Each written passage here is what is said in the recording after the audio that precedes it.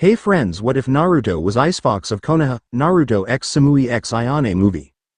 A woman walked down the Konoha Streets road. She had just come from a small get-together with her best friend Anko, or the famed snake mistress of Konoha. She had on a hard glare across her face while some of the men around the village leered at her. Her gaze was cold, but how could it not be? She hated perverts and the like. She was in her mid-20s while her red eyes showed the unrelenting coldness. She went by multiple names. People called her the Genjutsu Mistress, the Untouchable Woman, and her personal favorite, the Ice Queen of Konoha. Her name was Kurenai, and she was currently walking back to her apartment. She ignored the glances of the male population while she brushed her hair. Sigh. Why did I stay out so late with Anko? Man, she can drink. Now I have a headache, Kurenai said as she rubbed her head. She hadn't really drunk so much as her friend since she was never much of a drinker to begin with, but she still felt the after effects of the alcohol. Kurenai continued to walk towards her apartment while mentally cursing Anko for persuading her to go for a drink with her, but those thoughts were immediately put to rest when she saw a multitude of people come out of a dark alley. She might have been slightly drunk, but even she could get serious even if she was under the influence of alcohol. Kurenai raised an eyebrow as she saw them run away fast. But she also saw that they had weapons in their hands. Kurenai, being curious, walked into the dark alley and after a few seconds she widened her eyes. She saw a blond boy around the age of 6 on the ground with his body torn and beaten. Kurenai narrowed her eyes as she carefully flipped him over and slowly checked his pulse. She was so happy he was alive, but just barely. She noticed the whisker marks on his face and widened her eyes again. She was staring at Naruto Uzumaki as she knew the container of the Kyuubi no Yoko. Kurenai knew about Kyuubi. She remembered how she wanted to fight with her father to stop it from destroying the village. But she and her friends were too young so they couldn't go. It was one of Kurenai's most memorable moments even if she didn't like it. Naruto winced at her touch, but slowly calmed down while Kurenai clenched her right fist. She might not have seen Naruto that much, but she didn't hold anything to the blonde. More or less she felt sorry for him and having to carry such a burden. He's only 6 and they do something like this. Hokage-sama, is this really the village we all fight to protect? Kurenai wondered as she slowly picked up the blonde boy and walked him towards the hospital. She wasn't about to let him die like this. Kurenai could feel something when she touched him, a small feeling that made her drop her cold gaze for a bit. People watched the Ice Queen of Konoha carry the famed demon brat to wherever she was going and most scowled and whispered things that didn't fail to enter her ears. Kurenai turned to the people talking and glared at them, making them all shut their mouths while she continued walking. Some people wanted to smack the demon brat out of her hands, but people knew that she might have been a chunin. But Kurenai was quickly gaining a reputation even with amongst the Jonin shinobi, so all the civilians backed off and allowed the woman to run towards her destination. Somewhere else he was known as a lot of things. He was called the God of Shinobi, the Professor, and besides the Nidaime Tsuchikage, he was the oldest Hokage in office to date. His name was Sarutobi Hiruzen and he was walking down Konoha's streets enjoying a nice walk. He was on his way to Naruto's house to check up on the blonde. Sarutobi wondered what he was up to and simply decided to surprise Naruto with his arrival. Hiruzen continued to walk as he greeted the citizens of Konoha before he heard a yell along with a sharp rise in key. What do you mean you want help him? Someone yelled and Sarutobi turned around to see the noise came from the hospital that Konoha was slightly famous for. Wondering what the problem was, Sarutobi walked towards the building and hoped that whatever happened he could resolve it peacefully and with no conflicts. He entered the door and saw Kurenai at the front desk and he was about to intervene before he looked a little lower and saw the Genjutsu mistress holding a beaten Naruto in her hands. Sarutobi widened his eyes and quickly ran to the front desk, surprising both the receptionist and Kurenai at the same time. Naruto-kun, Sarutobi said as he looked over the passed-out blonde's bruises and injuries. Sarutobi narrowed his eyes and his ki completely suppressed Kurenai's, making all the staff members drop their things. Get him a doctor right now, Sarutobi ordered, and knowing how people were with the Hokage, the receptionist quickly agreed and immediately a small team of medical nin took the blonde and started to heal his injuries while Kurenai and Sarutobi sat near the window to make sure no one tried anything with Naruto, which Sarutobi knew might happen while Kurenai had a woman's hunch that it could happen. As they watched the medics work on Naruto, Sarutobi leaned forward and rested his chin on his arms while looking at the blonde. What happened, Kurenai? Hiruzen asked, making his voice strangely calm, but Kurenai knew better. She could tell that Sarutobi was angry and he was ready to lash out at the first thing that he directed his gaze on. Meanwhile, Kurenai narrowed her eyes and sat in an upright position as she felt the alcohol leave her body, with her becoming more and more sober. I don't know it all, Hokage-sama. I saw about 10 people come out of a dark alley and they ran off immediately. I thought it was strange, so I investigated and saw Naruto on the ground beaten. I rushed him to the hospital. I demanded that they heal him, but people said that they had too many people to take care of and couldn't tend to him at the moment since they were understaffed. But I knew it was a lie because I saw the other doctors and nurses taking their time and writing documents, so I was angry, Kurenai explained, and Sarutobi gritted his teeth. His hands clenched upon each other as he tried to get his anger under control. Kurenai sighed and turned to Sarutobi. He's only 6, how could they do that to him? Kurenai asked, and Hiruzen wasn't even sure how to answer that question even if he was called the professor. It's all my fault, I should have watched him better, I can't believe it got to this point, Sarutobi said, and Kurenai sighed. She had been guilty of not paying Naruto much attention either. Where are his parents? Kurenai asked, and Sarutobi shook his head before rubbing the bridge of his nose with his fingers. He doesn't have any, he's an orphan, but I was told how he was treated back at the orphanage, so I tired to see if he would be okay on his own, Sarutobi said, and Kurenai's hair covered her eyes. If one looks closely they would see that her red eyes showed anger and slight resentment. How was he treated in the orphanage? Kurenai asked, wondering if she would dread that question. Sarutobi sighed, and while they watched the medic's work he told Kurenai the entire story. Needless to say, Kurenai had to keep all of her ki under control and not go straight to the orphanage and put everyone under a fucking strong genjutsu that would leave them with mental trauma for years. He was only a child as they did all that to him?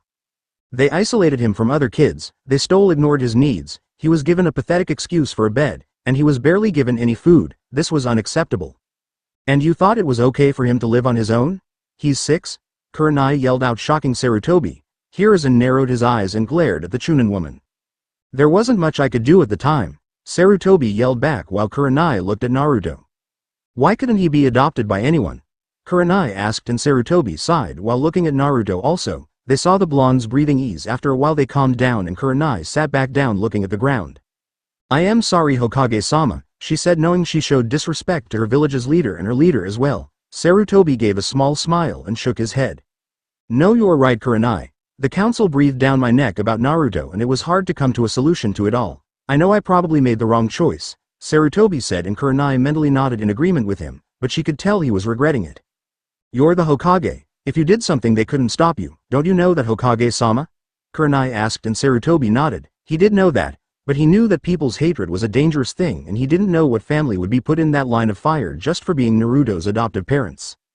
It's complicated, Kurenai-san, so I'd rather not say, Sarutobi said, and Kurenai was visibly losing her patience as she wanted answers.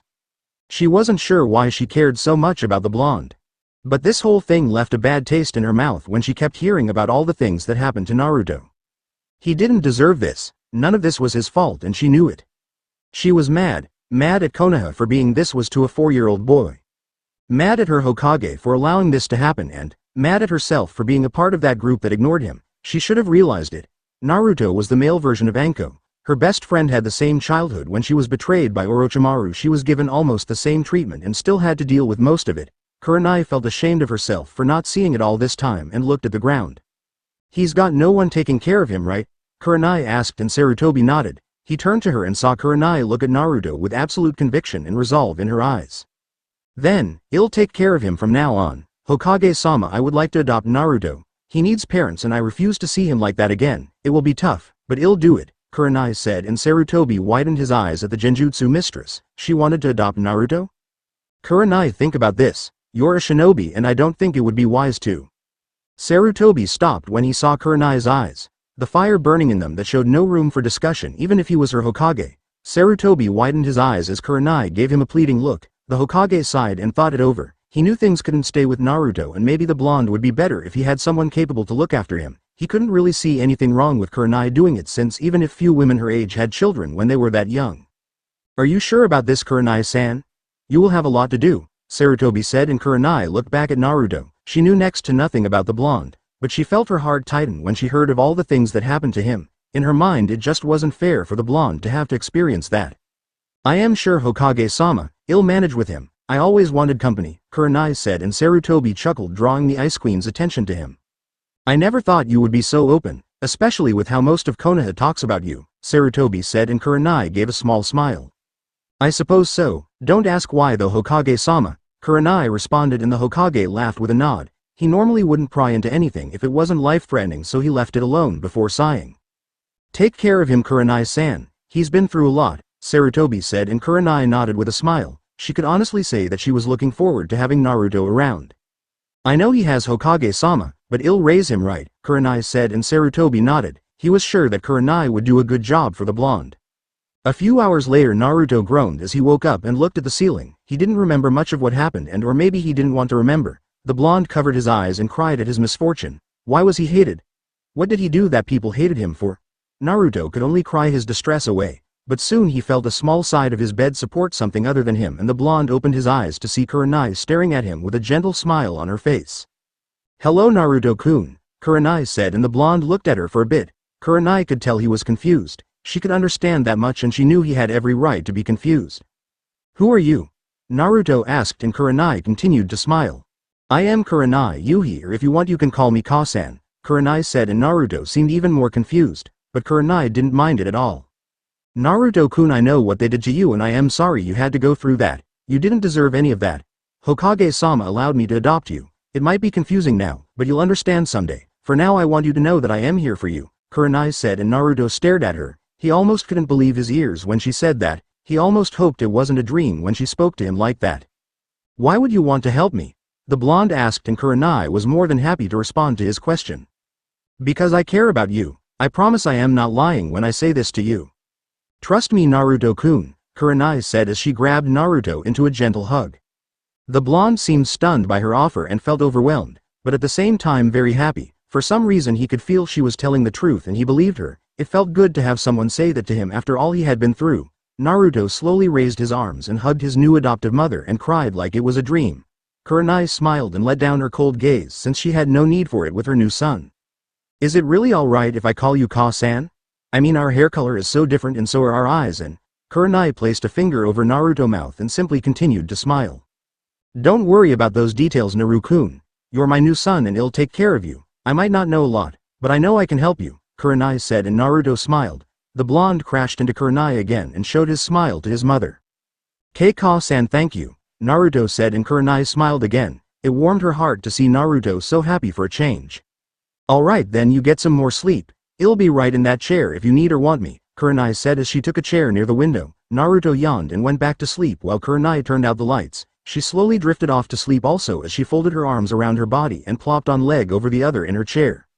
2 days later Kurenai shook Naruto awake and the blonde groaned as the sun shined on his face while Kurenai took in his appearance. So much happened last night, but she didn't care at all. "Wake up Naruto-kun, it's time to go," Kurenai said, and the blonde slowly opened his eyes. He turned to see his adoptive mother in front of him and Naruto smiled as he yawned. "Good morning Ka-san," Naruto said, and Kurenai nodded. "Good morning Naruto-kun. Are you ready to leave?" Kurenai asked, and Naruto nodded. He had spent the last 2 days resting his body and it amazed Kurenai that he was already better, but she knew it was from Kyuubi and its healing abilities. "Yeah Ka-san, I am ready to leave Datbeo," Naruto said, and Kurenai raised an eyebrow at the last word, but it seemed to be kind of cute so she didn't mind it at all. "Alright then, let's get you signed out," Kurenai said as she took her son's hand and the two left the hospital room. Naruto was more than happy to leave the hospital as he had always hated it there. He felt that they were always out to get him, but he felt much better with Kurenai with him. After signing her son out, Kurenai took Naruto through the village and almost immediately they drew attention as most of Konoha went wide-eyed. They saw Kurenai, the Genjutsu mistress and ice queen of Konoha, holding the demon's hand with a sure smile on her face. People were stunned at the scene. Some women called Kurenai a demon lover, but it didn't matter at all to the woman. She was happy with her new son. Naruto felt the stares on them and it unnerved him slightly as he unconsciously moved behind Kurenai as if he was trying to hide, making the Genjutsu mistress smile. "Naruto-kun, what are you doing?" Kurenai asked, and the blonde gave an embarrassed smile. "Everyone's staring at us Ka-san," Naruto said, and Kurenai nodded, but she didn't care, not in the least of what people thought before she smirked. "So you care about what they think instead of being with me?" Kurenai asked, and Naruto panicked. "No Ka-san, it's just sort of weird," Naruto said, and Kurenai nodded. "Well, it won't matter soon, cause you'll be with me from now on," Kurenai said, and Naruto couldn't help but agree with her. Soon Kurenai's first test came up as a Jonin narrowed his eyes at her and stepped forward. Kurenai and Naruto stopped in front of the man as the Ice Queen narrowed her eyes at him while he spoke. "What do you think you are doing with that thing?" the Jonin asked, and Kurenai's gaze got colder while she tightened her grip on Naruto's hand. The blonde looked at his mother while the citizens of Konoha whispered to each other. "1. Don't you dare call my son a thing, and 2. What I do with my son is none of your business," Kurenai said, shocking everyone who heard her. The Jonin narrowed his eyes even more while Kurenai pushed Naruto a bit more back behind her. "Is that all you wanted to ask?" Kurenai asked, making the Jonin mentally curse. She then continued to walk as she passed the Jonin without any more conversation. Naruto widened his eyes as Kurenai dragged him away from the scene. "Ka-san, you were so cool, Dadbeo," Naruto said, making Kurenai smile. That was the only time that someone had complimented her on her intense gaze that she fed people. "Thank you, Naruto-kun. Now then, let's head to your new house, then we will get some scrolls so we can get the things from your old apartment," Kurenai told him, and Naruto nodded, so Kurenai quickened the pace. After 15 minutes of walking, Kurenai took Naruto to a nice apartment that didn't look rundown at all. It looked brand new actually. Kurenai and Naruto climbed up the stairs and came up to her door. "Welcome home, Naruto-kun," Kurenai said as she opened the door. Naruto walked inside and gasped. It was nothing like his old apartment. It was larger, had more than one room, and looked amazing. Naruto thought it might have been a dream had he not been experiencing this for himself. The blonde ran around the room while laughing, making Kurenai giggle. "Ka-san, it's amazing. My apartment is nothing like this. Am I really going to be staying here?" Naruto asked, making Kurenai chuckle. "Of course you are silly. Now then, wait here and I'll get some scrolls, then we'll leave," Kurenai said, walking away while Naruto looked around the room. He was surprised that it wasn't as girly or womanly as he thought it might be been, but Naruto was sort of relieved. He looked around and sat on the couch that was in the living room next to the coffee table. "Wow, Ka-san's place is really neat," Naruto said as he sank into the couch. Had never felt anything so comfortable in his life. Just before he could submit to the softness of the couch, there was a knock on the door and the blonde raised an eyebrow. He wondered if he should answer it or what Kurenai would do. Naruto shrugged his shoulders and opened the door and was greeted to a woman a few inches shorter than his adoptive mother. She was wearing a trench coat and fishnets around her body, and she had pink hair with a dango stick sticking out her mouth. "Hey kid, who are you?" the woman asked, and Naruto raised an eyebrow. He wasn't sure how to answer that, but luckily he wouldn't have to as Kurenai came back. "Naruto-kun, who's at the door?" Kurenai asked, only to see her friend at the door in front of her son. "Anko," Kurenai said, making Naruto and Anko turn to her. Naruto turned back to the woman and widened his eyes in realization. So her name was Anko. "Nai-chan, I came to see you. Who is this little guy?" Anko asked, and Kurenai smiled as she knelt down and wrapped her arms around the blonde before smiling towards her best friend. "This is Naruto Uzumaki. He's my son," Kurenai said, and Anko nodded. Silence came over the room as the information came into Anko's head. "He's what?" Anko said, making Kurenai smile with a nod that she wasn't kidding. Anko gasped and looked at Naruto. "Nai-chan, this is huge. Are you sure you can handle that?" Anko asked, and Kurenai nodded. "Of course, Anko. I take care of you just fine on occasion," Kurenai said, making Naruto snicker at the purple-haired woman's shocked face. "How did he become yours?"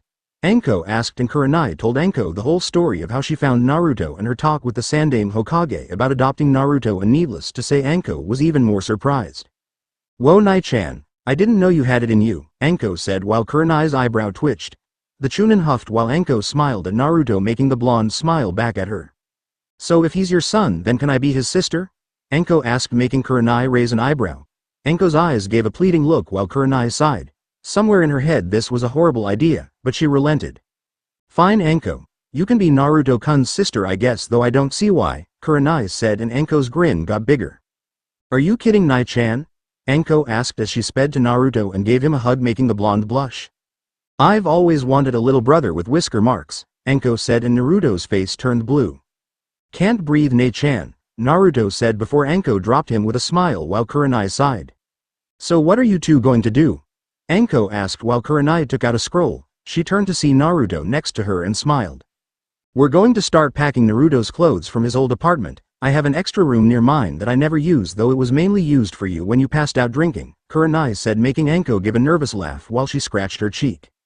"Well, I've got nothing to do, so can I come?" Anko asked, and Kurenai shrugged her shoulders. "I suppose. Come on, Naru-kun, and show us to your apartment," Kurenai said, and Naruto nodded. He immediately ran off and they followed him. It turned out that Naruto's house wasn't so far from theirs, maybe about 10 minutes, and the sight of it made Kurenai and Anko narrow their eyes. It was old and seemed like it could be reconstructed. But it held out just fine. They all walked up the creaking stairboards until they came up to Naruto's door. Anko widened her eyes and Kurenai's gaze grew cold. Naruto's eyes turned sad as they saw that his door had been broken down. Across the walls were hateful remarks about the demon and how it could die or go to hell, something like that. Kurenai saw that Naruto's room was mostly clean, if not for the random kunai marks and notes which Kurenai and Anko tore down. Kurenai turned to her son and smiled. "Don't worry, Naru-kun. I won't let anyone or anything hurt you, I promise," Kurenai said, and Naruto's mood instantly changed. He thanked his adopted mother and the three go to work on sealing the blonde's clothes into the scroll. He didn't have much and most of his clothes were old, so Kurenai decided to take him shopping after this, while Anko would have some fun with whoever did this to her little brother's room. It took about half an hour, but everything of importance was sealed and the three left the old apartment. Alright, it'll take before we head back home. I think we'll take him shopping for some clothes, then we'll get something to eat to end the day, Kurenai stated while Anko and Naruto nodded, ignoring the many glares they got from people. Gotcha, Nai-chan. Come on Naru-kun, let's get you some clothes, Anko said as she grabbed Naruto's hand and the three walked for a clothes store. As soon as they came to one, all three entered the shop and were met with a smile that quickly turned into a frown when he saw Naruto. Obviously Kurenai and Anko noticed his frown and glared. That thing isn't allowed in here, the man said simply while Kurenai's hair covered her eyes again.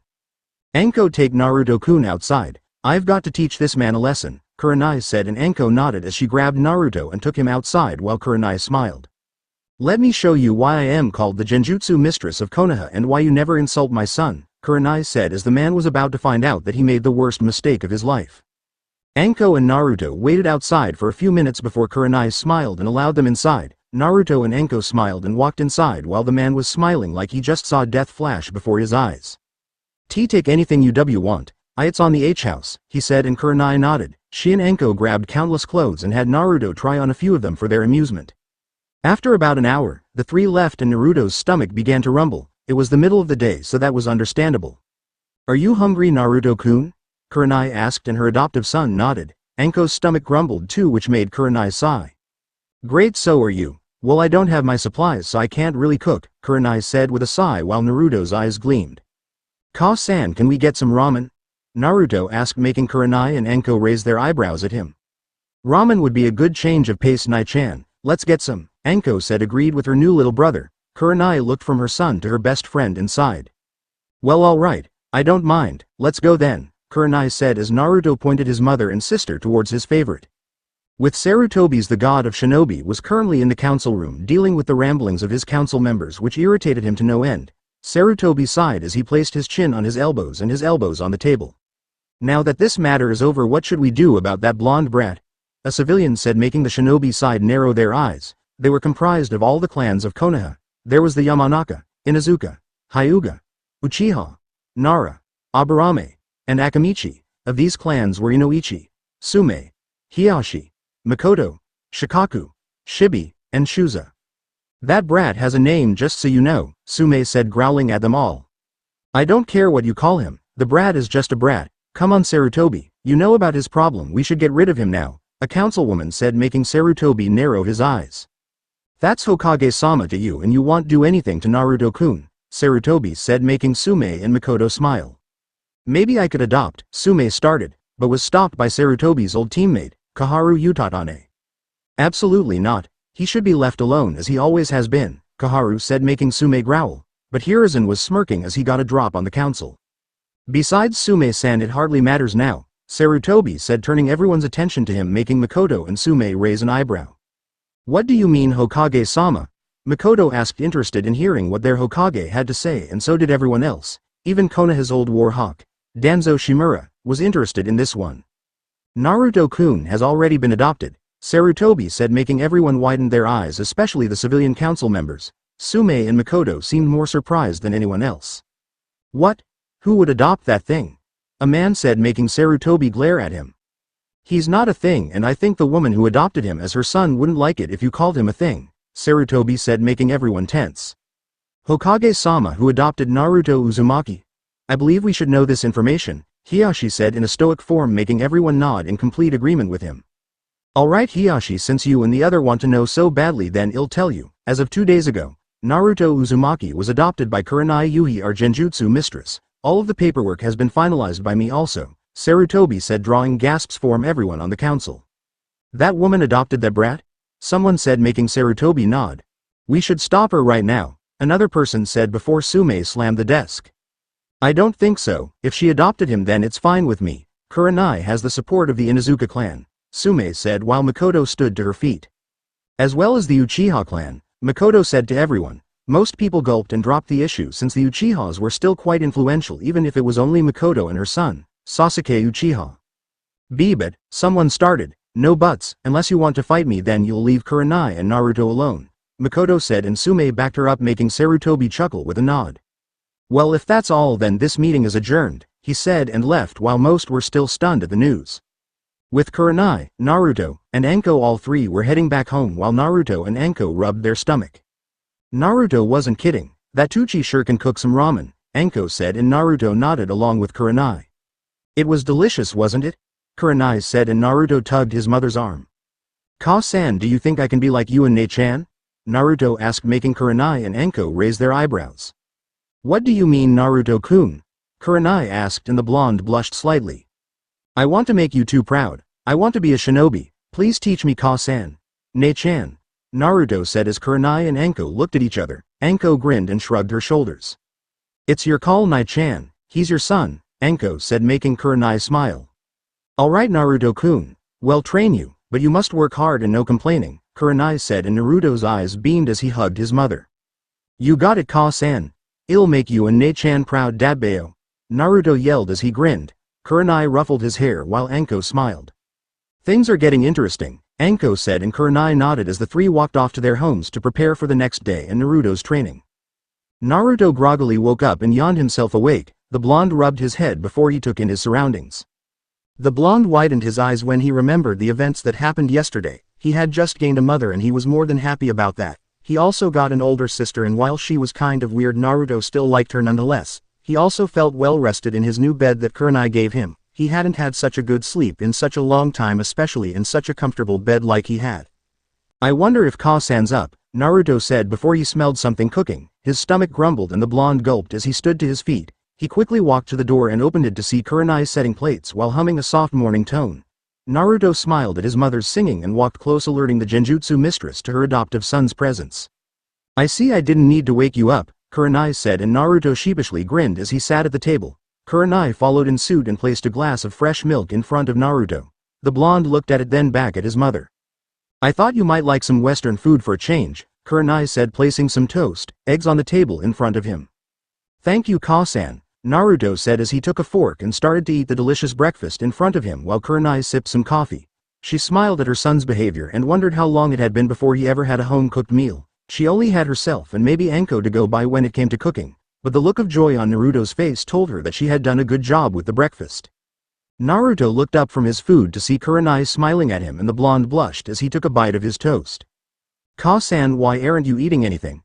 Naruto asked, and Kurenai giggled, which made Naruto more confused, but he waited for his mother's reply. I don't eat this early, I just need my cinnamon coffee for right now, Kurenai said, and Naruto wondered what that could have tasted like, but he forgot it after a while and drank his milk, which ended his breakfast. Kurenai watched as her son picked up his dishes and walked towards the sink and started to clean the dishes, which really surprised the Ice Queen while she drank her coffee.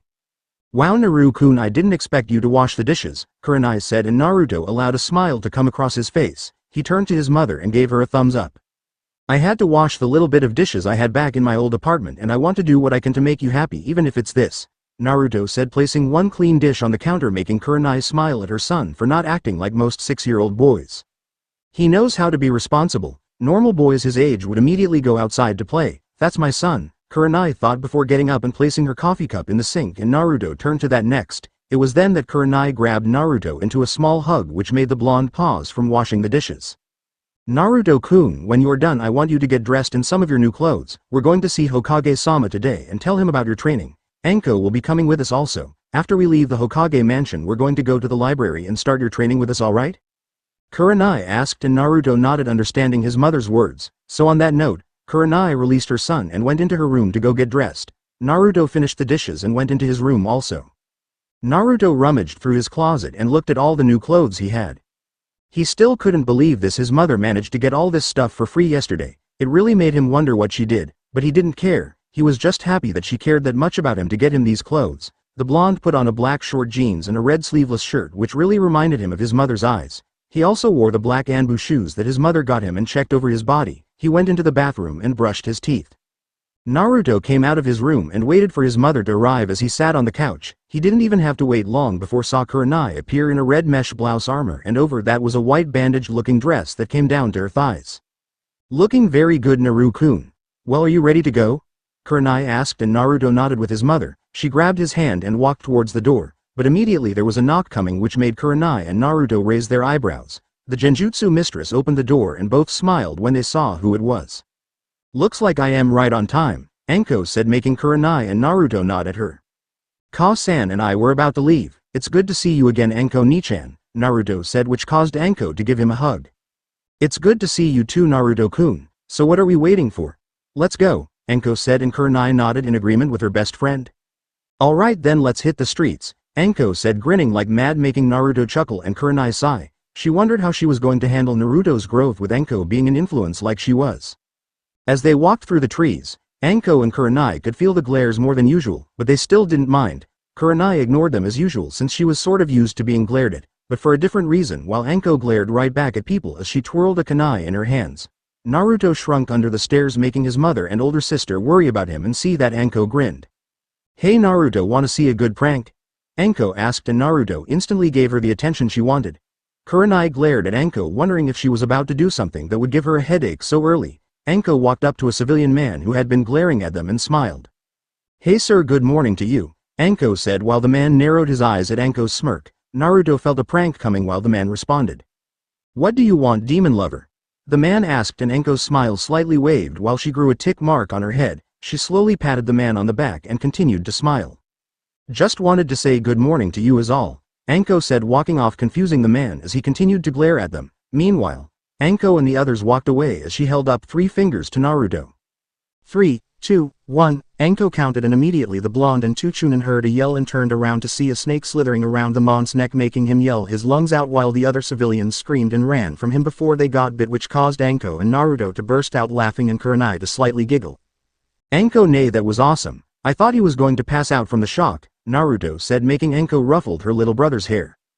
Yep, I have a lot more that I could show you. Don't think you are the only prankster in Konoha, Anko said while Kurenai smiled at them. Anko, Naruto, unless I give permission, don't do that again, Kurenai said while Anko sighed at Kurenai's slightly boring sense. Alright Ka-san, Naruto said, not wanting to upset her. Anko nodded also, and Kurenai gave a true smile as they walked towards the Hokage mansion, leaving the screaming masses behind. Hokage mansion, Sarutobi sighed as he went through some of the paperwork that he was doing. It was a gruesome thing that every Kage had to endure. But he still hated it, and to think he could be reading his favorite Icha book.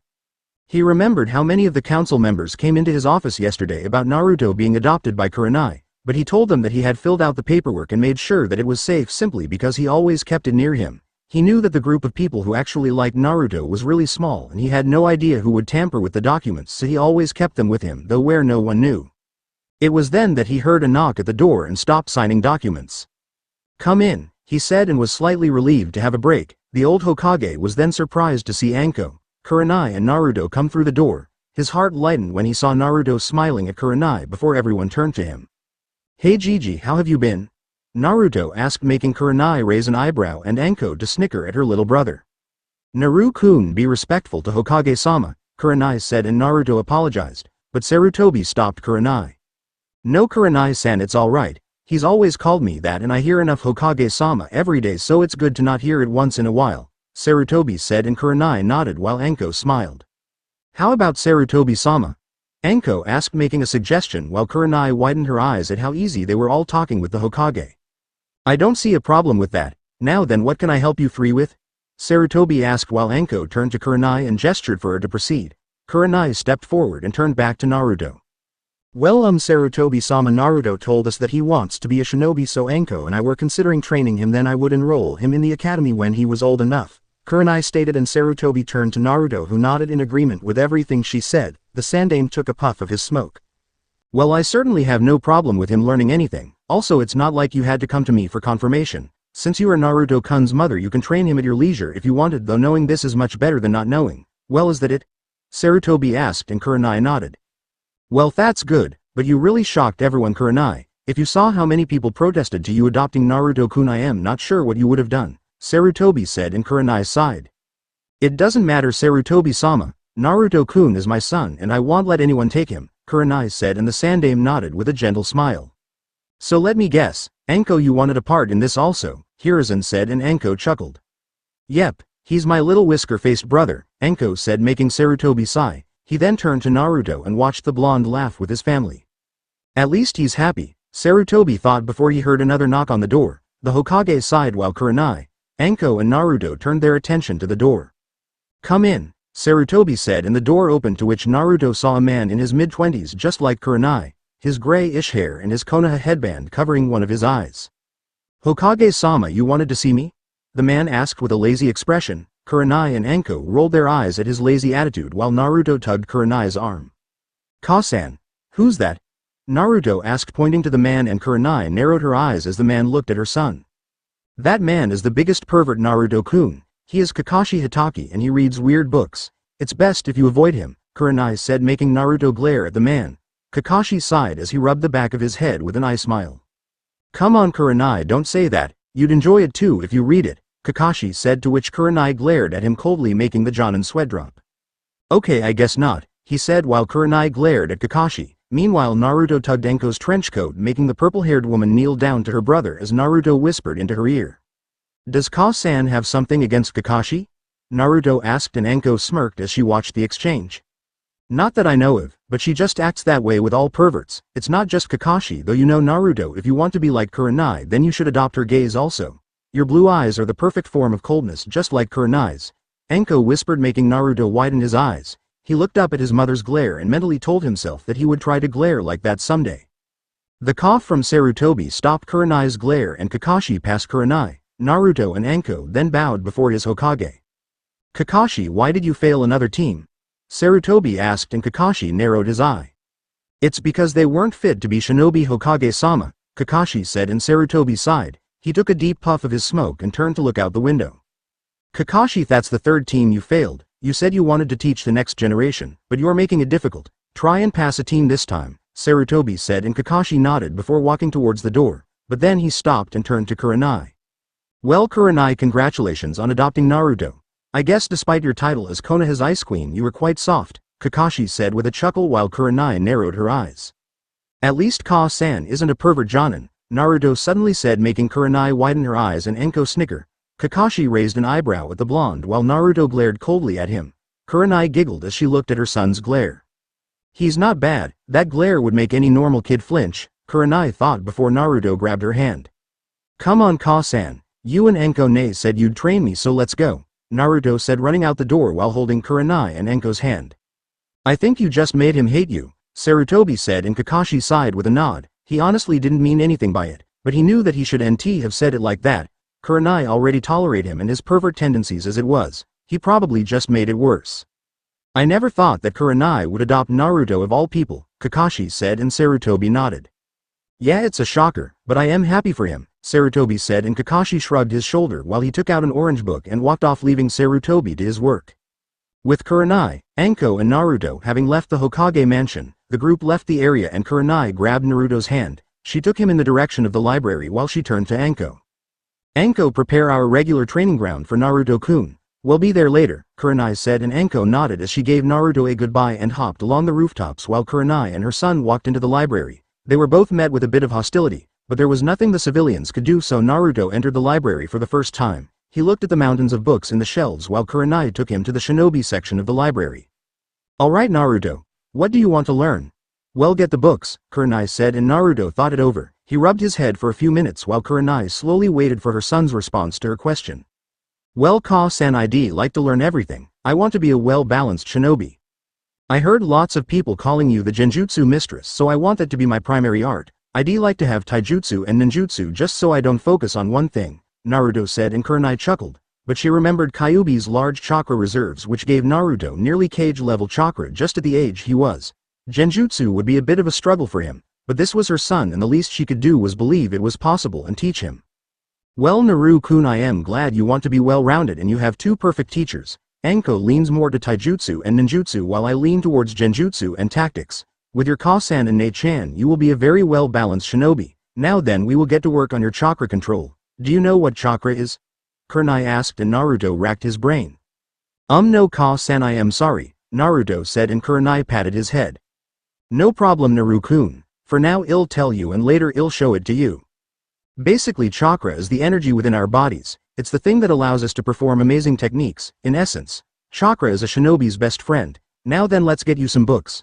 Well, mostly take some on chakra control and some on genin to chunin techniques," Kurenai told her son, and Naruto nodded as the genjutsu mistress handed Naruto the books, and when they were done they carried them out and walked towards a training ground.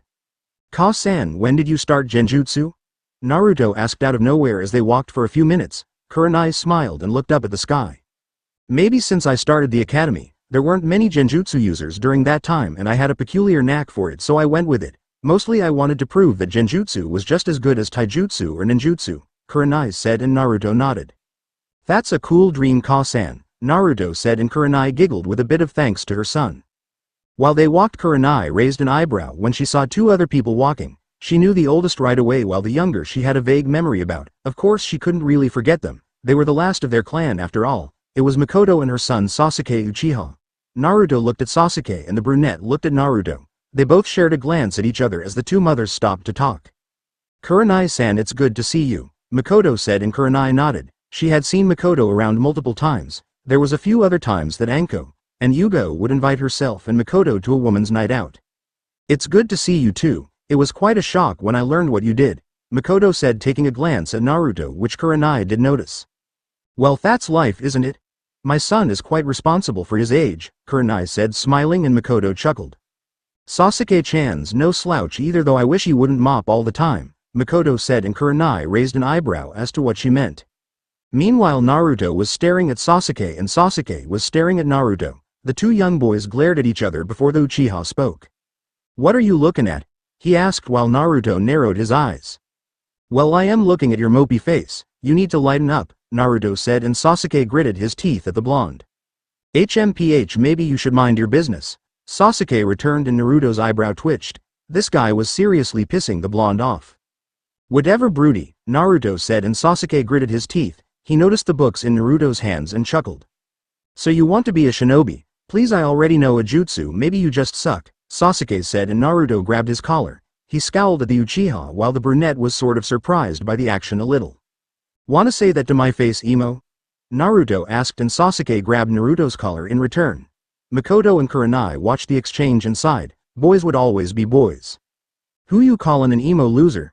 Sasuke retorted and both gritted their teeth at each other. I bet I could be a better ninja than you any day, Naruto said and Sasuke scoffed. I'd like to see you try. When I become the best, I'll kick your ass so far around this village that you'll never get up again, Sasuke said and Naruto was about to say something, but both boys got grabbed and pulled away from each other. Come Sasuke, be nice, Makoto said with a smile while Kurenai smiled at Naruto. Naruto, you too, don't fight, yet, Kurenai said and Naruto nodded with a quick apology as the two ladies dragged their sons away from each other. Hey loser, I intend to win that bet. You better be up to it, Sasuke yelled across the streets and Naruto gave a hidden grin.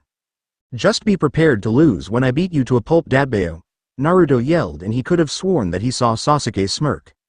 Meanwhile Sasuke grabbed his mother's arm and quickly shot off for the Uchiha compound. Makoto was surprised at her son's strength in his grip as he pulled her along. Sasuke, what's gotten into you? Makoto asked and Sasuke turned to her.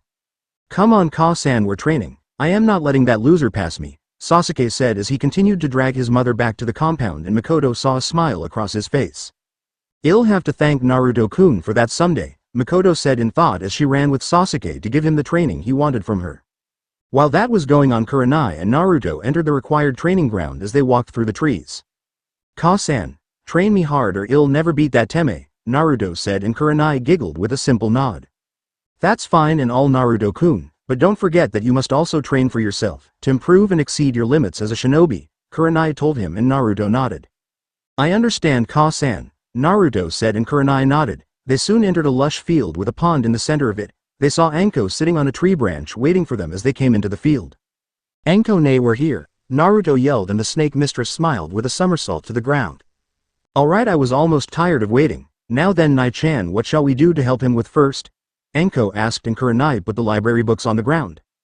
Before we start anything, I think we should start Naruto-kun on some chakra control exercises. Maybe 2 hours of that, then we'll go into the basics for taijutsu, which should be for an hour, then another hour for ninjutsu, and we'll end the day with him reading about genjutsu, Kurenai told her friend and Anko nodded. She turned to see Naruto staring at them and nodded. Alright then Nai-chan, if I remember you have a mission with some other chunin in an hour or so, right? Why don't you go and I'll take care of Naruto-kun? Anko said and Kurenai sighed. She knew Anko was right. It wasn't a mission that was long. It was just babysitting a prince for about half the day for some country. Alright, I guess I'll go. It shouldn't be long. Naruto-kun, listen to your sister and you'll learn a lot. For now I have to go do a mission, alright? Kurenai asked and Naruto nodded. Alright Ka-san, be safe, Naruto said and Kurenai responded with a light kiss on his forehead before she jumped to the trees and left the two alone. Well, I am in your care Anko-ne, Naruto said, making the snake mistress smile. Alright Naru-kun, Kurenai wanted to start on chakra control. We will begin with a simple exercise. Simply balance this leaf on your forehead with nothing but chakra. It will take a while, but I know you'll get it, just like this, Anko said, placing the leaf to her head as she sat in front of Naruto. The blonde watched the leaf stick and it stayed on her forehead for about 3 minutes before it dropped. A Jonin can keep this up for about 3 hours flawlessly while Chunin can do it for an hour. Now then you try, Anko said and Naruto nodded. He took a leaf and closed his eyes. During his walk with his mother, Naruto was taught how to direct chakra to the points in his body where he needed them. He had gotten lost on a few things, but he could tell what his mother was talking about, so the blonde wasn't entirely confused on the matter. Naruto sighed and slowly tried to channel chakra to his forehead as he stuck the leaf on it. The blonde slowly removed his hand as Anko watched him. She was amazed that it didn't fall immediately, but after a minute or so it did while Naruto pouted. Man, I had it Dadbeo, Naruto said and Anko patted his shoulder. A small step back Naru-kun. I honestly expected it to fall immediately, but you have some degree of control. I wonder why, Anko said and Naruto scratched his head. Well, there were those times when I was being chased by a mob and when they would nearly catch me I would almost immediately run so far ahead of them. Does that mean anything Anko-ne? Naruto asked and Anko narrowed her eyes. You must have unconsciously applied chakra to your feet to give you that extra speed. Civilians don't really know how to use chakra so you could outrun them easily. I am both amazed and angry at that, but not at you, so don't read too much into it. Anyway, that was a good try. Now Nai-chan said to try for 2 hours so I'll watch you and correct you on anything I see that needs to be changed, Anko said and Naruto nodded as he closed his eyes and tried the leaf exercise again. With Kurenai, the Chunin woman just got back to her house and opened the door. She quickly got all of her stuff together and got ready to leave. She had to meet up with Genma, Guy and Kakashi. Out of them all, Kakashi and Guy were the only Jonin while Genma and Kurenai were the Chunin. But Kurenai was possibly the only real Chunin since Genma said he was going to do the Jonin exams in the next month. Kurenai would have taken the exams also, but with her new responsibilities to Naruto she knew that if she made Jonin then she would be called out a lot more and that would leave the village to chase him at their leisure and she would be damned if that happened. Well, I guess I can wait till he's about 10 or so, then I can become a Jonin. For now, Naruto-kun is my primary concern, Kurenai said to herself before heading for the door. She opened the door and almost walked out before seeing 2 council members at her doorstep. They were Koharu and Homura. Kurenai-san, glad we caught you. May we have a word? They asked and Kurenai narrowed her eyes. Her womanly instincts pointed this to Naruto or something that had to do with her adoptive son. Well, I am kind of in a hurry so I can't really talk long, Kurenai said and the 2 council members nodded. That's fine. We hope this won't take long either, so we'll get right to the point. We want you to relinquish Naruto Uzumaki from your care. No, Kurenai said just as fast as their request came out. Homura and Koharu narrowed their eyes at her and Kurenai stepped out of her doorstep and closed the door. Kurenai-san, you're a smart woman so you should know that you can't raise him. He's not normal, Homura said and Kurenai turned to them. I also don't think it's normal for people to maim a 6-year-old boy just because of hatred. Now then, if you're done, Kurenai said as she walked down the stairs and was about to leave while Koharu sighed. That thing must be controlled, Kurenai-san. If we aren't careful, hell destroy us all. You have to think about the safety of the village, Koharu said and Kurenai sighed. This was exactly why she wanted to wait for Naruto to grow a little, then for her to become a Jonin. It was all for the purpose of her to stay close to her son. Kurenai stopped walking and glared coldly at the 2 council members, making them both shiver. Never call my son a thing. He's Naruto Yuhi Uzumaki and I am not abandoning him for anything. I'd rather die, Kurenai said as she shunshined away from view. Koharu and Homura narrowed their eyes and sighed. What do we do, Koharu? Homura asked and Koharu sighed. I don't know. With 2 clans backing her up, Kurenai and Naruto are virtually untouchable, Koharu said and the 2 council members quickly walked off. Back with Naruto, the blonde sighed and panted while he laid on his back while Anko laughed at him. Naruto had done the leaf exercise down to 3 minutes, which was the optimum requirement for most academy students, so Anko took him to tree climbing and the blonde's clothes were in tears. Wow, Naru-kun, you must have it rough, Anko said while the blonde glared at her. It's not funny, Anko-ne, man, that hurt, Naruto said rubbing his head and Anko nodded while getting control of herself for a bit. Yeah, maybe it's beyond you at the moment. Let's get you started with my taijutsu. It's still a new form, but it's an effective one, Anko said and Naruto nodded. He got to his feet while Anko slipped into her taijutsu form. This is all about movement and dancing around the opponent almost to taunt them. It also relies on being flexible, so let's go at it, Anko said and Naruto nodded. He ran at Anko and the Chunin chuckled as she trained her little brother. Anko was brutal. She really didn't hold back for Naruto and the blonde was cursing her mentally at the moment. He had been kicked, punched, slapped, backslapped, and kneed in a certain place. He didn't know his sister could be so damn cold. Anko, nay, you're evil, Naruto said, panting, and Anko chuckled. Exploit all weaknesses, little brother. Now then, let's forget about ninjutsu tonight and simply taijutsu the day away, Anko said, and Naruto gulped. He hoped he would be alive enough to see his mother again, or this wasn't his day at all. Just like Anko said, they spared the day away and not once did Naruto hit Anko. She was so damn slippery, just like a damn snake. His sister called her taijutsu form the Habi style and Naruto could now see why she moved like a snake. She based her entire persona off of it. Anko taught Naruto the beginning katas to her form, and at the end of the day when the sun was going down they stopped with a little jutsu lesson. Needless to say, Naruto's clothes could almost be considered rags and he was completely beat down, but the blonde smiled and hugged Anko. Thanks for the ouch training, Anko, nay, it really ouch feels good, Naruto said as it completely hurt to move his body. He had learned a lot from Anko, but at the end of the day his body was aching like hell. You're welcome, little brother. Now then, come on and get on my back, Anko said, and Naruto raised an eyebrow, to which Anko smirked. I know you can't move, so I'll piggyback to Nai-chan's house, Anko said, and Naruto slowly got on his surrogate older sister's back. Anko grinned as she trudged back to Kurenai's apartment. Anko, nay, Naruto said, and the snake mistress turned to him. What's up, Naru-kun? Anko asked as Naruto leaned on her back. He sighed and yawned. Sorry if it's personal, but where did you get this mark? Naruto asked, making Anko flinch as she felt Naruto touch her neck. She slowly calmed down and stopped walking. It's a story I'll tell you one day, but for now let's just say it's a scar, Anko said, and Naruto nodded, not wanting to interfere in his surrogate sister's privacy any more than he already did. Alright, Anko, nay, just curious, Naruto said as he went to sleep on Anko's back, making the woman chuckle at how cute he could be. With Kurenai the Chunin sighed as she came through the door of her apartment. Turns out that guard took longer than expected, since the nation's daimyo was right that his son would get attacked.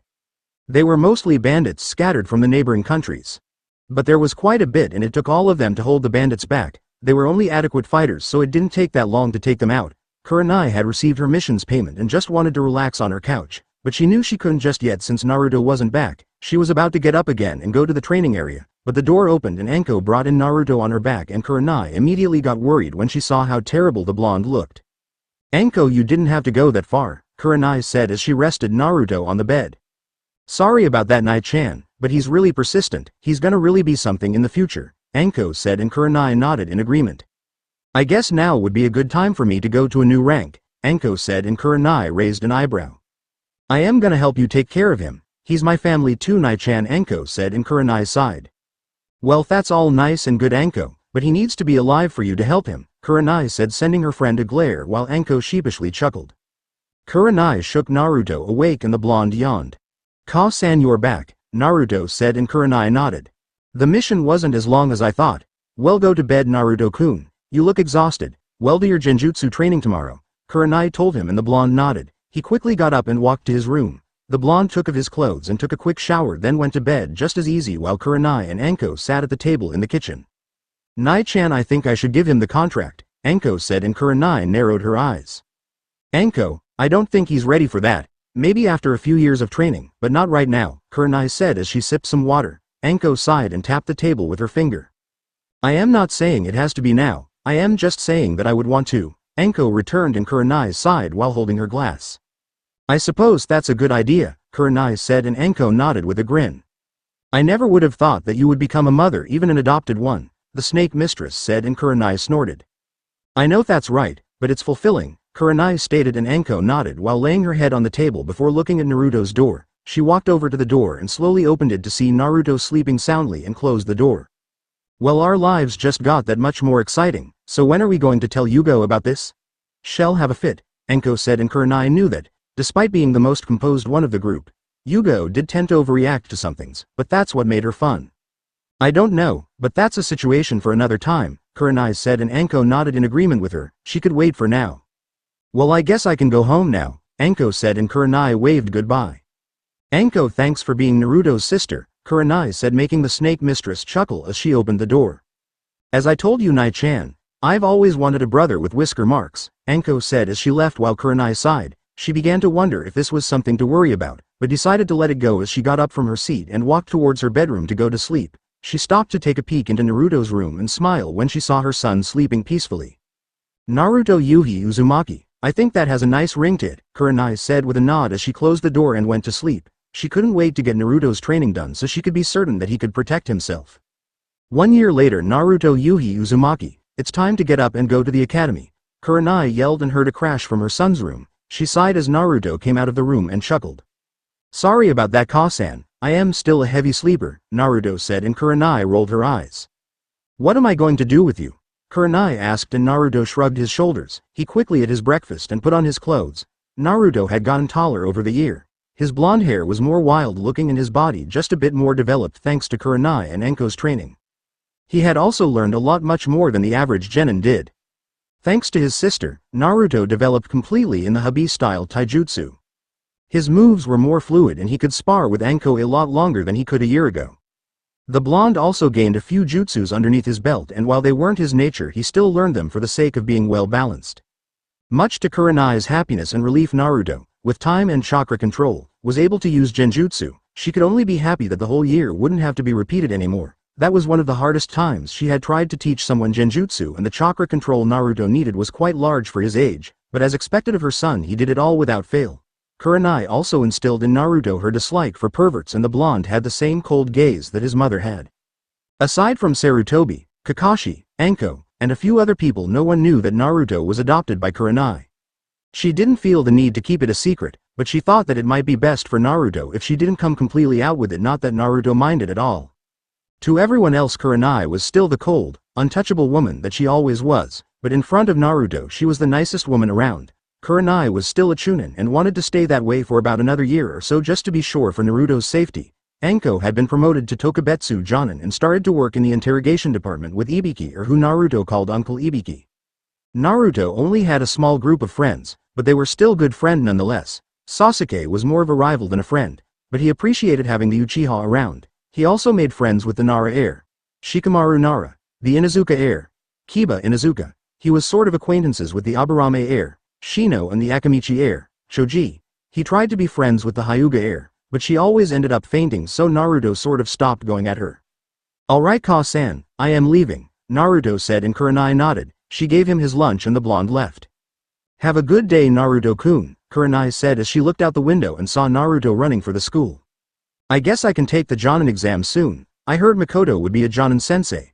I wonder if I should be one also, Kurenai thought as she sipped her coffee. Soon there was a knock on her door and the genjutsu mistress opened it. Hey Nai-chan, Anko said, coming in, and Kurenai waved. Is Naru-kun gone? Anko asked, and Kurenai sighed with a nod. Well, he'll be fine though. Nai-chan watch the academy. Who knows what they'll try with Naru-kun? Anko warned, and Kurenai took that warning to notice. I know, that's why I told one of the chunin who knows Naruto. He's Iruka Amino. Hell, watch Naruto-kun for me and report to me if anything happens that looks weird, Kurenai said, and Anko nodded. Then send them to me and I'll make them straighten up, Anko said, while Kurenai chuckled. Your definition of straightening up is very twisted, Anko, Kurenai retorted, and Anko scoffed. How mean, Nai-chan, Anko said, and Kurenai giggled before she went to get dressed also. She had a long day of missions to do with Anko, and now was the perfect time to get them done. She also couldn't wait to give Naruto something very special. So Anko, do you think he'll like it? Kurenai asked, and Anko nodded. I know he will, Nai-chan. With it, he'll be quite the ninja. I can't wait to see people's reactions, Anko said, and Kurenai nodded in agreement with her. Her son would really be quite the shinobi. She could attest to that after all. Naruto walked sighed as he walked through the door of the academy. It was his first day to the school. In order for him to make his mother proud and become a shinobi, he had made his friends prior to the academy, so this would be the first time that he would be seeing them all. I guess I'll get a move on, Naruto said as he came up to his room. Naruto opened the door, but he was surprised when he saw no one was there. He was probably the first to arrive to the class, so the blonde chose a seat near the window and stayed there as he waited for other people to arrive. It had been over 45 minutes for Naruto, making the blonde narrow his eyes, but then the door opened, making Naruto jump. He turned to see Sasuke come through the door. Naruto was more than happy to have someone in the room with him and grinned. Hey Teme, how are you today? Naruto asked in a smug way while Sasuke grinned at his rival. Had been training with him mother a lot before the academy just so he could kick Naruto's ass one day and prove he was the best between them. Hey loser, so it looks like we're the first to arrive, Sasuke said, making Naruto nod in agreement with him. Sasuke sat in a seat row below Naruto and took out a book about shuriken techniques. Naruto seemed vaguely interested in the book, but he pulled out his own book which was entitled Chunin Chakra Control Exercises. The two boys spent their time waiting for everyone to arrive and simply sat in silence as they read through their books.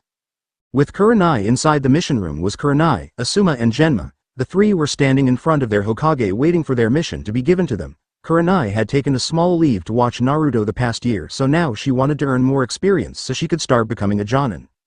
Alright, I am glad you could all make it. Your mission is to guard supplies that are being shipped to our Daimo's location. It might be targeted by thieves. You're to leave in the next 15 minutes, Sarutobi said, and everyone nodded with their individual bows. Yes, Hokage-sama, they all said as they started to leave. Kurenai-san, please stay behind, Sarutobi said, making Kurenai raise an eyebrow, but she nodded and closed the door. Yes, Sarutobi-sama?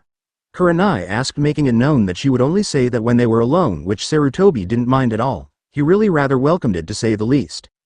Well, Kurenai-san, I know you had Naruto-kun start the academy, and I just want you to know that until today I had made the council swear not to talk about Naruto-kun's adoption. I figured your life and his life would be made easier like that, but now it will be public knowledge. I just want to know if you're prepared for that, Sarutobi said, and Kurenai smiled. It's alright, Sarutobi-sama. I have Anko watching the place when she's not busy, and we haven't been idle with Naruto-kun either. Granted, he's only about genin level at the moment. He can still be quite the shinobi when he wants to. I know he can. He's my son after all, Kurenai said, as she knew that Sarutobi had stopped the spread of rumors about her and Naruto, and while she was grateful for it, she didn't really think it was necessary. She knew it would be public knowledge about this time and most people would be surprised, but that was alright, she figured. Well, if that's all, Hokage-sama, I am gonna go, Kurenai said, and Sarutobi nodded with smile on his face as he saw Kurenai leave. Back at the academy. Okay, I am happy to see some new faces in the room. I know we will have a good year as we prepare you for your first step to becoming shinobi, Iruka said, making all the kids smile and slightly cheer. It had been a while, but Naruto and Sasuke had seen everyone else come in and calmly waited for the teachers. Seeing most of his friends, Naruto gestured for them over to his seat, which came to be Shikamaru sitting next to Naruto, while Kiba was next to Shikamaru. Above Naruto was Shino, Choji, and Hinata. Right below the blonde was Sasuke, and a new face that the blonde had never seen before, which was Ino Yamanaka. Right next to her was a pink-haired girl who was seethed at the Yamanaka air for some odd reason, to which made Sasuke sigh. Hey Sasuke, what's up with those two? Naruto asked, and Sasuke rolled his eyes while glaring at the two girls in question. Who knows, I am trying to ignore them at the moment, the Uchiha said, and Naruto chuckled at him for sounding like that. He wondered if those girls had a small infatuation with Sasuke, but then he turned back to the front to listen to Iruka speak. Now then, before we begin the lesson, let's tell everyone our names, Iruka said, making everyone nod as the first person stood to their feet and announced their name. I am Kaoru Yukio, the small girl said, making Iruka nod. This happened to everyone as it slowly came down through the list of academy students. It slowly got through to the group in the corner while Iruka told everyone to begin. I am Hinata Hyuga. Nice to meet everyone, she said with a bow and sat down. Next to her was Shino as he stood to his feet. I am Shino Aburame. Please treat me well, Shino said and sat down. I am Choji Akamichi. It's great to be here, Choji said, rubbing his head as he sat back down while munching on some chips which he passed to Naruto, Kiba and Shikamaru a few times. I am Kiba Inuzuka and I am gonna be the best in this class, Kiba said while the little dog on his head, Akamaru, yipped in agreement. Next was Shikamaru, who lazily looked up from his desk.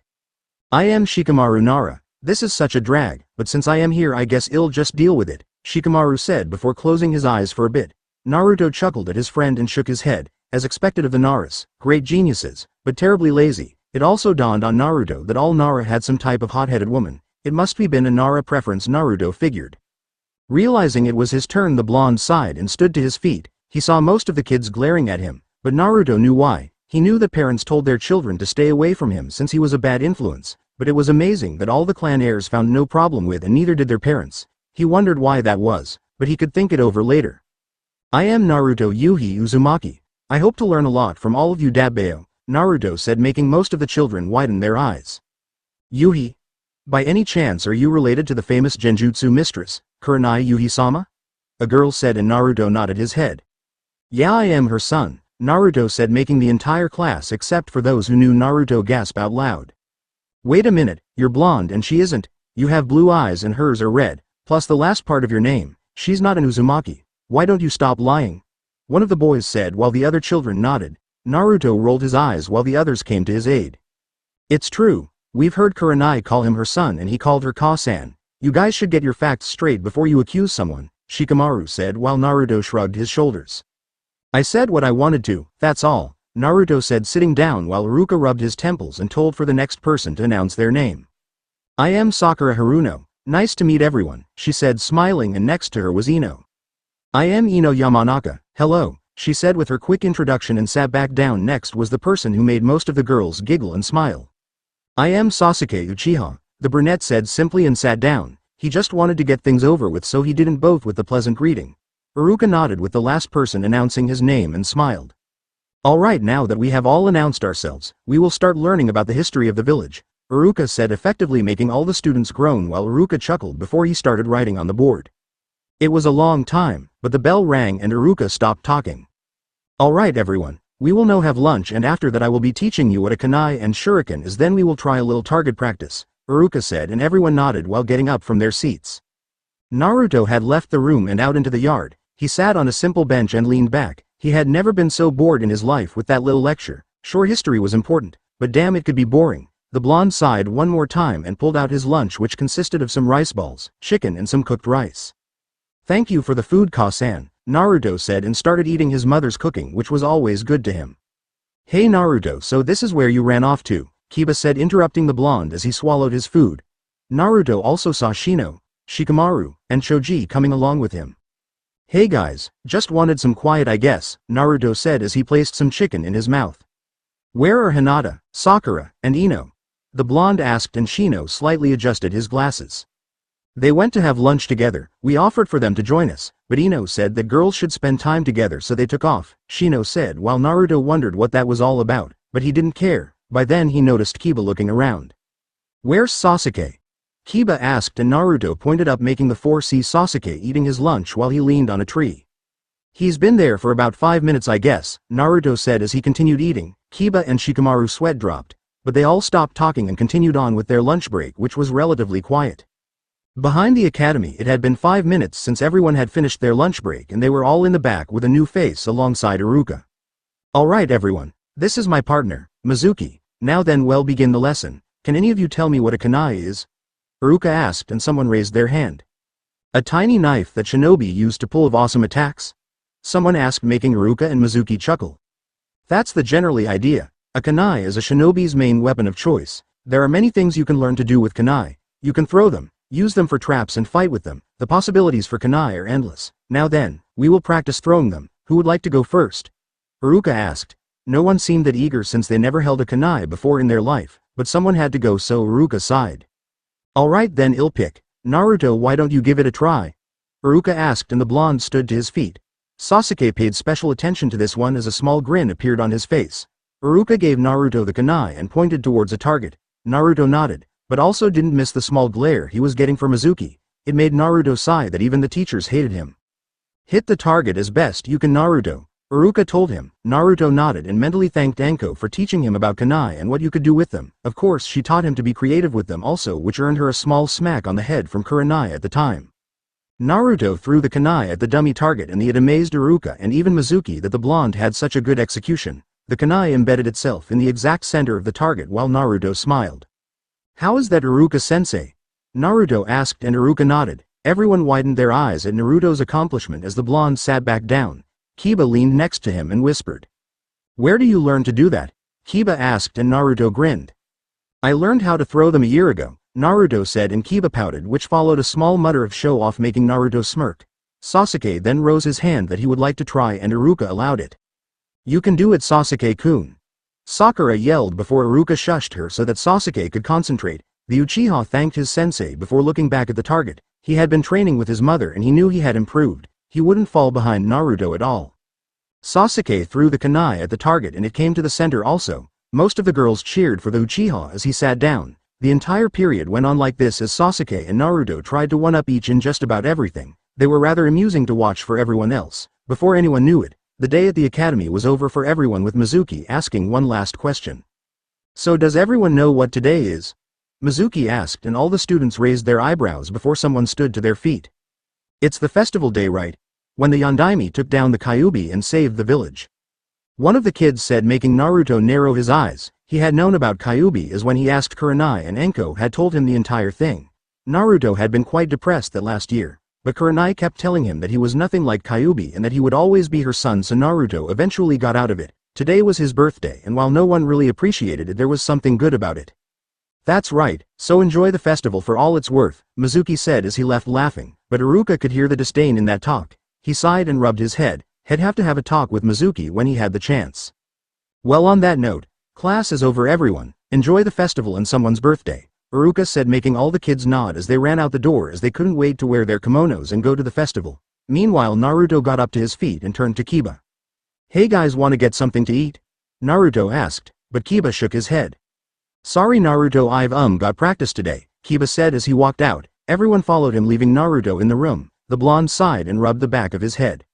Yeah, I was going home anyway, Naruto said to himself as he walked out the room. As he exited the door, Naruto saw Iruka behind the doorway smiling at him. Hey Naruto, are you going home? Iruka asked and Naruto nodded. He gave a small sigh, but Iruka continued to smile. Hey, why don't I treat you to some ramen?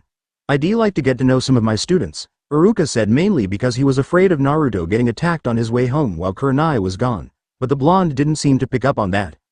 Alright Iruka-sensei, I guess we can go, Naruto said as the two walked towards Ichiraku Ramen. Naruto's #1 spot to eat other than what his mother cooked. It was obvious to the two that they were being glared at, mostly Naruto, more than usual. It was a lot more anger-filled than before, but Naruto knew why. Trying to change the mood in the air, Iruka decided to speak. So Naruto, how are you so good with a kunai? You really surprised me, Iruka said, and Naruto slightly smiled. Ka-san taught me. She and Anko have been training me for a year now, so I know a bit, Naruto said, and Iruka widened his eyes. He didn't know that Naruto was being trained by Anko or Kurenai. He did know that Kurenai adopted Naruto, but didn't think she would train him. No wonder he hit the target with that kunai so easily. Wow, well, I can't slack off on you. Sasuke is getting trained by his mother and you're getting trained by your mother. I must say that you're amazing, Iruka said, and Naruto thanked him. After walking for a bit longer, the two came up to the shop and settled inside. Hey Tuchi Oja-san, can you get me some ramen? Naruto asked, and the old man behind the counter smiled at his favorite customer. Sure kid, whatever you want today, I'll make it for ya, Tuchi said, making the blonde's face light up like a small light. Iruka chuckled at him as Tuchi brought them 3 bowls of ramen, 2 for Naruto and 1 for Iruka. Eat up, he said, and the two dug in. Naruto instantly slurped up his noodles since he could never do it if his mother was with him. Heck, she wasn't afraid to hit him on the head for slurping his food. Iruka merely chuckled at him and he continued to his own bowl while he watched Naruto eat his food. The two ate in relative silence and simply enjoyed their food. They didn't talk about much except for being glad to know that the other would be teaching. When all was said and done, Iruka left Naruto alone and the blonde walked off.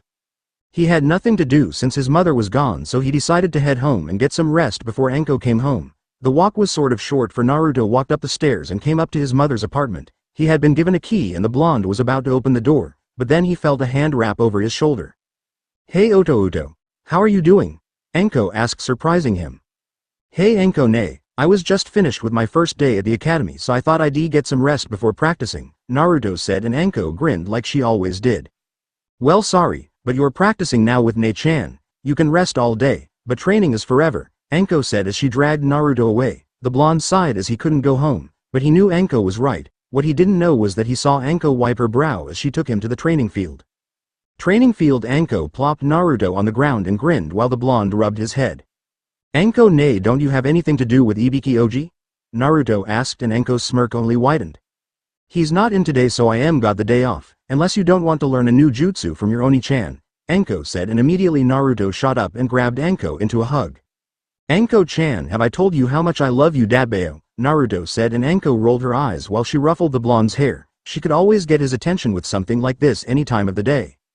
Alright Naruto, I'll show you a new just you and well work on it into the night, alright? Anko asked, and Naruto smiled with a nod. He could hardly wait for it. Alright, I know Nai-chan attempted to teach you the Bunshin technique, right? Anko asked, and Naruto nodded. He had tried it before, but not matter how fine-tuned his chakra control was, he just couldn't deal with that jutsu. Alright then, I'll teach this to you. I learned it a few days ago and realized it would be perfect for a chakra house like you. Now watch me, Anko said as she crossed her fingers. Naruto raised an eyebrow as she yelled. Kage Bunshin no Jutsu, Anko said, and immediately a clone came next to her. Naruto figured it was an illusion, but he was shocked when he saw the clone move and it patted him on the head. Anko, nay, there's two of you? Naruto asked, and the two Ankos smiled at Naruto's confusion. That's the Kage Bunshin Jutsu, Naruto-kun. This is a step above the original. It can move, talk, fight, and do all the things that you can do. Obviously they require a lot more chakra, but for someone like you they're the perfect jutsu, Anko said, and Naruto's eyes gleamed. He immediately got to his feet and tried it. Kage Bunshin no Jutsu. Naruto yelled and allowed his chakra to flow for a while. Soon 3 clones appeared next to him and Naruto jumped up and down while Anko's eyebrow twitched. She worked on that technique for 3 hours when she found out about the technique, and just seeing her hand signs Naruto got it in under 10. Kami, you are so not fair, Anko said in thought while Naruto and his clones conversed, but then Anko brought them all to attention. Well, since you seemingly have that down, well, go on with one more jutsu that I'll teach you, Anko said, and she touched the ground. She held up a single hand sign and yelled. Ninpo. Shin no Otoshiana, ninja art. Pitfall of death. Anko yelled as the ground in front of her split into a hole that Naruto tried to see the bottom, but he couldn't. Don't be fooled, Naruto. You might not see anything, but down there are thousands of kunai that will really cause you some pain. Do you want to jump inside? Anko asked, and as she did she saw Naruto whistling all the way next to a tree quite a few ways from her. Oh, come on, I wouldn't really push you down there. Nai-chan would kill me, Anko said, and Naruto warily walked over. In all honesty, this is probably a mid-C rank jutsu since it doesn't really use that much chakra, but that depends, Anko said, and Naruto raised an eyebrow. On what, Anko, nay? Naruto asked, and the snake mistress chuckled. Well, it depends on how much chakra you put into it and how deep you want the pit to be. It works like a charm though, Anko said, and Naruto stood in a space a bit further. So can I try it now? Naruto asked, and Anko nodded as she watched him go for it. Naruto had practiced the 2 new jutsu that Anko taught him, and while the Kage Bunshin was a piece of cake for him, the death trap that he tried to keep making wasn't. It was either too short or rough. Anko told him that the solid part was to make it long and steep so the person trapped inside wouldn't be able to use chakra to cling to the walls of the trap. The two had stayed out in the field for at least 4 hours and the sun was starting to go down for them while Konoha's lights went up and the small fireworks went up around the village, which made Anko smile. Anko, nay. I got it. Is this steep enough and long enough? Naruto asked, and Anko looked down the hole. She whistled at it and made a Kage Bunshin and ordered it to go down the hole, which the clone refused. But Anko pushed it down there and it was quite a drop down, only for Anko to receive a painful memory filled with kunai spikes embedded in her back, which made her shiver slightly.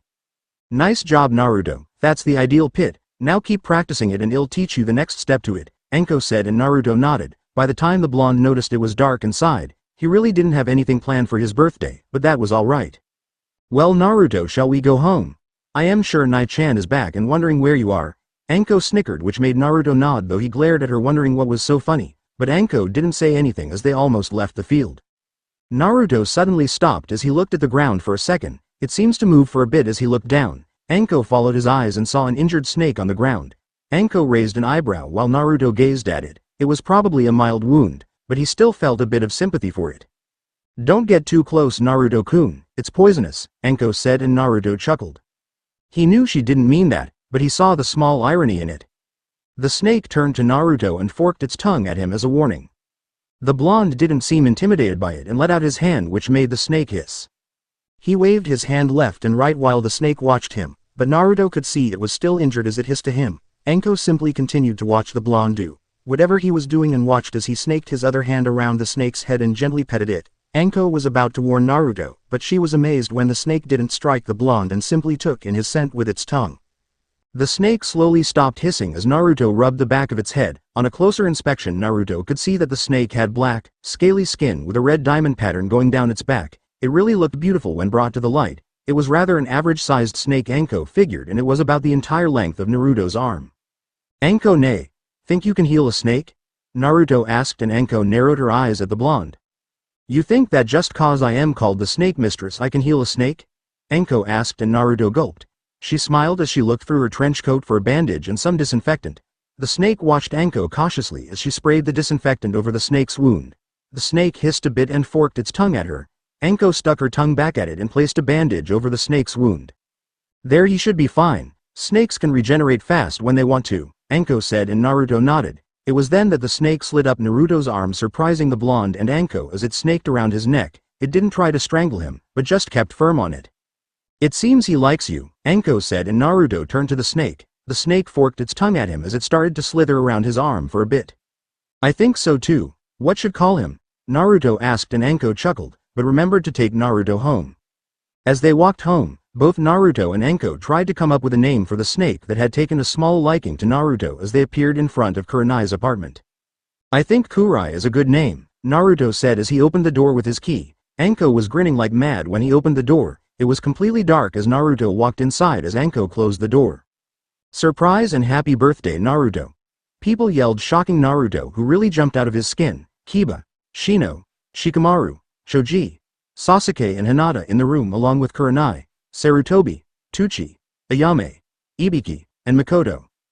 Happy birthday, Naruto-kun, Kurenai said, giving Naruto a hug. She had noticed the snake around his arm and admitted she was sort of worried, but the snake didn't do anything as it flicked its tongue at her. She had been around Anko all the time, so being around a snake was almost no surprise to her. Where do you get the snake, Naru-kun? Kurenai asked and Naruto softly petted the snake's head, making everyone else glare at it. I found it in the forest. Anko-ne helped it and it likes me. Think I could keep it?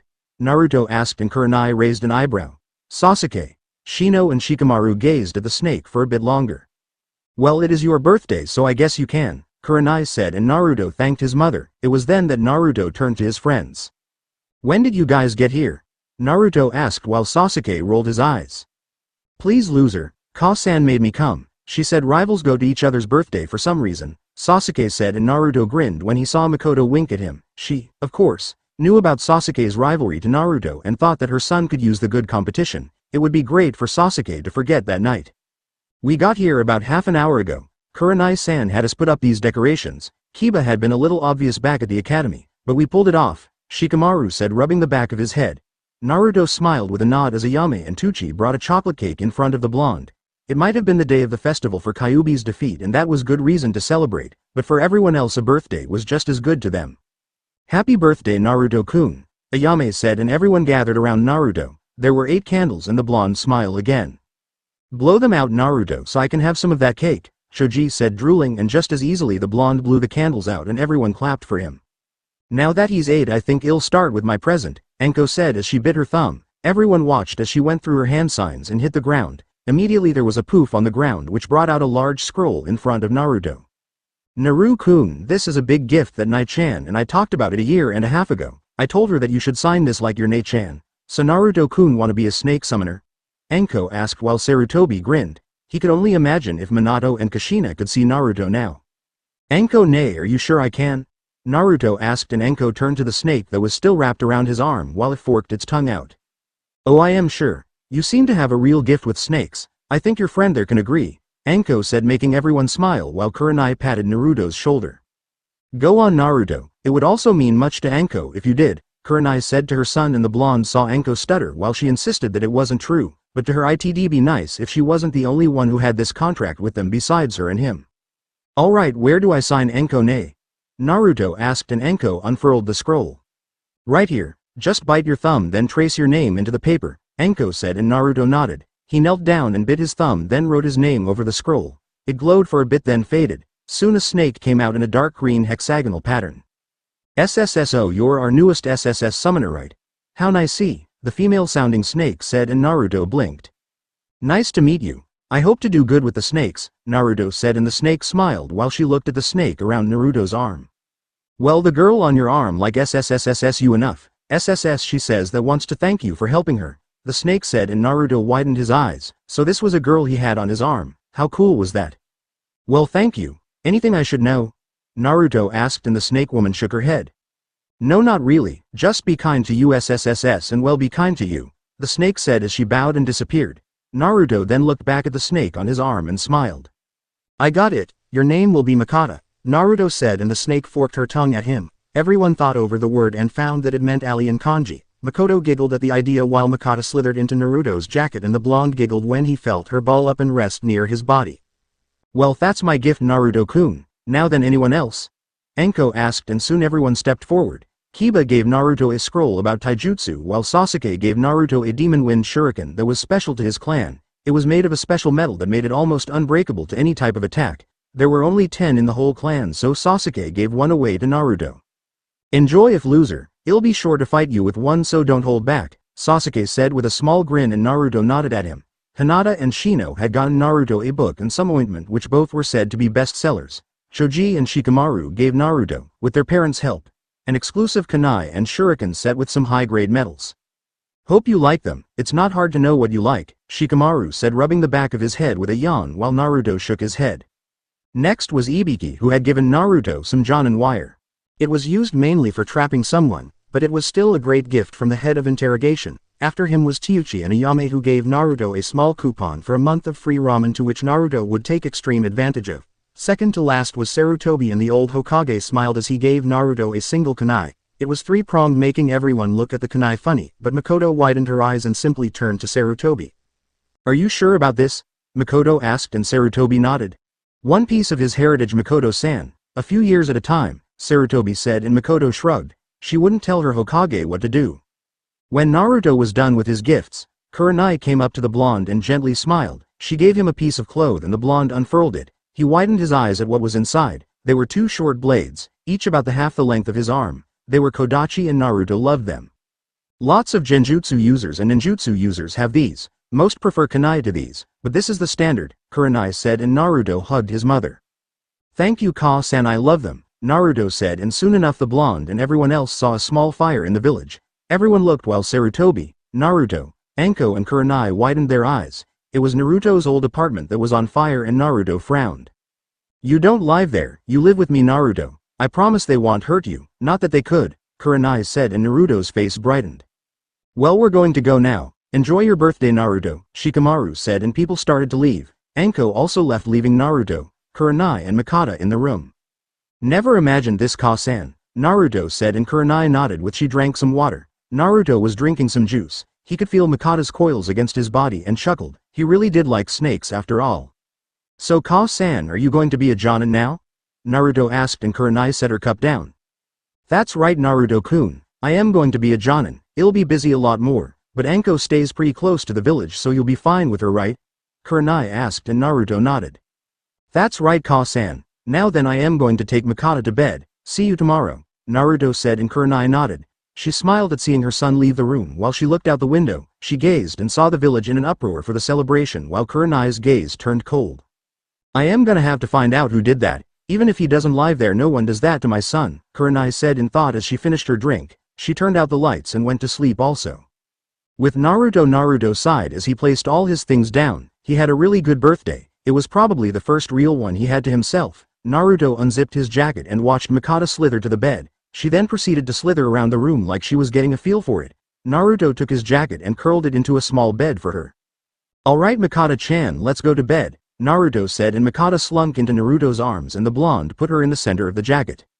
He at least knew that reptiles like Mikata needed warmth, so he hoped the body heat from his jacket would be okay for her. Mikata didn't seem to mind it at all and went back to sleep while Naruto closed out the light. He could only imagine his life as a genin, using all the things that his friends and family gave him. He would get strong and he would protect all his loved ones.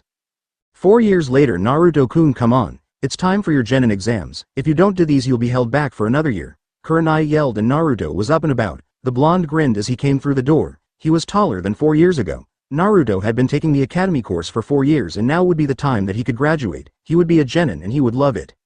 "Alright, Ka-san. Hey, do you know where Mikata is?" Naruto asked as put on his clothes. Kurenai chuckled as she pointed to the floor. Naruto looked down as he saw Mikata slither between his legs, making the blonde smile. He knelt down and watched as Mikata slithered up his arm and slowly wrapped around it while forking her tongue multiple times. Naruto had trained with Mikata, and with Anko's training she turned Mikata into quite the serpent. Mikata was a lot bigger than before, but she for some reason could still fit Naruto's arm. The blonde had called Mikata his familiar since he always had her around. "Alright, Ka-san, I guess I'll see you later. Good luck on your mission, Miss Jonin," Naruto said, and Kurenai chuckled at him while she drank some coffee. "Stop trying to be funny and get going. Show them something good for me," Kurenai said, and Naruto nodded. He had gotten a lot stronger thanks to Anko and Kurenai. He had quite a few judas under his belt and he had become proficient with his Kodachi. Naruto strapped his Kodachi to his legs and walked out. Naruto ran for the academy and easily didn't care for the glares since he could match them with his own. The blonde had been working on his gaze, and most people could agree that his was almost as cold as Kurenai's, only she had the experience to back it up. "It's a good day for the academy, isn't it, Mikata-chan?" Naruto asked, and his female snake forked her tongue out. ISSS suppose it ISSSS, Mikata said to him. Oh, did Naruto forget to mention that he could talk to snakes? It seemed to be one of the benefits to being a snake summoner. He could understand all snakes just like Anko could. It was real nice to talk with Mikata like this. You really need to work on the way you use your S's, Naruto said, and Mikata slithered her body for her head to appear near his face. I am SSS still learning, give me a break, she said, and Naruto chuckled as he entered the academy. He had seen everyone in the room and he took his usual seat by the window. Naruto had been tied with Sasuke for Rookie of the Year, which never could outdo the other. When it came to sparring, Sasuke and Naruto always tied. Apparently Sasuke said that Mikoto was really creative with her training methods, so that's why he could keep up with Naruto. Hey Teme, Naruto said, sitting down behind him like always. Sasuke grinned and turned around while giving Naruto a smug look on his face. Hey loser, I thought you weren't going to show up, too scared to lose, Sasuke said while Naruto rolled his eyes. Not on your life Teme, Naruto said to him, and Sasuke simply smirked. Everyone was gathered around as usual, but Sakura had stayed further away since Naruto had gotten Mikata. He remembered how the other students reacted to seeing Mikata. It was the funniest thing he had ever seen since anything. Sasuke had personally thanked Naruto since he no longer had Sakura or Ino sitting too close to him since they were afraid of Naruto's familiar. It was like a fangirl repellent. Well, she was sometimes. Some girls thought the snake was cute and it got Naruto more attention than he wanted. Hell, he might have had some of Sasuke's fangirls and even some hidden fangirl group. Though speaking of Sasuke, the Uchiha had gotten stronger also. Naruto, even with all he had accomplished at times, still had trouble with Sasuke's strength. When Sasuke told Naruto his training menu given by his mother, the blonde flinched and wondered what kind of mother did such things to her son. But Sasuke said it was what he wanted for training. Soon Naruto's other friends came in and seated in their rows. After them was Iruka and Mizuki, who came into the room, and just like Kurenai and Anko thought. Some people tried to mess with Naruto's grades, but the Iruka spotted it all and told them both, which made Anko use persuasive methods on the teachers about doing things to her little brother. Alright everyone, it has been a long trip and I am glad that all of you made it. Now then we will conduct the Genin exams. I'll call out everyone name and well test you on the Kawarimi, Bunshin, and Henge. Then we will hold spares and shuriken target practice. Now then the first person is. Iruka began and everyone had their turn until it came down to the last two people. Sasuke Uchiha, come forward, Iruka said, and Sasuke turned to Naruto. Don't forget that bet, loser, Sasuke said, and Naruto narrowed his eyes with a smirk. Loser does whatever the winner wants for a month, Naruto said, and Sasuke nodded with a smirk across his face as he stood in front of Iruka. Sasuke had gotten out of his family depression with Mikoto's help and Naruto's rivalry. It made him give up the revenge on his brother for what he did. Right now he didn't want to ruin his relationship with Naruto or his mother. They were really Sasuke's only way of not going to revenge. He chatted with the others, but he didn't have that strong a connection like he did with Naruto. Sasuke Kawarimi, Iruka ordered. Sasuke switched places with a chair and grinned while Iruka continued. Henge, he ordered, and Sasuke changed into a perfect Iruka with no flaw anywhere. He changed back, making Iruka smile. Alright Bunshin, Iruka said, and Sasuke created 3 good clones before dismissing them. Alright Sasuke Uchiha, a perfect score, Iruka said, and Sasuke grinned. Sasuke's fangirls screamed their congratulations for him, which included Sakura making it extremely loud. He walked back up to his seat and grinned while he passed Naruto a note that read, beat that loser. Naruto grinned while Mikata lowly hissed. Hess quite arrogant, I think, she said, still hissing her S's pronunciation, but it was alright for now. Yeah, but you like him anyways, Naruto said, and Iruka grinned. Last is Naruto Yuhi Uzumaki, Iruka said, and Naruto got to his feet. He quickly walked over to Iruka and gave a small grin that was aimed at Sasuke before standing in front of Iruka. Alright Naruto Kawarimi, Iruka said, and Naruto switched places with Sasuke, making the Uchiha and several other classmates laugh and gasp. The blonde then switched back while Sasuke snorted. I'll make you pay for that, loser, Sasuke said, but Naruto waved him off. Very good, now Bunshin, Iruka said, and Naruto smiled. He crossed his fingers and yelled. Kage Bunshin no Jutsu. Naruto yelled, making 5 clones appear next to him as they gave Iruka a thumbs up, but someone protested. Iruka, that is not the Bunshin technique. Tell Naruto that he should do the Bunshin or he doesn't pass. I know he wants to graduate, but we have to be fair, Mizuki said while Naruto narrowed his eyes. Iruka sighed as he shook his head. Mizuki, you know as well as I do that the Kage Bunshin is a better variation of the Bunshin. The fact that it's harder to do makes it all the more why Naruto should get credit. Now then let's continue Naruto. Lastly Henge, Iruka said, and Naruto nodded. He gathered chakra and a poof came, making Iruka raise an eyebrow before he chuckled. Naruto hanged right into Ibiki in all his interrogation outfit. The resemblance was really uncanny between the two. Everyone widened their eyes while Naruto changed back. Very good Naruto, a perfect score, Iruka said, and just like Sasuke, Naruto's fangirls screamed also saying how cool the blonde was to them. Naruto sat behind Sasuke and gave him the note which said I can do this all day Teme. Sasuke crunched the note and chuckled. He was gonna make Naruto eat those words. Alright, that's the end of the first part. Everyone follow us to the sparring mats, Iruka said, and everyone followed out. Having gotten to their desired spot, everyone gathered around while Iruka raised his hand. Who wants to go first? Iruka asked, though he knew what the answer to that question was, so immediately Sasuke and Naruto raised their hands. The two boys grinned at each other and stood on the mat. Everyone gathered even closer while the girls had hearts in their eyes over the two boys. Sasuke-kun is gonna kick Naruto's butt this time, he's so hot, a girl said while another scoffed. Please, Naruto-kun is the best. Those whisker marks make him so cute, another girl squealed. Naruto and Sasuke sighed as their fangirls continued their rants. It was so amazing how silly this could all be, but both weren't thinking about that at the moment. Well loser, it seems that I get to really settle this with you, Sasuke said, and Naruto chuckled. I'd like to see you try it Teme, Naruto said as Mikata slithered off his arm and into the arms of a girl who wasn't afraid of her, or rather found her to be cute than creepy. Iruka smiled as he raised his hand. As for the conditions, since you both will disregard this rule anyway, you are to only use D-ranked techniques if you must. The fight will last half an hour and I'll judge the entire thing. Now then, are you both ready? Iruka asked, glancing at Sasuke. The Uchiha nodded with a smirk, and then he turned to the blonde, who nodded also. Alright then, sparring match begin. Iruka yelled as the match to determine the rookie of the year began. Naruto and Sasuke charged each other as the entire class watched them fight. Everyone knew they were the best in the class, and while they sparred multiple times they had never officially beaten each other, so this was the first time they could fight like they wanted.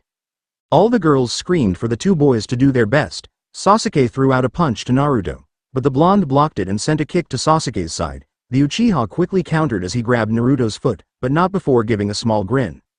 You've got to try harder loser, Sasuke said, and Naruto chuckled at him. Come on Teme, you know me. I like to warm up before I have some fun, Naruto said as he used his free leg to jump into the air. He quickly twisted his body, causing his trapped leg to get free from Sasuke's grip, while the Uchiha backflipped and took out a shuriken. Naruto smirked as he took out both of his kodachi. Sasuke threw the shuriken before going through a single hand sign. Cage Shuriken Jutsu. Sasuke yelled as he sent the multiple waves of cloned shuriken at Naruto. The blonde quickly maneuvered through the countless shuriken as he weaved his hand signs. Sasuke was ready for anything as Naruto charged him. The Uchiha quickly went through his own hand signs as Iruka and Mizuki saw the tiger seal. They moved the children back a bit before Sasuke yelled. Kaden. Gokakyu no Jutsu. The brunette yelled, sending a fireball at Naruto. The fire was a controlled one that didn't go out past the mat, but that left Naruto inside while Sasuke chuckled. How is that loser? Sasuke asked before he saw the fires dissipate. He gasped when Naruto come out with half his shirt burned off, giving the girls an amazing view as they all pia-ed over his body.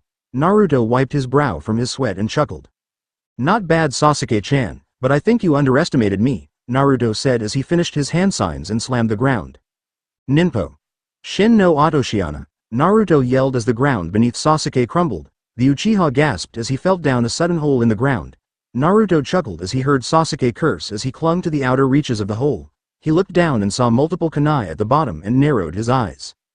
Alright loser, two can play at that game, Sasuke said as he climbed out, but before he could get out he saw a swirl of leaves appear around him. He saw Naruto disappear, and before long the Uchiha was suddenly sinking into the floor. He gasped and tried to get free, but it was like some type of living thing as it started to swallow him up.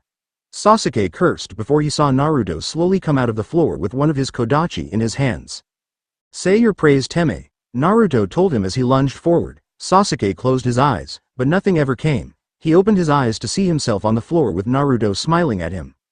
I win Sasuke, isn't genjutsu a wonderful thing? Naruto asked as Sasuke widened his eyes. Genjutsu? Sasuke asked and Naruto nodded. The Uchiha had been in a genjutsu ever since he threw that first kunai at Naruto. Sasuke growled as Iruka nodded. Winner of the fight, Naruto Yuhi Uzumaki, Iruka said, and the Naruto Yuhi Uzumaki fangirls cheered for the blonde while Sasuke's fangirls consoled him. Naruto held out his hand and Sasuke took it as the Uchiha stood to his feet. Not bad loser, don't think this settles anything. One day we're going to fight without limits or instructors. By the way, what was that genjutsu you use? Sasuke asked and Naruto chuckled. It was a small D-rank genjutsu Kurenai taught him during his training. It's called genjutsu. Shinbatsu Shida Akumu, Illusion. Sunken nightmare trap, Naruto said, and Sasuke raised an eyebrow. A simple D rank that Ka-san taught me. Looks like it worked well. I guess my chakra control is as good as Ka-san said it was. Naruto said, mentally thankful that Kurenai taught him the strictest chakra control methods so he could be taught her techniques. Well, that was a good fight, both of you, and it only took you about 10 to 15 minutes, a good time. Now then, who's next? Iruka asked while Naruto and Sasuke sat down. It didn't take long for everyone to finish their parts, mostly because no one had gone all the way to 30 full minutes. In fact, the longest fight of them all was Naruto and Sasuke's fight. They might have used the entire 30 minutes if they could have used more higher-ranked techniques, but that was beside the point. Soon, in about 3 or 4 hours, everyone had their turns and quickly proceeded to the test site for the shuriken and kunai target practice, which was relatively easy for a select few of people. Naruto had easily gotten a 10 out of 10, and the same could be said for Sasuke. No one else got that perfect, and everyone was around 7 going down to 4. The entire class had gone, and now they were all back in the classroom waiting for their names to be announced. So Sasuke, it's agreed. You're treating us all to ramen when we leave, Naruto said. Sasuke grumbled, but he nodded while the blonde sent a thumbs up to his other friends. Still, I didn't know that you could use genjutsu, Kiba said, and Naruto chuckled. Really? My Ka-chan is the genjutsu mistress, and she trains me, so you didn't think that she might teach me some genjutsu tricks? Naruto asked while Kiba rubbed the back of his head. I guess you've got a point there, the Inuzuka said, and Naruto nodded. Naruto Yuhi Uzumaki, an instructor said, and the blonde walked out waving to his friends.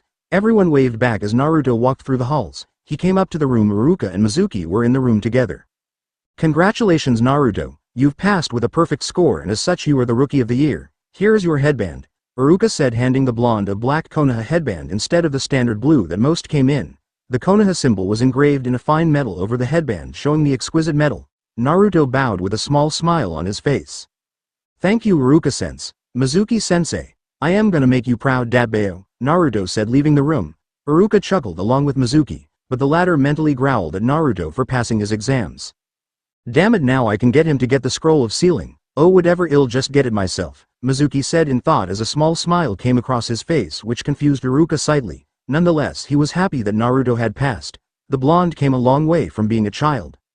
A few hours later, Council Room Sarutobi and the shinobi part of his council came together while the Sandaime Hokage pulled out a sheet of paper.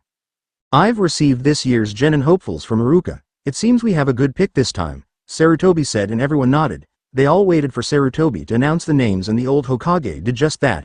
He said everyone name who passed, but everyone was only really interested in their kids, and specifically Naruto for some reason. So Kurenai's kid became the Rookie of the Year, huh? Sume said, and Makoto chuckled. Well, what do you expect? He and Sasuke have been the best students for the past 4 years. It's not that shocking, Makoto replied. Everyone seemed to agree with her while Sarutobi smoked his pipe. So what are the teams for this year? Sarutobi asked as everyone looked over the list. Well, it seems that Shikamaru and Kiba were the lowest, but I know my son and he's always been a slacker. Should we do the Ino Shikacho trio as always? Shikaku asked while Inoichi and Shuza thought it over. Maybe, but what if we paired the 2 top male students with the highest female student? Shuza said, but Shibi shook his head.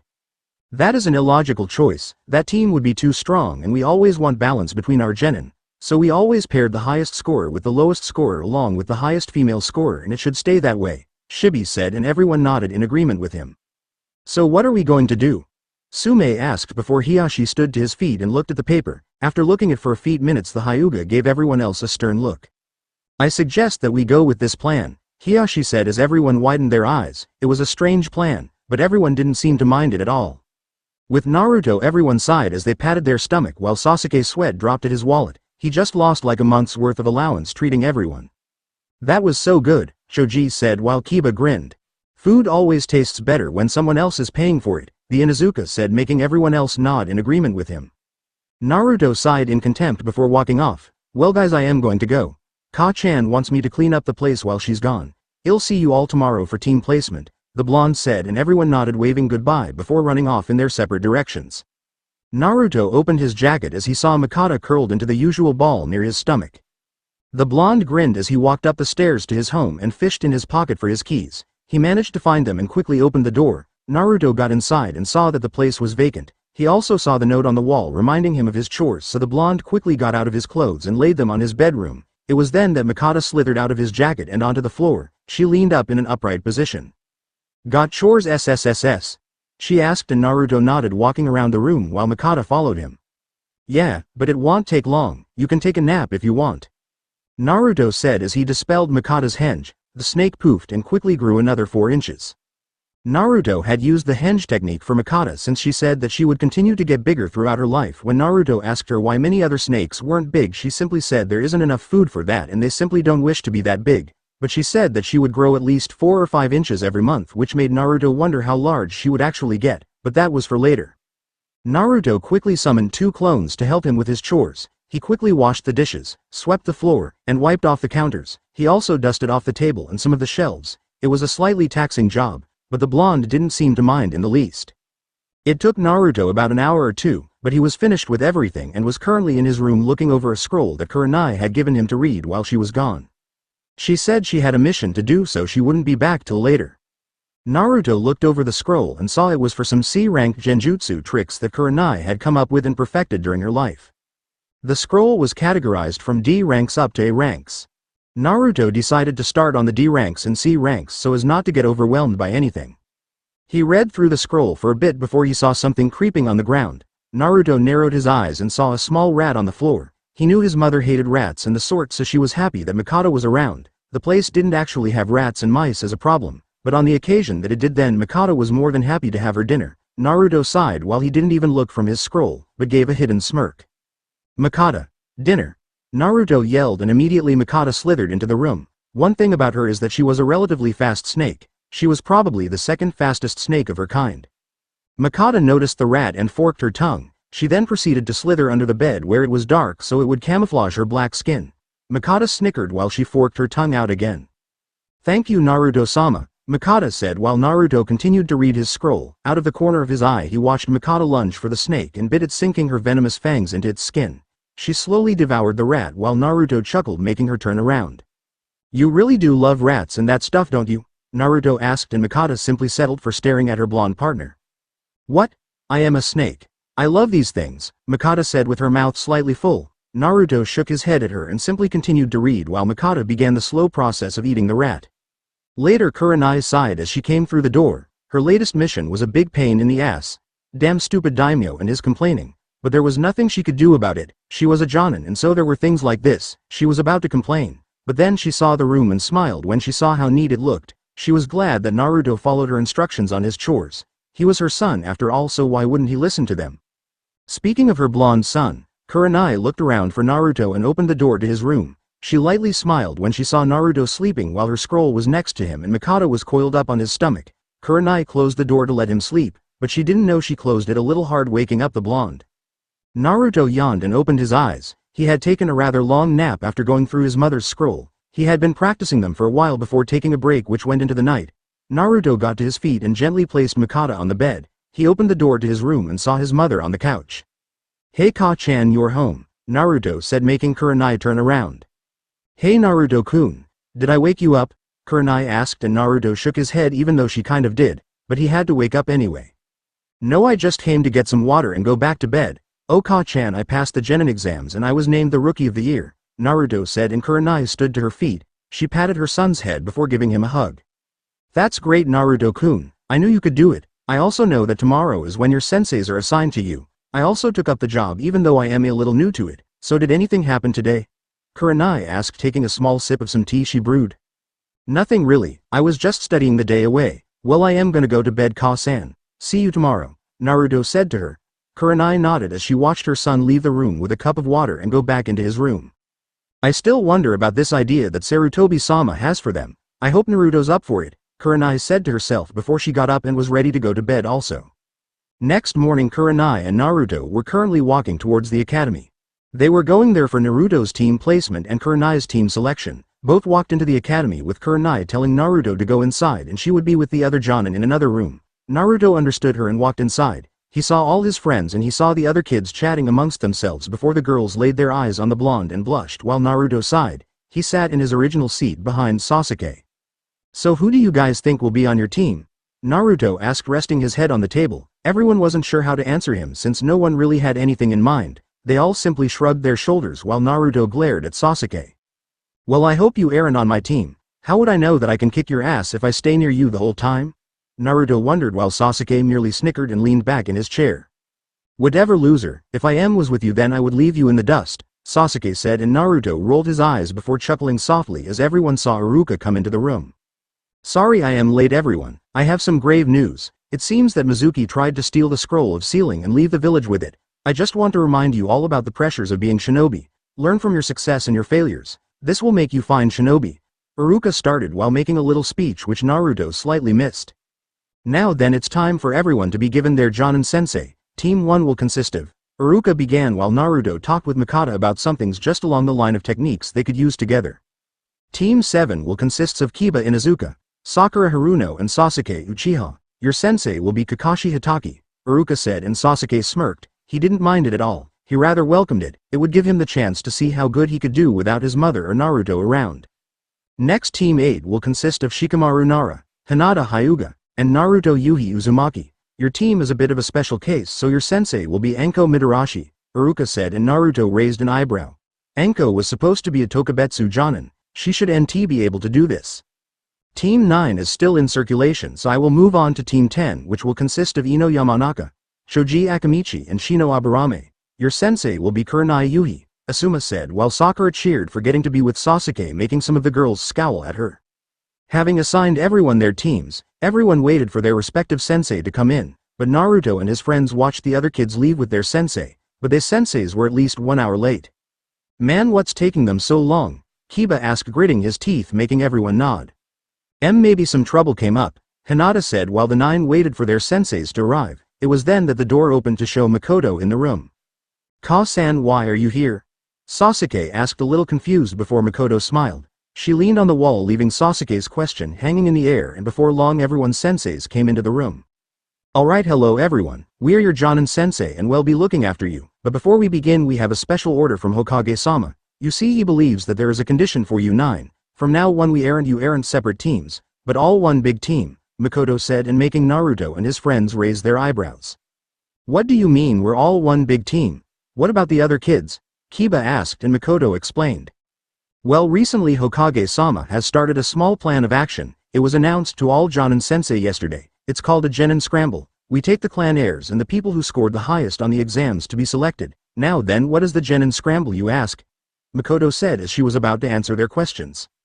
What happens is that you all are going to be scrambled every 1 month with the Jonin. It will create trust between all of you. Please understand that this is a new arrangement and the other Genin don't know about it at all. However, in the interest of other things, you will also be scrambled with Team 9. They have been informed of this as well. If this goes well, then we will be able to do this in the future, Makoto said before Shikamaru raised his hand.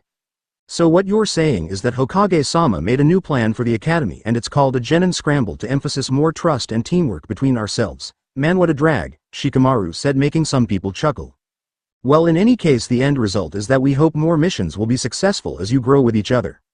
The only thing here is that the 2 highest academy students at the time can never be on the same team unless authorized, so Naruto and Sasuke won't be partners unless Hokage-sama allows it to happen. Now then, let's get going. We have a lot of work to do, the Jonin said, making the Genin even more confused, but they all nodded and left. Naruto, Shikamaru and Hinata followed Anko out of the room and to a separate room. Anko-ne, why are you teaching? Don't you have to be a Jonin to do this? Naruto asked, and Anko grinned with a slight nod.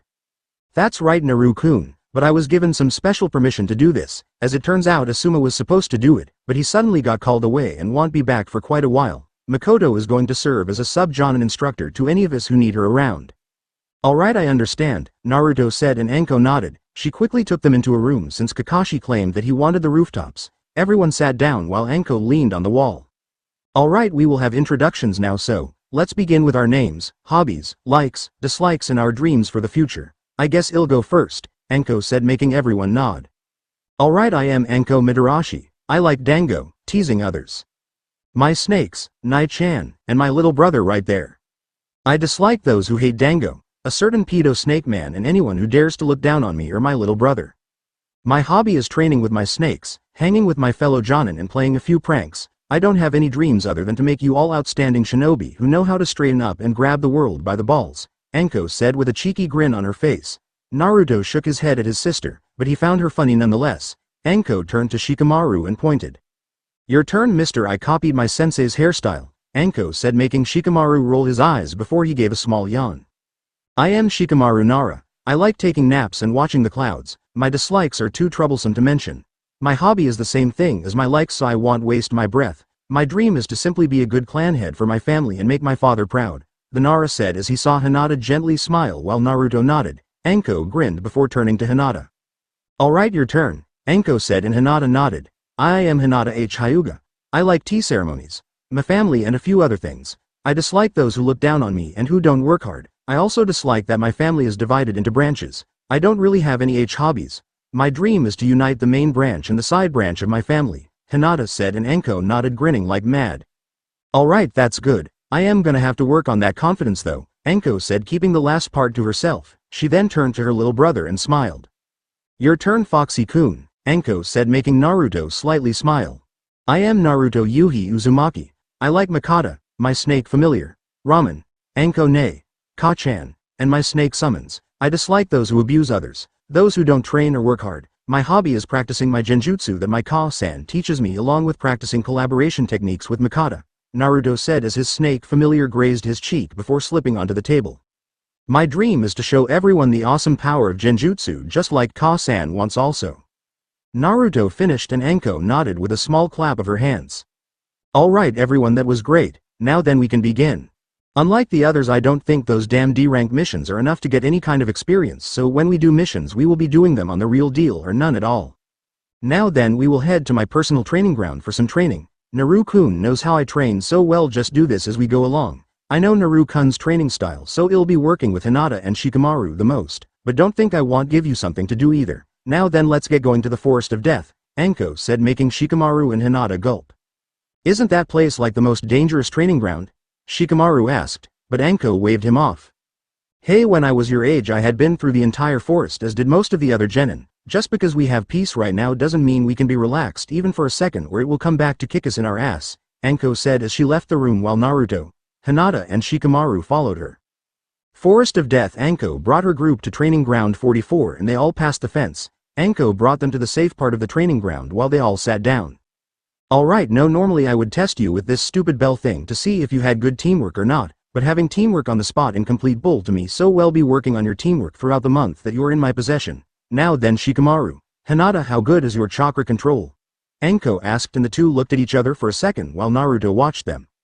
Well, my chakra control is alright I guess. I know I could do better, but I find it a drag to try, Shikamaru said before it was Hinata's turn. I still need work with mine. I know could be better also, Hinata said and Anko nodded. She brushed a hand through her purple hair before turning to Naruto. Alright Naruto, since you're by far the most experienced here, I want you to bring Hinata and Shikamaru up to snuff while I go prepare some things, Anko said getting to her feet. Count on it Datbeo, Naruto told her as Anko vanished. Naruto turned back to Hinata and Shikamaru before handing them both a kunai. See if you can't climb this tree, Naruto said making the two genin raise their eyebrows. How does that teach you chakra control?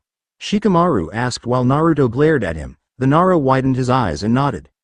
Oh, without using the hands, I got it, sigh. This is such a drag, but I guess I don't have a choice. If I leave then mom will have my head, so how far do we have to go? Shikamaru asked and Naruto thought it over as he walked up one of the larger trees. How about here at this branch? Naruto asked making Hinata and Shikamaru nod. The two grabbed their kunai and added chakra to their feet. Both of them were from prestigious families, so they were taught about techniques at a younger age. Both knew how to add chakra to specific points of the body, so they quickly ran up the tree. Both got pretty far as Naruto was surprised, but they soon came crashing down, or rather they backflipped away from the tree. Well, it's harder than I thought, Shikamaru said and Hinata nodded. Naruto chuckled as he sat up at the edge of the tree. Yeah, these trees are special, and unlike normal trees these are a lot more harder to climb and require a lot more chakra control than with regular trees. Shikamaru cursed while Hinata sighed. They should have expected this. And Naruto-kun, how do you know so much? Hinata asked and Naruto chuckled before he jumped down. Are you kidding? When I first started I hit my head on the ground so many times it was a pain, but I knew that if I wanted to master Ka-san's techniques at genjutsu then I would have to do this. Simple as that Datbeo, Naruto said, and before long Makata slithered down his arm and stood upright. Naruto-sama, I am going like always. I'll be back later, Makata said and Naruto nodded. He watched her slither off into the forest. She had always done this for the past 2 years. Where is your snake going, Naruto-kun? Hinata asked, being a little curious. Naruto chuckled and rubbed the back of his head. Oh, that well, Mikata is my familiar, and because of that she's doing some type of training that the snakes are make her do. It's to help you become a better familiar for me. Normally the snakes would have assigned me one. But both Mikata and I said we were okay with her doing it, so she's doing their training. There's some snake in this forest that helps her, I guess, Naruto said with a shrug of his shoulders. Shikamaru and Hinata nodded aimlessly with his answer as Naruto continued to watch them. A few hours later, Anko returned to see Hinata and Shikamaru on the ground panting while Naruto was grinning like mad at them both. He waved to Anko and smiled. They both managed to make it up this tree, Anko-ne. You really should have seen them. They were great, Dabbeo, Naruto said, and Anko grinned.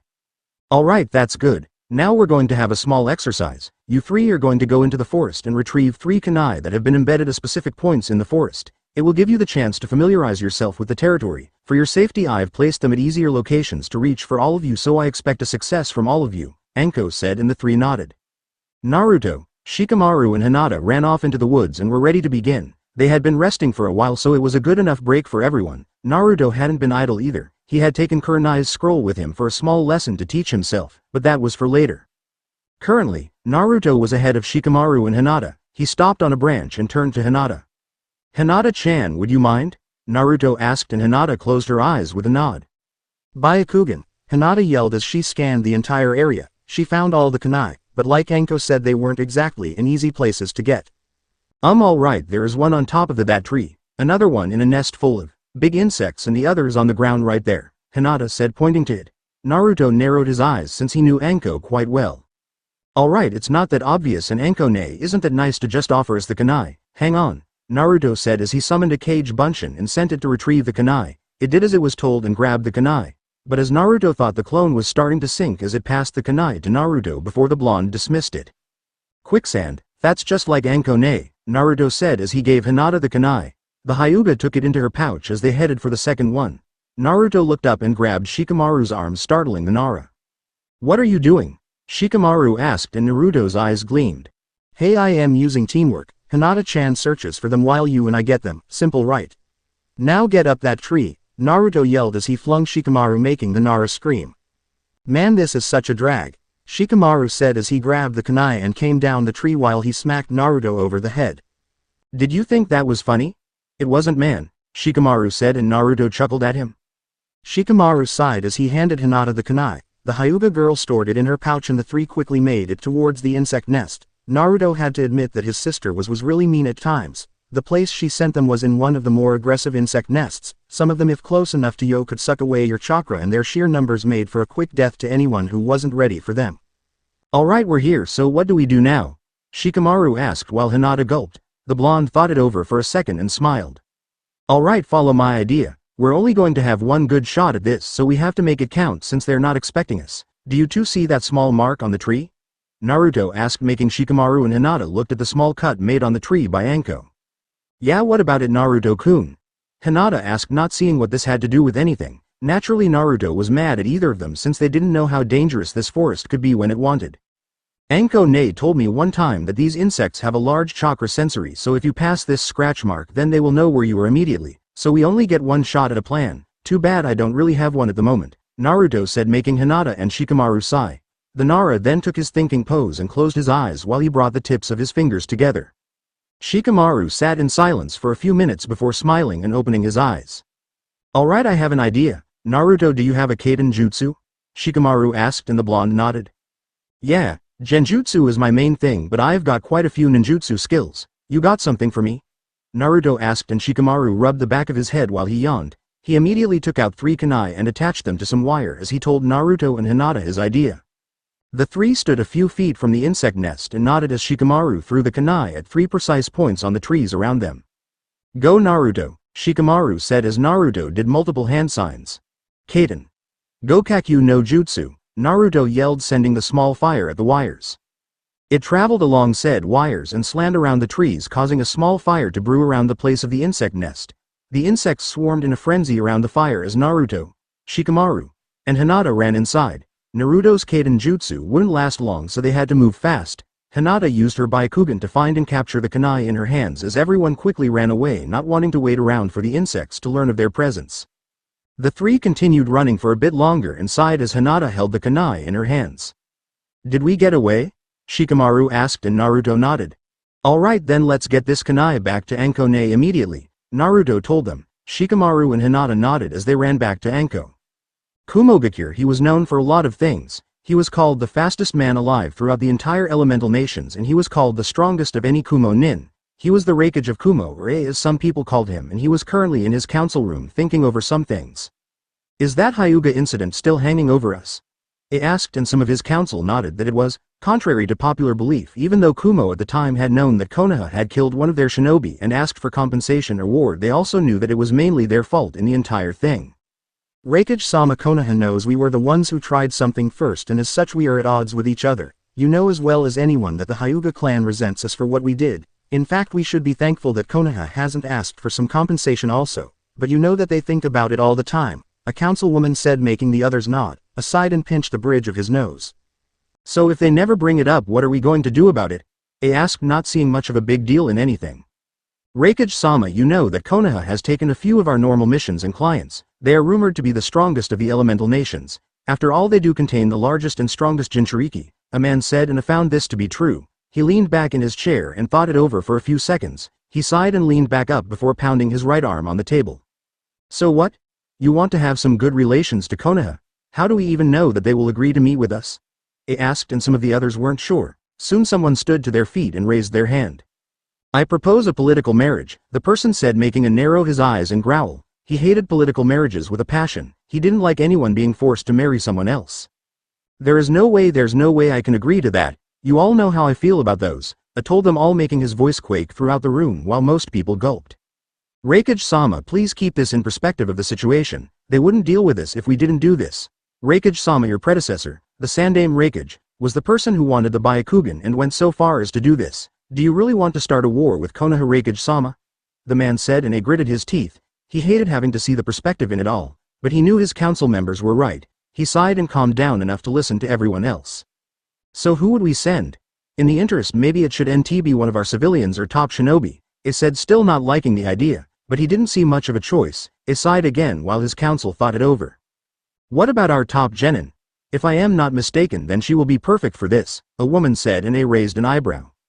Mabui, bring me the list of all the genin, he said as a dark-skinned female with whitish gray hair came out next to him. Yes, Raikage-sama, she said as she quickly left for a few minutes. So have our top genin marry their top genin? Isn't that a little out of the way? Someone else asked, bringing everyone's attention to them. How else are we going to do this? It's not like we can choose something like this, another council person said as Mabui came back with the list and handed it to A. The Raikage looked it over and narrowed his eyes. I know this girl, she's Samui, she showed amazing skill in every category of our genin test, but even so I won't have it if Konoha isn't up to Samui's level, A said to everyone. So what do you want, Raikage-sama? Someone asked and grinned like mad. It's quite simple what we're going to do. Has Kumo ever participated in a Konoha Chunin exam? A asked, and the members nodded. Yes, but only 3 times. What are you planning, Raikage-sama? Someone asked him, and smirked again. He got up from his seat and walked away, leaving his council to wonder what he was planning. Mabui, summon Samui and her team immediately, A said, and Mabui nodded. If this all worked out, then it would be alright, even if he didn't like political marriages at all. Back in Konoha, Naruto and his teammates were deadbeat tired. Having completed the exercise that Anko had given them, she had spent the entire day drilling into them important teamwork exercises that they would need on their missions. By the end of the day, they were all sweating and huffing. Come on, Gaki. You all can't be tired yet, right? Anko asked while everyone settled for glaring at her, making the snake mistress chuckle while she rubbed the back of her head. Are you kidding? You made us increase our stamina by running from one of your snakes. Man, why'd I always have to be around you troublesome people? Shikamaru asked the rhetorical question. Naruto chuckled while he gave Hinata some water.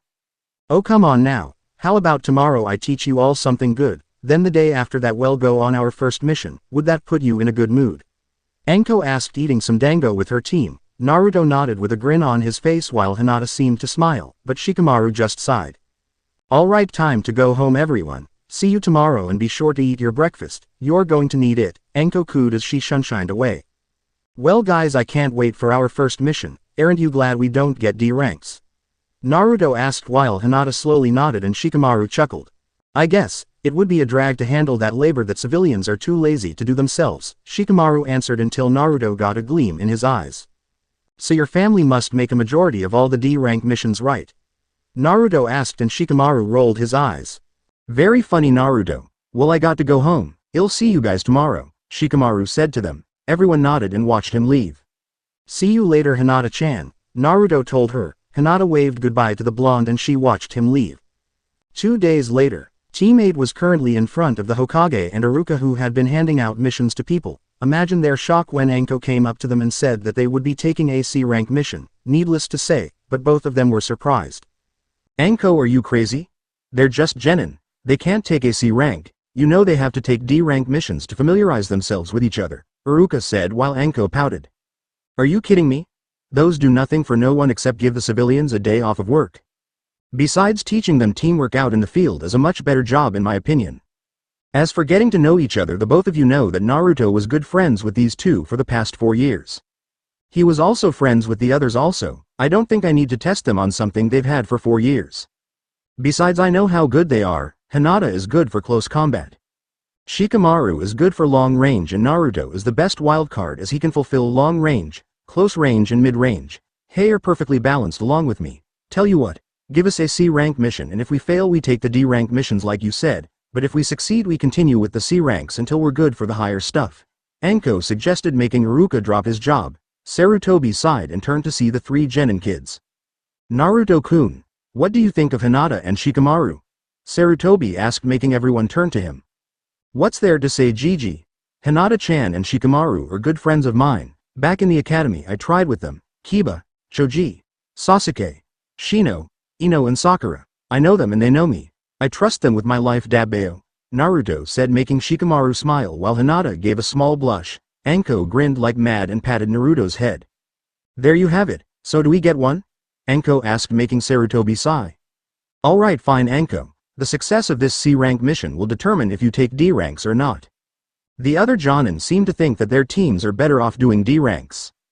But if you have so much confidence in your time, then I won't hold it against you. I'll give you this C-rank mission. You will be escorting this document to Numa no Kuni. I am sure that's a good mission for you, for this document contains the necessary negotiations for a treaty. You are to deliver this document. Be wary that you will be sailing on a ship with a few other people, so protect that document from pirates, bandits and the like. You'll leave in an hour, Sarutobi said as he handed the letter to Anko. Alright Gaki, let's get going. We have a lot of ground to cover before we head to the port, so let's get our asses in gear, Anko said, and everyone nodded as they left the room. Was that really a good idea, Hokage-sama? Iruka asked, and Sarutobi grinned while he smoked his pipe. It will be. Honestly, Iruka, Anko has a point. I think it's time that we gave the genin harder challenges. They're nothing like when we were. When I was a child the genin were doing C ranks and B rank missions. I think it's time it got back to that, Sarutobi said, and Iruka nodded. He did admit that they were more relaxed since nothing was going on, but that didn't mean they could slack off. Soon as they were talking, a Jonin bursted through the door and bowed. Hokage-sama, we have received a message from Kumogakure. It is strictly confidential at the moment and is waiting for your approval on how to proceed, the Jonin said as Sarutobi rubbed the bridge of his nose. Alright, send me the message immediately, the Sandaime Hokage said, and the Jonin handed him the letter. Iruka watched his Hokage open the letter and noticed the shocked look on his face and the pipe fall from his face. Hokage-sama, are you alright? Iruka asked while the Hokage hat shadowed Sarutobi's face. This has to be a joke, Sarutobi said as he looked through the entire letter again. With Team 8, Anko and her team appeared in front of the gates of Konoha with their backpacks. Alright then, let's get going. We can finally get away from this place for a bit and have some fun, Anko said with a smile while the other nodded. How far away is the port? Naruto asked, and Anko took out the map. It's about half a day's journey away. Now let's get going, Anko said as they looked over their things. Naruto had everything while Mikata stayed around his neck. She had been shifting to all places from his neck, arm, and the inside of his jacket, but Naruto didn't mind at all. I am ready, Naruto said. Me too, Shikamaru responded. I am ready to go also, Hinata said, and they all moved out ready to complete their first mission as well as first C-rank mission. Anko and her 3 genin were currently walking through the forest at a small pace towards the port. It was still a few hours away and they wanted to get there before nightfall if they could help it. The trip was relatively quiet for everyone. Naruto was holding a scroll in his hands as they walked together, making other turn to him. And Naruto-kun, what are you reading? Hinata asked, and the blonde genin grinned as he held down the scroll.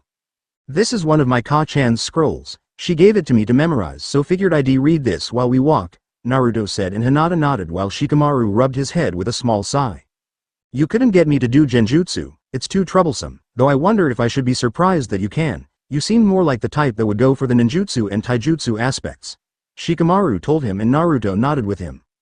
Well, Ka-chan really drilled into me the aspects of genjutsu and the like. Also, I've always wanted to learn her techniques, so I just did it. Anko told me that it's a good idea to be all-rounded and not stick to one particular style, Naruto said in response, and Anko grinned as she wrapped her arm around Naruto's neck. That's right, I did. I'd do it all again, Anko said, making the group chuckle like mad before they fell into silence again. Anko-sensei, does the place we're going to have shinobi? Hinata asked, and Anko nodded while a small grin as she explained.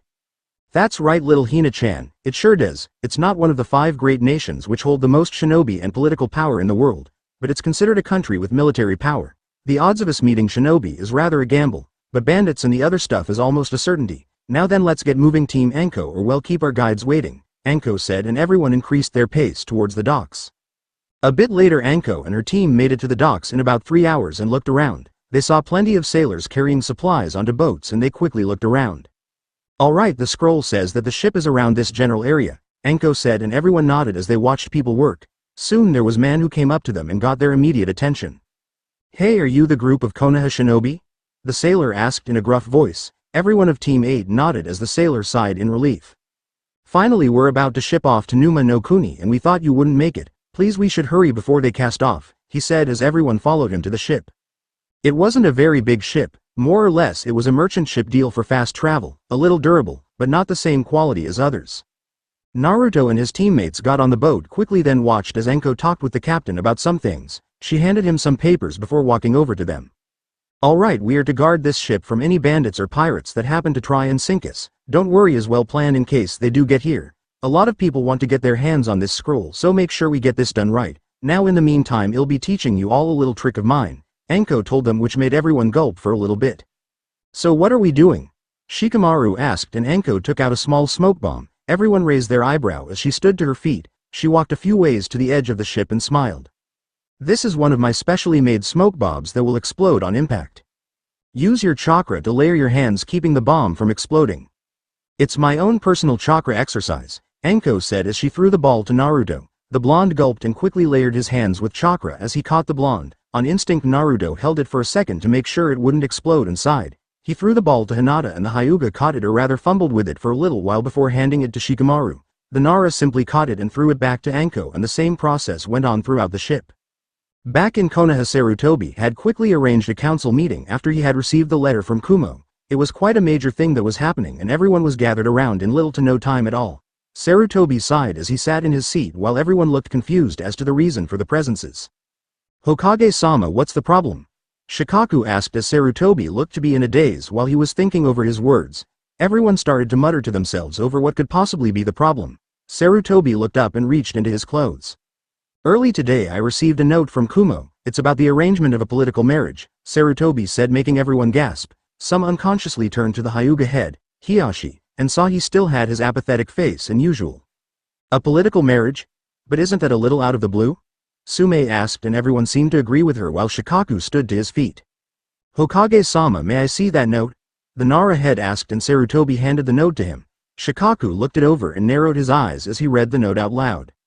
To Konoha's Hokage, Kumo has recently discussed the prospects of the deal that we had made with Konoha many years ago.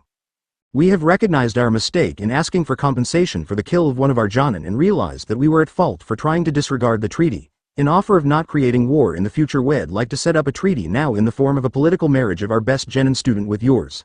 Respond as soon as possible so we may go over the terms of agreement. Kumo's rakage. Shikaku finished and everyone narrowed their eyes, especially Hiyashi. Who's our top genin? Someone asked, and Sarutobi slightly grinned. He held up the list of the most recent graduates of Academy students. Well, based on Academy stats, then that's Naruto Yuhi Uzumaki, Sarutobi said, and some people scowled at the name, which wasn't missed on the old Hokage, as he sighed, but there was nothing they could do about it at all. So are we going to accept this? Inoichi asked, and Sarutobi rubbed the back of his head before calmly taking off his hat. He, in truth, wasn't sure how to feel about this. Here was Kumo trying to make amends for what they did, but a political marriage? I think we should take it. Kumo is the only country that rivals us in military power. I think for the sake of avoiding war, then we should do it, Shikaku said, and some people agreed with him. So we should go with it then? Well, alright, but it's majority vote. How many say no? Sarutobi asked, and the civilian council raised their hands. Granted, this wasn't about the treaty, but Naruto actually being able to marry someone. And those who say yes? Sarutobi asked, and the shinobi side raised their hands except Hiyashi. Everyone glanced at the Hyuga head and Sarutobi side. He rubbed the bridge of his nose before addressing the stern-looking Hokage. Hiyashi-san, without you the vote is tied. What do you say? Sarutobi asked, and Hiyashi took the time to glance at everyone. All eyes were on him as the Hyuga sighed. For the longest time, and even though I can't say that I completely forgive Kumo for what they made us do, I lost my brother to them and I don't think I am ready to fully accept them, Hiyashi said, and most of the civilian council smiled while the shinobi side sighed. But I know when to try and forgive something. At least they're trying to make amends, I guess. I agree with it, Hiyashi said, and the shinobi side smiled with a nod while Sarutobi furled up the scroll. Alright then, I'll send a reply immediately, Sarutobi said as he got up from his seat and left the room while Shikaku turned to Hiyashi. I seriously thought you were going to say no to that one, Shikaku told him, and Hiyashi closed his eyes while getting up from his seat. Personal feelings should rise above the need for the village to grow stronger. I simply acted on that belief, Hiyashi said as he left the room. Sume and the others got up also, and the Inuzuka head tapped Shikaku's shoulder. So, who's telling this to Kurenai? Sume asked, and everyone glanced at Shikaku, making the Nara sweat drop. Sigh, so damn bothersome. She's going to kill me, Shikaku said, and everyone patted him on the shoulder and wished him the best of luck with the Ice Queen of Konoha. Back with Team 8, 2 days later, Naruto sighed as he looked out of the bow of the ship. He was so bored. They had been at the sea for 2 days and so far there were no bandits to fight at all. He figured that they should be grateful for that, but still he would have liked something to do. Anko had been teaching them her chakra control exercises, which even involved Shikamaru and Hinata trying to walk on water with their chakra, and the end result was them falling more than a couple of times, but they got that down no problem after the first few attempts. It made Naruto slightly smile because it took him no more than a few hours to learn it. Naruto turned his head and saw Shikamaru on the deck looking up at the clouds while Hinata and Anko were talking about something. He then opened his jacket and watched Mikata uncurl from the ball she had tied herself in to conserve her body heat. Naruto chuckled as he soon saw Mikata look at him. Is something wrong, Naruto-sama? Mikata asked, and Naruto shook his head. Mikata forked her tongue for a bit and she tensed up, which made Naruto know that something was wrong. The last time Mikata tensed up was when she felt a small disturbance when Naruto was training with Kurenai at one point. Her tensing meant something was about to go down and it might be bad. Mikata, do you feel something? Naruto asked, and Mikata nodded. She slithered out of Naruto's jacket and proceeded to wrap around his neck. People are coming, Naruto-sama. I don't know how many, but there is someone dangerous in their group. Mikata told him, and Naruto quickly stood to his feet. He saw a fog rolling in and narrowed his eyes. It was still sunlight and no fog should be coming in unless it was an unnatural fog. Naruto walked over to Shikamaru and woke him HP, which irked the Nara a bit. Naruto, what's that matter? Shikamaru asked, and Naruto narrowed his eyes. We're about to have some company, Naruto told Shikamaru, and the Nara fully woke up. They walked over to Anko and Hinata, deciding to warn them also. Anko ne Mikata thinks we're about to have some company, and I believe her. There's a fog rolling in at the moment, Naruto said to his sister, and Anko got up also with a sigh. She narrowed her eyes with a nod before she bit her thumb. Kachiyose no jutsu, Anko yelled, and soon a medium-sized python came on the deck of the ship. Greetings Anko-sama, how may I help you? The snake asked, and Anko grinned. We're about to have some company. Can you help take care of it? Anko asked, and the snake nodded. He then turned to see Mikata and grinned. Come on, kiddo. If you are going to be Naruto-sama's familiar, then you'll need the training also, the snake said, and Mikata nodded. Then they both slithered off into the water and disappeared. Naruto and his team waited as the fog rolled over the ship, and Anko barked her orders. Everyone get under the deck and don't come out till we say so, Anko yelled, and all the workers went below deck while Naruto took out his kodachi. Alright, here we go, Naruto said as he weaved his hand signs. He carefully sunk into the ground while Anko smirked. Using one of his Ka-chan's favorite techniques, that's just like him, Anko said as she quickly hid behind a door while Shikamaru and Hinata in a door next to hers. The four saw about 4 boats arrive, each with 3 people in them. Team 8 could only watch as they boarded the ship and looked around. On my signal, Anko said as the bandits look around. Soon another person came on and she smiled. She had a sword attached to her back, but her face was covered with a hunter-nin mask. She was in her mid-20s while she had blue hair flowing down her form. The only reason Naruto knew she was a girl was because she had the figure of one. At least he knew she was a girl and not some guy looking like one. That'd be so weird. There doesn't seem to be anyone here, Kyoko-sama, a bandit said, and the woman smiled before she chuckled. Don't be naive. There is always someone here. I didn't get to be Yagura-sama's second in command by going on things like that. Kyoko said, making Naruto raise an eyebrow. Who's Yagura? Naruto wondered, but then the girl unsheathed her sword and stepped forward. We know you're in here. If you don't want to die, then you will come out immediately, she said, and everyone tensed. Hearing no response, Kyoko chuckled as her sword glowed in seals. She walked around the ship and slashed a small barrel, making it explode. Now, she yelled, and everyone tensed again. Anko sighed as she gave a small signal that everyone on her team noticed before she opened the door with her hands up. Alright, calm down. I am here. Are you happy now? Anko asked, and the woman chuckled as she walked up to the snake mistress. So Konoha is here. I hope you know what I want, Kyoko said, and Anko raised an eyebrow. She put a finger to her chin and shrugged her shoulders. Sorry, but I've got no idea what you could want. Mind telling me? Anko asked, and the Kyoko woman's eyebrow twitched before she pointed her sword at Anko's throat. I don't enjoy jokes, so I suggest that you tell me right now, Kyoko said as Anko narrowed her eyes. The snake mistress spared a glance at Naruto, who grinned like mad, and she sighed. I really don't know what the hell you want, Anko said, and Kyoko chuckled before she turned around. She snickered, making her men back up out of fear before she turned to Anko and glared at the woman. Everyone wants to play with me. They don't take me seriously. They think I am an idiot. I want that document to Numa no Kuni. I refuse for them to gain any ground. Do you know what they did to me? I'll kill anyone who tried to make contact with them, Kyoko said to Anko, and the purple-haired woman raised an eyebrow again before chuckling. Oh, is that all you wanted? Well, tough luck, cause you'll have to kill me to take it, Anko said with a smile, making Shikamaru and Hinata widen their eyes. Anko winked at Naruto, and the blonde quickly went through his hand signs while Kyoko shrugged. Suit yourself, Kyoko said as she easily slashed Anko in half. The snake mistress gasped as she started to blood. Kyoko grinned at her accomplishment before the vision of Anko faded into nothingness, making her frown. It's a trick, Kyoko yelled as Naruto jumped out of the ground and smiled. Isn't that obvious? Naruto asked as everyone turned around. Naruto finished his hand signs and grinned. Genjutsu. Kokwamyo no Jutsu. Illusion. Infinite darkness technique. Naruto yelled as the darkness quickly enveloped everyone in the vicinity. This was the only A-rank genjutsu technique that he knew. It was also the only one that he learned that wasn't made from his mother. Lastly, it was the only A-ranked technique he knew altogether. Kurenai had showed him the technique during one of their training sessions. She said that all true genjutsu users knew this technique, and she only told Naruto to use it if the situation called for it, which he figured was a good enough time for this. Kyoko and her men tensed as they felt the darkness surround them. It was kind of heavy and at the same time very thick. Kei Kyoko-sama, how do we get out of here? I can't see anything in front of me, the guys said, and Kyoko rolled her eyes. Calm down, this is nothing, Kyoko said before she felt a slash come across her side. She winced at the pain, then gasped as she was kicked across the face, sending her to the ground. Kyoko cursed as she got to her feet. Shikamaru, it's time that you did your part, Naruto yelled, and Shikamaru nodded as he knelt down on one knee and did his hand signs. Kagemane no Jutsu, Shikamaru yelled as he sent his shadow going for the figures. He was lucky that they were standing still thanks to Naruto's genjutsu, and they stayed that way. Kagemane success, Shikamaru said as Anko signaled for Hinata. The Hyuga charged at Kyoko's men and quickly disabled them with her Juken and Byakugan. She wasted no time at all, and she was lucked just as Kyoko grew aware of her surroundings.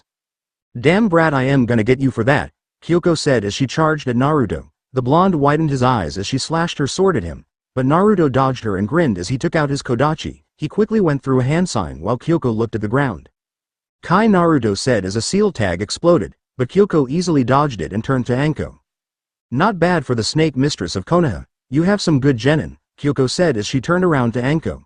The snake mistress chuckled with a nod as she dropped into a taijutsu stance. Well, I try. Don't lower your guard or my kitties are gonna mess you up, Anko said, and she and Kyoko fought each other. They both moved fast and hard as the sounds of kunai filled the boat. Anko handed the document to Naruto, and the blonde grinned as he put it in his pouch, making Kyoko narrow her eyes. You know, why don't you remove that mask so I can see the face of the person whose butt I am kicking, Anko said, and Kyoko chuckled at the Tokubetsu Jonin. Kyoko reached for her mask and Naruto waited with some bated breath, but Kyoko put her hand down. Sorry, but no one is to see my face. Now then, how about I kill you all? Take that note and rip it to shreds, Kyoko said with a smile behind her mask as Naruto came in front of Anko. With who? It hardly seems fair that it's 4 against 1, Naruto said, and Kyoko chuckled as she raised her hand into the air. Don't worry about that, as I have. She stopped when she heard screaming. Naruto and Anko chuckled as they heard the cries of people about 2 snakes as they destroyed the boats and the people on them. Naruto and Anko chuckled as the woman behind the mask gritted her teeth into a smile. Alright kid, you just signed your death wish, Kyoko said, and Naruto quickly blocked her sword strike with his 2 Kodachi. but she was stronger and he wasn't. She showed that when she quickly pivoted her foot and in a swift motion she sent Naruto flying into the air. But the blonde wasn't finished. He watched as Shikamaru and Hinata clashed with her also along with Anko, and Naruto had to act fast. Well, let's see, what can I do? Naruto wondered as he didn't want to destroy the boat, but then he got a good idea. The blonde quickly weaved his hand signs and casted another genjutsu as his teammates began to fade around Kyoko's vision. She watched the ship break apart as she fell into the water. She coughed and looked around. She gasped when the waves picked out around her and consumed her, causing her to stumble further and further into the depths. Kyoko, you have failed me, a small young man said, and Kyoko widened her eyes. She was looking at Yagura, her former Mizukage. Yagura-sama, I didn't fail you, Kyoko said, and Yagura turned his back to her. I have no need for someone like you. Go live out the rest of your days in despair, Yagura said before he disappeared. Kyoko widened her eyes as the darkness swirled around her and easily consumed her. And that's game Dadbeo, Naruto said as Kyoko widened her eyes. She saw she had been pinned to a wall by Anko with a kunai to her neck. She huffed and looked to see Hinata, Shikamaru and Naruto grinning at her. Anko turned around and snickered. Nice genjutsu, Naruto, Anko told him while Kyoko raised an eyebrow. Genjutsu? She asked, and Naruto sheepishly chuckled as he rubbed the back of his head. He patted Hinata's shoulder and Shikamaru's shoulder. If you guys didn't distract her like we planned, then it would have failed. Still, I can't believe that worked. I seriously thought she'd kill us, Naruto said, making everyone slightly chuckle. Just get it over with, kill me so I don't have to be near you all anymore, Kyoko said, and everyone rolled their eyes at her. Anko placed a chakra restriction seal on her before walking the Jonin-level shinobi to the bottom of the ship. Well, we obviously can't leave her down here, so who's going to watch her until we reach the shore? Anko asked deviously, making the 3 genin sweat drop as she pointed out that she wouldn't be doing it. Naruto sighed as he raised his hand offering to do so. Anko smirked and nodded while Shikamaru, and Hinata left the blonde alone. Naruto sat down in the storage hold of the ship. Kyoko slightly growled while Naruto took out a scroll. Both were relatively quiet and didn't have anything to say to each other, much less acknowledge the other's presence. This was going to be a long boat ride for them both. Back in Kumo, a short blonde-haired girl was seen walking towards the Raikage mansion. She was fairly light-skinned with light blue eyes that showed a small coldness in them. Her clothes consisted of a gray short-sleeved shirt along with some gray Kumo shorts. She wore some arm guards and leg guards while she was wearing some black shinobi sandals. She walked along with her teammates who were next to her. One had red hair and the other had white hair. The 3 were Samui, Karui and Omoi. They had just received news from their Raikage and were on their way to the mansion. So what do you think he wants with you, Samui? You didn't do something, did you? Karui asked with a grin while Samui rolled her eyes.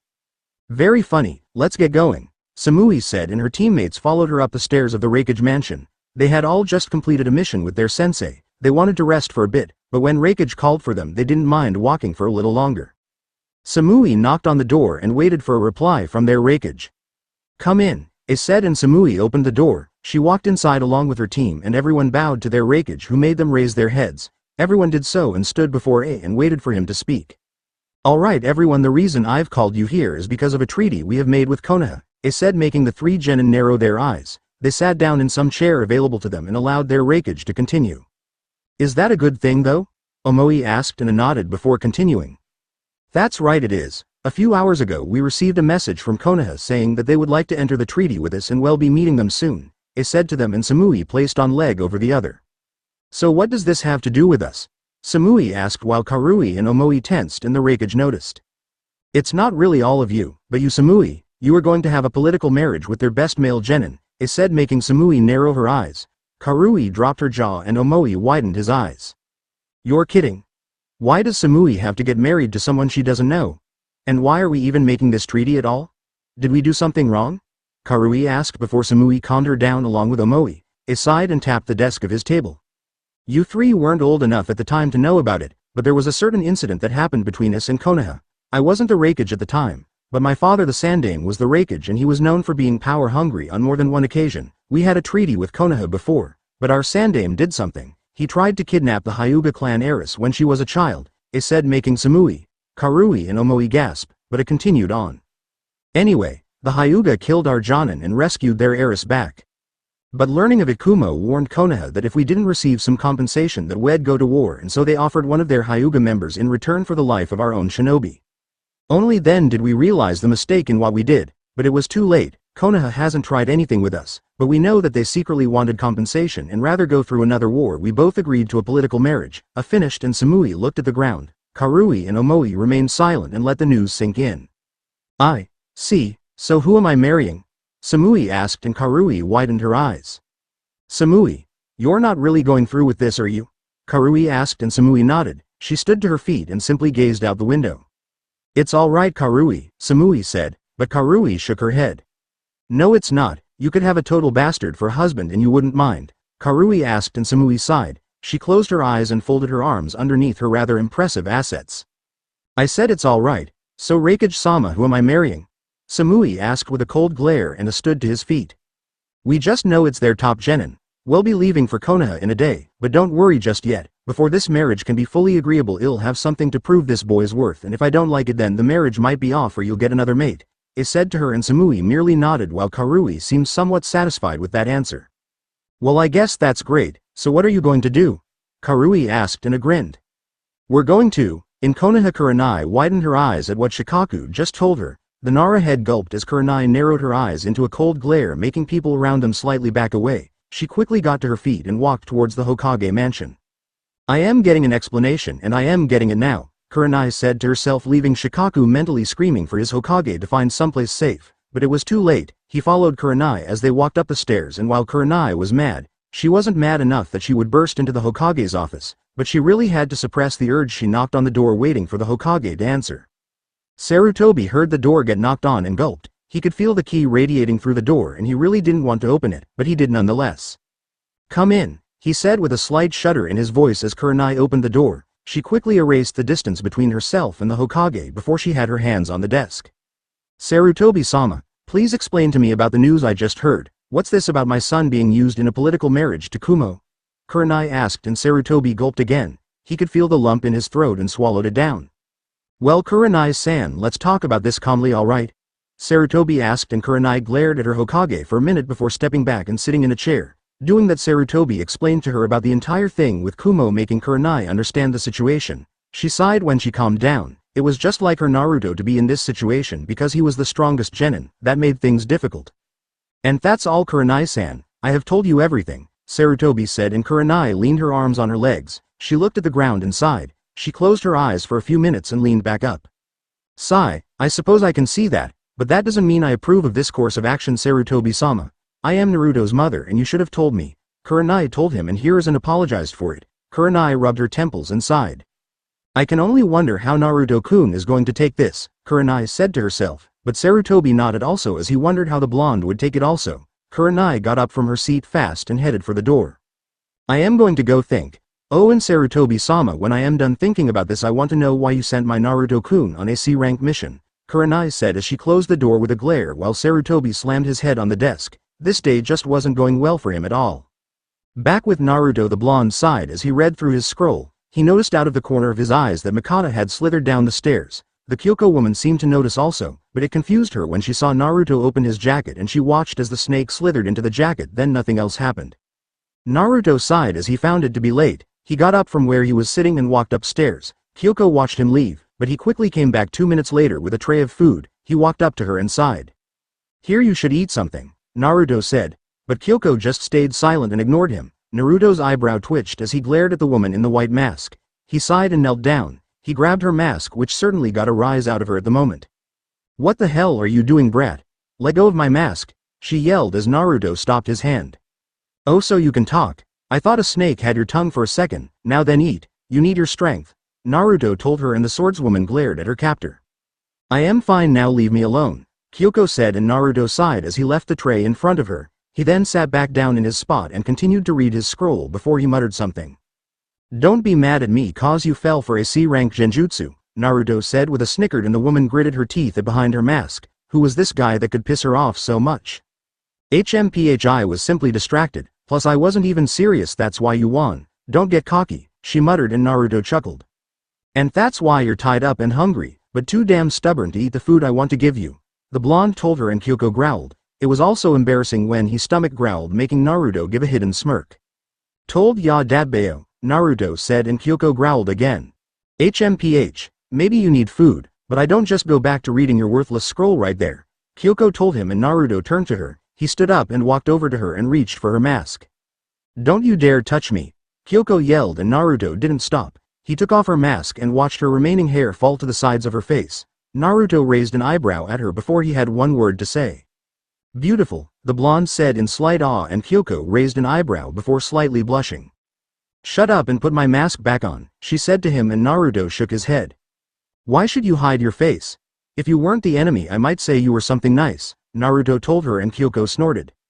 "Flattery gets you nowhere," Kyoko said, and Naruto simply shrugged his shoulders while Kyoko was wondering why she was even talking to the blonde in the first place. She easily tried to chalk that up to the boredom of being tied up, not to mention she was also hungry, but her pride made her refuse. "So are you going to eat or not?" Naruto asked, and his response was HMPH while Kyoko turned her back to him. Naruto chuckled as he rubbed the back of his head. He knew this type of woman as he saw a lot of her in his sister, Anko. "I'll never eat that slop," Kyoko said to him, and Naruto grinned as he took a spoonful of food. "Alright, I guess I'll eat it myself. I hate to let food go to waste," Naruto said to her, and Kyoko's eyebrow twitched. She heard the utensils clatter over the plates as she heard Naruto compliment the food. She could feel her resolve weakening as her stomach grew tighter. Her hair shadowed her eyes and she gritted her teeth. "Back off the food, it's..." Kyoko stopped as Naruto popped the spoon in her mouth and smiled as he saw Kyoko's surprised face. The blonde took it out of her mouth and smiled as Kyoko swallowed the food. "I can eat by myself," the woman said, and Naruto nodded as he took another spoonful of food and held it up to her mouth. The woman glared at him, and Naruto simply kept up his smile. "Just eat the food, Dabeo," Naruto told her, and Kyoko grumbled before reluctantly taking more of the food. Naruto continued this process until all the food was gone and the woman was satisfied. The blonde sighed and grinned. "Now was that so hard?" Naruto asked, and Kyoko rolled her eyes at him before the blonde walked back to his seat and opened up a book. "I knew I saw your face before. You're Kyoko Fura, the A-ranked missing nin from Kirigakure. You're wanted by nearly all of Kiri," Naruto said, and Kyoko raised an eyebrow. "Mind telling me why a genin knows about the bingo book?" Kyoko and Naruto chuckled. "You don't want to know about that, it's a stupid story. So what about you?" "Never thought you'd hate Numa no Kuni so much," Naruto said, and he noticed the extra deep scowl on her face. "It doesn't matter, it's not like you could understand," Kyoko said to Naruto, and the blonde looked up at the ceiling for a second. "Try me, Datbeo," Naruto said, and Kyoko rolled her eyes. She decided to humor the blonde and told him some of her life and her problems with Marsh Country. Naruto was shocked to learn that she was originally a shinobi from the country. But it was ruled by a tyrant daimyo. Anyone who tried to fight him was executed. She told him about our parents and how they died because of being in the middle of one of the raids the daimyo did to everyone. She told him how she narrowly escaped death the few times that she had tried to run away, and the time that she succeeded was when she saw Yagura and agreed to follow him, but he was beginning to show tyranny to his subjects as he started the bloodline purge. She said how she couldn't take him anymore and left to be deemed a traitor for her life. When Kyoko stopped talking, she didn't realize that it was almost close to morning. "And that's why I hate the Marsh and Kiri, people too proud of power that they try and usurp others and abuse them. That's why I hate them," Kyoko said, and Naruto chuckled, then laughed, making Kyoko raise an eyebrow. "Why the hell are you laughing?" she asked, and Naruto shook his head in an apology.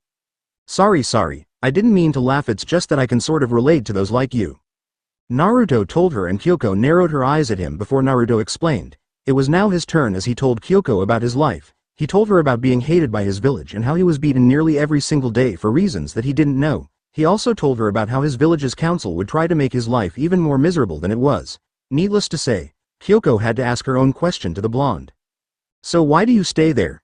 You should leave and come with me," Kyoko said, enjoying the suggestion even if she didn't want to admit it, but Naruto smiled and shook his head. "Because I have important people in there. I have my mother, my sister, my team, and my friends back in Konoha. It's not a bad place, but I have power also. I don't abuse it and I fight to protect what's important to me," Naruto told her, and Kyoko sighed as she leaned her head back into the wall. "What a cheeky brat you are," she said, and Naruto shrugged his shoulders. "Hey, at least we're having an engaging conversation now," Naruto told her, and Kyoko actually did something he didn't expect. She chuckled. It was a nice laugh, very melodious and different from the usual chuckles she gave when they were fighting. "I suppose. Oh well, at least before I die I'll be able to say I had an interesting conversation with someone," Kyoko said, and Naruto raised an eyebrow. "Who said you're going to die?" Naruto asked, and Kyoko snorted. "Well, you are going to turn me to Kiri for the reward, aren't you?" Kyoko asked, and Naruto snorted back, making her look at him in confusion. "I could do that, or I could ask that you come back to my village with me," Naruto said, and Kyoko looked at him incredulously. You're a few kunais shy of a set if you think I am going to align myself to another power-hungry village, and judging by the way you said you were treated, I'd rather take my chances being on my own, Kyoko said, and Naruto got up and walked over to her. He sat next to her and smiled. Come on, you know you want to come. Have a nice hot meal every day. Get a nice warm bath. I doubt you get that every day, Naruto told her, and Kyoko felt some of her resolve weaken. She really hadn't had any of that in a while. In fact, her latest meal was the one that Naruto fed her. HMPH. Bribery doesn't work on me, brat. I've been through a lot not to get worked up over that, Kyoko said, and Naruto grinned. Oh come on Kyoko, nay, you know you want to come, Naruto said, and immediately Kyoko glared at him. Who the hell are you calling Kyoko, nay? That better not be me, Kyoko said, and Naruto chuckled. Is there any other Kyoko nei in here? Naruto asked, and Kyoko HMPHED again. She gave a small smirk and turned to him. You're weird, she said, and Naruto smiled at her. He simply nodded and rubbed his head. Ka-chan said that too. I wonder why, Naruto said, and Kyoko snorted. It's because you don't know how to get some sense when someone talks to you, Kyoko said to him, and Naruto pouted. Hey, I have sense. I have better sense than you, man. You wore a mask for crying out loud, and I was just trying to be nice, and it's morning, Naruto said as Kyoko looked to see the sun coming up through the stairway. They had been talking all night. No sleep. I've never not slept before. Must be so tired, Dabbeo. Naruto panicked, and Kyoko chuckled. She tried to sit up on her knees and blushed. Just sleep on my damn lap. Man, this is your fault. I can't believe I am opening up to someone like you, someone I could confide in. How unsightly for me, Kyoko said. But then she felt a plop on her lap and saw Naruto sleeping soundly. She gawked for a few minutes before sighing and looking at the ceiling. She widened her eyes when she saw Anko looking at her through the stairs. So Miss Missing Nin has a bit of a soft side for my little brother, huh? Anko said, and Kyoko rolled her eyes. Don't you dare say anything to anyone, Kyoko whispered, and Anko knelt down in front of her. Hey, I love my little brother too. I just didn't think that he got you to open up in about 8 to 10 hours. It's better than what I could possibly do, Anko said, and Kyoko rolled her eyes. Both saw Naruto nudge a bit on Kyoko's lap before they sighed. Well, silence irks me to no end. I swear his attitude is a disease. I just found myself talking with him as the night went on. He's a weird brat, Kyoko said, and Anko nodded before smiling. Yeah, he's like that. He just has a quality that makes anyone like him when they have the time to talk to him. I could never figure it out. Hell, I bet he could become friends with the entire world if they all had the chance to talk with him, Anko said, and Kyoko looked at him. No one's ever called me Kyoko nei. It's weird to hear it for the first time, but not in a bad way, I guess. Do you think he was joking when he said he'd like me to go back with him? Kyoko asked, and Anko's smile faded slightly. He's not like that at all. If he wanted you to come back, then he wanted you to come back. He's always been like that. Hell, that's how he found Mikata, Anko said, and Kyoko raised an eyebrow. Mikata? She asked, and Anko unzipped Naruto's jacket, and both looking inside at the sleeping snake. His snake familiar, found her out in the training ground. She was injured. He helped her and brought her home. Maybe you should be like Mikata, Anko suggested, and Kyoko rolled her eyes. She looked to the side at some barrels and slowly thought to herself. She muttered things over and sighed. I guess if he's there, then a place won't be so bad, even if I hate some of your power-hungry officials. But I guess he could be right. Just so you know, I am not doing this for you, him, or anyone else. I am doing this for me and me alone, Kyoko said, and Anko smirked. Whatever floats your boat. So do you still want this document or not? The snake mistress asked, waving it in front of Kyoko, and the swordswoman slightly glared before huffing. Get that thing out of my sight before I rip it to shreds, Kyoko said with a huff, and Anko nodded, getting rid of it. Both looked down at Naruto, who yawned. Anko nei. Kyoko nei, it's my ramen, Naruto said, making Anko and Kyoko chuckle before the captive's eyes gleamed. Ramen? Did he say ramen? Konoha has ramen? I love ramen, Kyoko said almost aloud, waking Naruto up as Anko snickered. Yep, she's definitely like Naruto. Tucci, you're about to get some real good business, Anko said to herself before she took out a kunai.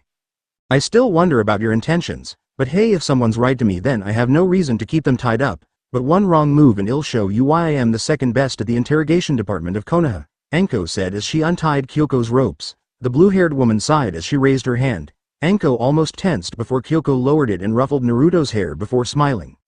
He's a pain, but he's cute when he's sleeping, Kyoko said, and Anko nodded. Soon Shikamaru and Hinata came down the stairs.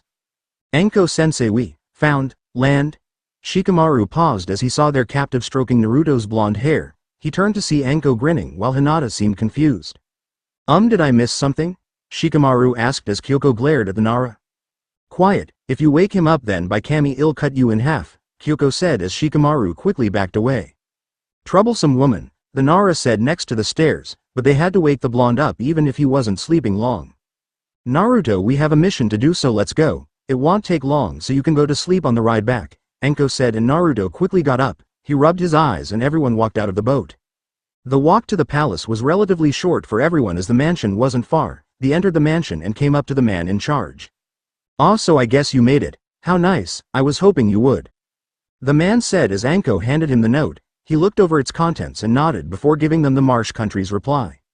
Anko put it away, and just as easily they were ready to set sail again. Naruto had complained that there was no action involved in the fight, but Kyoko countered and asked him if she wasn't enough of a challenge, which Naruto gulped and immediately told her that she was. After that, Kyoko and Naruto were busy sleeping beside each other on the deck of the ship while Shikamaru and Hinata turned to Anko.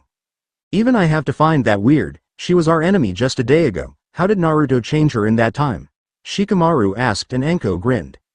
"That's just like him, I guess. We should just be lucky that this mission went off without a hitch," Anko said, and soon the waters began to rumble and shake violently. Everyone shifted under the heavy waves before they saw something emerge from the sea. "WWW, what is that?" Hinata asked, widening her eyes in fear. Shikamaru sighed as he rubbed the back of his head. "Oh man, that is such a drag," Shikamaru said while Anko whistled. A giant kraken came out of the water and roared out at them, making the waves crash around. Everyone braced for the edges of the ship and noticed Naruto and Kyoko still sleeping. How can they still sleep? Shikamaru wondered, and the giant creature roared again, making Kyoko open her eyes. She growled and stood to her feet. She saw everyone pointing behind her, and the blue-haired woman turned around to see the giant creature behind her. "You woke me up from my nap. I hate being woken up," Kyoko said as she grabbed her sword. She unsheathed it and quickly brought it back. The creature roared and thrashed around before Kyoko jumped into the air. Vanish, in the hidden storm. Hajutsu. Myakudo Raiji, hidden blade technique. Pulsation rage. Kyoko yelled as she slashed at the kraken, and a light blue aura surrounded her sword as she making it shine, blinding everyone. As Kyoko hit the ground, she sheathed her sword and smirked. "Not enough to scare me," Kyoko said as the creature fell into the ocean with multiple slash marks around its body. Everyone gasped as Kyoko sat back down next to Naruto. "How did you do that? You really are a Kenjutsu woman," Shikamaru said, and Kyoko raised a tired eye at them all. "It's easy enough. I told you I was previously one of the swordsmen of the mist. Defeating something like that is child's play," Kyoko said, and Hinata quickly waked over also. But we were able to fight you almost by ourselves. How could you be taken so easily?" Hinata asked her, and Kyoko rubbed the back of her head and chuckled. "Two reasons. One, it was 4 against 1. Kyoko said, making everyone nod with that as she sort of blushed in embarrassment at the second one. "And the second one is that I suck at trying to dispel genjutsu," Kyoko said, making everyone fault completely, which made her laugh. Naruto yawned as he woke up also. "What's all the noise about, Datbeo?" Naruto asked, rubbing his eyes, and Kyoko shrugged her shoulders. "Come on people, keep it down. We're trying to sleep here," she said as the two quickly laid back down on the deck and went to sleep, making Anko gulp. "Nai-chan is going to kill me for this," Anko thought as she watched Naruto and Kyoko sleep. Team 8 had no idea what was in store for them at the moment when they got back home. Sarutobi was currently writing and signing some more documents in his office as he blew a puff of his smoke. The Sandame sighed at the slow day the village was having. He and Kurenai had talked about some things, and Sarutobi agreed that she should be there when the Raikage came so she could get a look at the woman that Naruto was supposed to marry. Granted, it still irked her that her own son was being used in a political marriage. There wasn't all that much that she could do. "I really wish there was something going on. Oh well, at least the day is slow. Any surprises would be greatly welcomed in my personal opinion," Sarutobi said to himself before someone came through the door. He looked up to see Konoha's 2 gate guards, Izumo and Kotetsu. "Something I can help you two with?"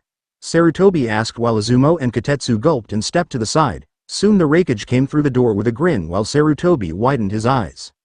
"Yeah, you can greet us, Hokage Dono," he said while Sarutobi stood to his feet. He quickly walked around the corner of his desk.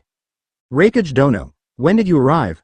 I wasn't even informed that you had appeared in the village," Sarutobi said as I walked inside along with Samui, Karui and Omoi. "It's a small surprise, Hokage Dono. Don't read too much into it. Now then, I'd like to talk with you about what we discussed in our letter," he said, and Sarutobi sighed. When he said he wanted a surprise, that wasn't exactly what he meant, but ask and you receive something even if you're not expecting it. "Well, it is a pleasure that you've arrived, Raikage Dono. Unfortunately, our genin that we would have you meet is out on a mission with his squad at the moment. He will return soon enough, so I'd appreciate it if you could wait for his return," Sarutobi said, and nodded. The Hokage snapped his finger and immediately an Anbu bowed before him. See that the Raikage and his associates are treated with hospitality, Sarutobi commanded, and the Anbu nodded as he showed them the door. Konoha sure knows how to be polite at least, Karui said to her teammates, making Omoi nod while Samui stayed silent. The four were guided out of the room while Sarutobi sighed. Hokage-sama, any reason why Kumo is here? Katetsu asked, and the Sandame sighed as he rubbed the back of his head. It's something you'll know about later, but for now don't ask any questions. Also get Kurenai-san for me. She and her team should still be finishing up a D-rank mission, so I am sure she will want to know everything. You're dismissed, Sarutobi said, and the two Chunin vanished out of sight while Sarutobi sat back down in his chair. This was all going to become a massive headache to him. With Kurenai, Yuhi Kurenai watched Ino, Shoji and Shino do their work of painting the fences of a client while she heard the small grumbles from the blonde of the group, but that was understandable. Missions like these had no use for shinobi, doing chores that civilians were too lazy to do themselves. It staggered the mind of how different things were from back when Kurenai was a child. Kurenai-sensei, how long do we have to do this menial labor? Ino asked while Kurenai sighed before getting to her feet. This is to help you build teamwork, Ino. You must master this before you take on the higher missions, Kurenai said while Shino turned to Ino. This is the most logical conclusion, Ino. We know nothing about each other, and if we're not prepared then we won't know our enemy, the Aburame responded, and Ino just settled for nodding. Whatever, bug boy, sigh. I wonder what Sasuke-kun and Naruto-kun are doing, Ino said, daydreaming while Choji's stomach grumbled. I am hungry. When is lunch? Choji grumbled, making Kurenai sigh at her team, but she could deal with it, she figured.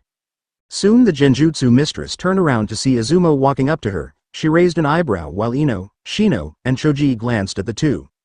Izumo, what are you doing here? Kurenai asked, and Izumo gulped. He whispered in her ear, and Team 9 noticed Kurenai narrow her eyes as she visibly tensed slightly before they saw Izumo disappear. Kurenai-sensei, what's wrong? Ino asked, and the Genjutsu mistress turned to her squad.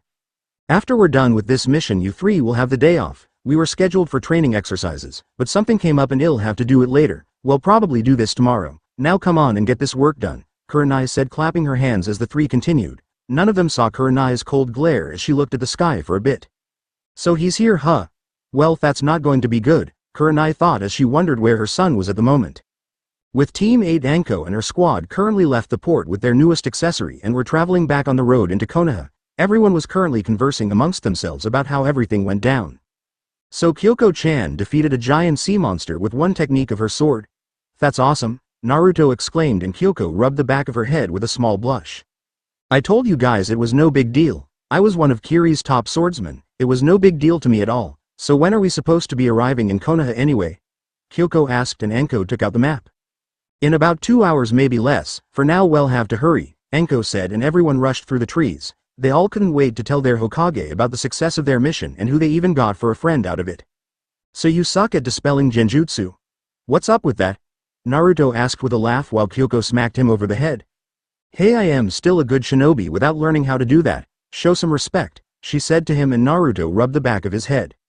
Sorry, I just didn't know that one of Kiri's swordsmen was able to get caught in a C-rank genjutsu. It's funny, Naruto said to her, and Kyoko narrowed her eyes while Hinata and Shikamaru snickered.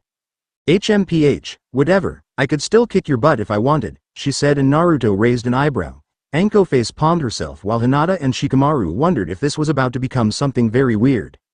You're on, Kyoko-chan. Maybe I'll take it easy on you and use a simple D-rank genjutsu this time, as you had trouble with that C-rank, Naruto said as he saw Kyoko's blue hair shadowing her eyes. The blonde gulped before he quickly shot forward while Kyoko grabbed her sword. Okay, brat. I'll teach you, Kyoko yelled, chasing after Naruto while the rest of the group continued to laugh. They're so troublesome. They act like they were never enemies, Shikamaru said while Anko nodded. She could definitely see the smiles on Kyoko's face. It must have been one of the first real smiles she had ever given or allowed herself to show. Sometimes it's better that way. You meet a lot of strange people in the world.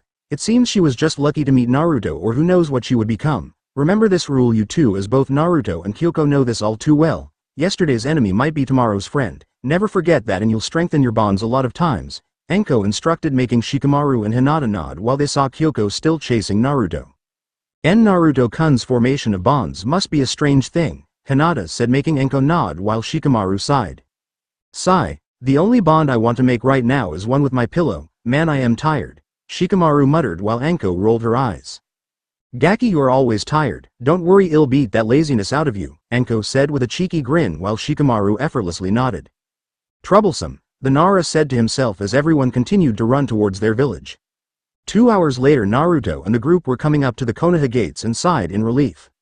Finally made it, now we just have to clear this was Gigi and then we can go home. We can also find you a home also Kyoko-chan.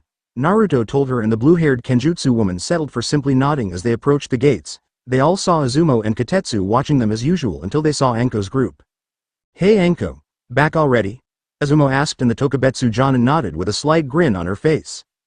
That's right, the mission wasn't very difficult, it would have been much less difficult if not for somebody. Anko spoke glaring at Kyoko who had a slightly confident grin on her face. Well it's nice to see you back, but Hokage-sama needs your team in his office. Well, not his entire team, but more precisely Naruto right now. Kotetsu reported and Anko raised an eyebrow. Well we were just going there, but what does he need Naruto-kun for? She asked them and the blonde raised an eyebrow. It was a rarity that his Gigi ever needed him for anything so he wondered what he could want. Naturally Hinata and Shikamaru were curious as to what their Hokage could want with Naruto also, but they figured that they would know about soon enough. Well the Raikage of Kumo is here talking with Hokage-sama and he just said that he wants to see you know, so you'd better get going now. Izumo told her and Anko nodded with a slight thank you. Well thank you for that, we'll be going then, Anko said as everyone walked off. They decided not to dawdle any more than they already had. I wonder what he wants with me, Naruto said to them while Shikamaru rubbed his head.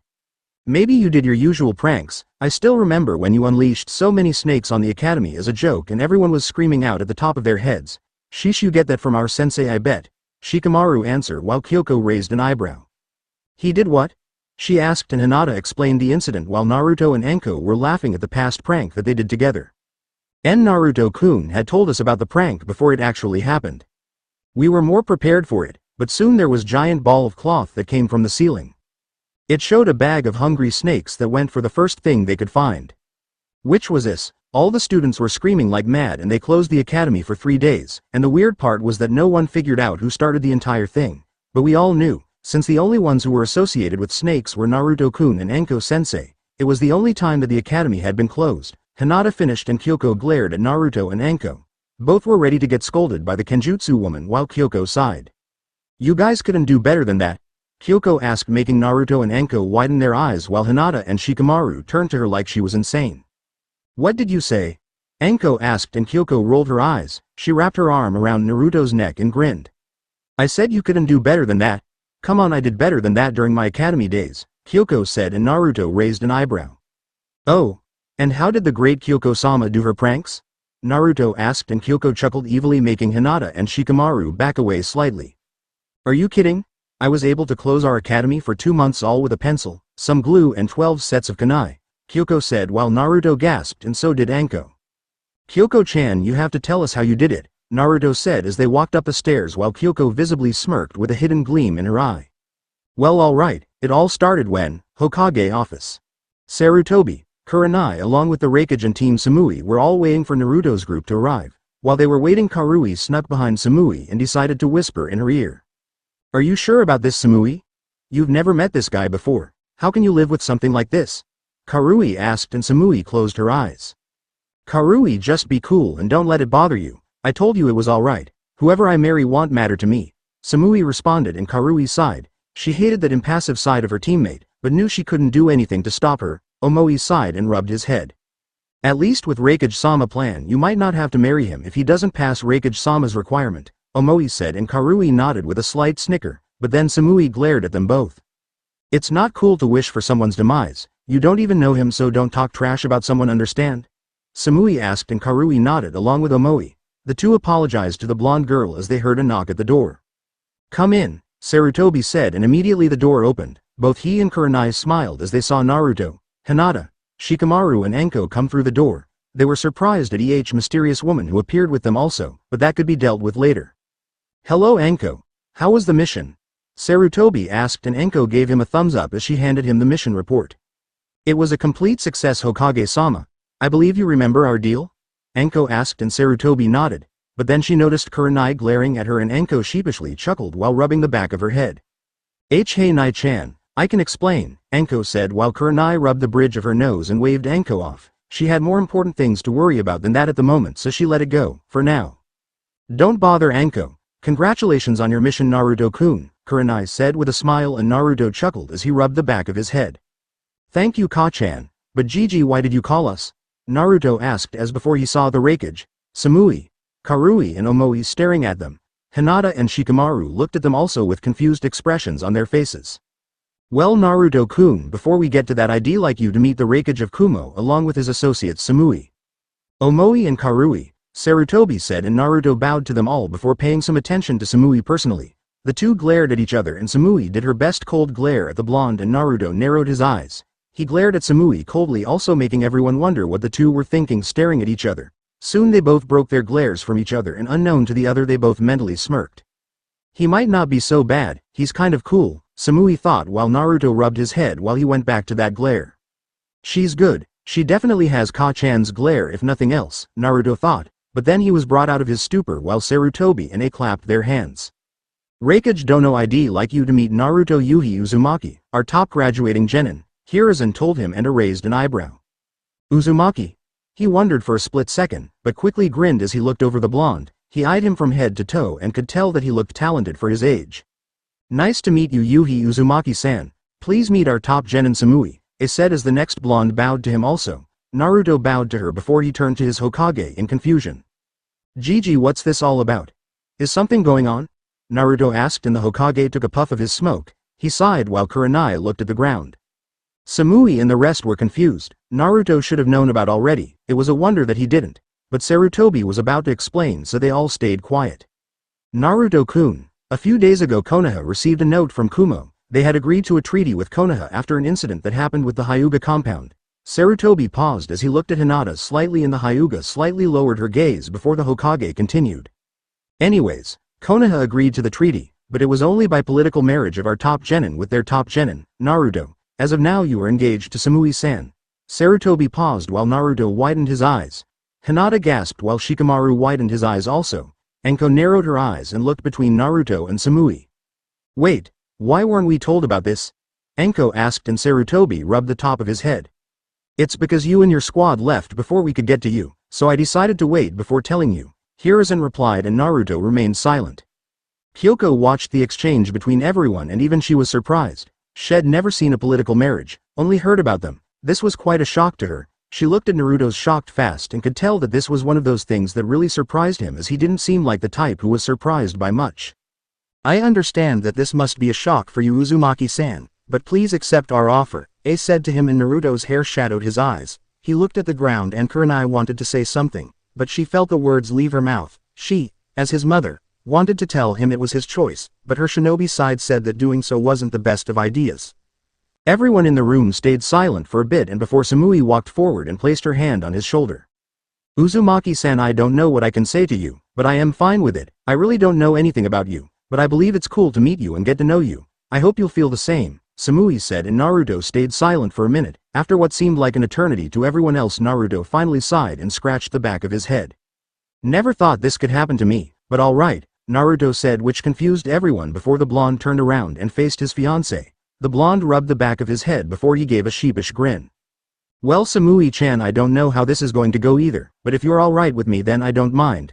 I hope to get to know you better also, Naruto said and Samui gave a very small smile and nodded while some people sighed not knowing that they were holding their breath the entire time. So what do you think of him Karui? Omoi asked and the dark-skinned Kunoichi looked at him from eye to toe just like her Raikage. At least he doesn't seem to be an idiot, Karui said and Omoi sighed. His teammate could be such a stickler at times, but he knew she was just looking out for Samui even if he wondered if the blonde Kunoichi needed that.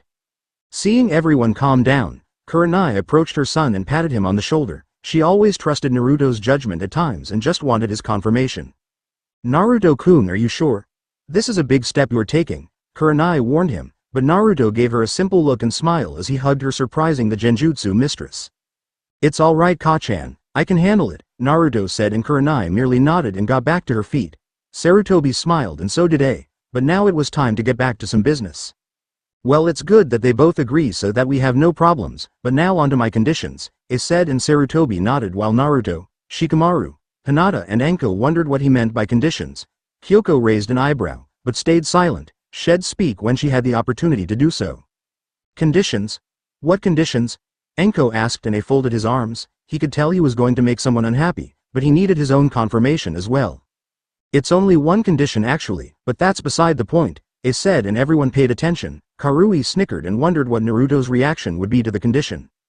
Simply put, I just want to make sure that Naruto-san is as good as you claim him to be.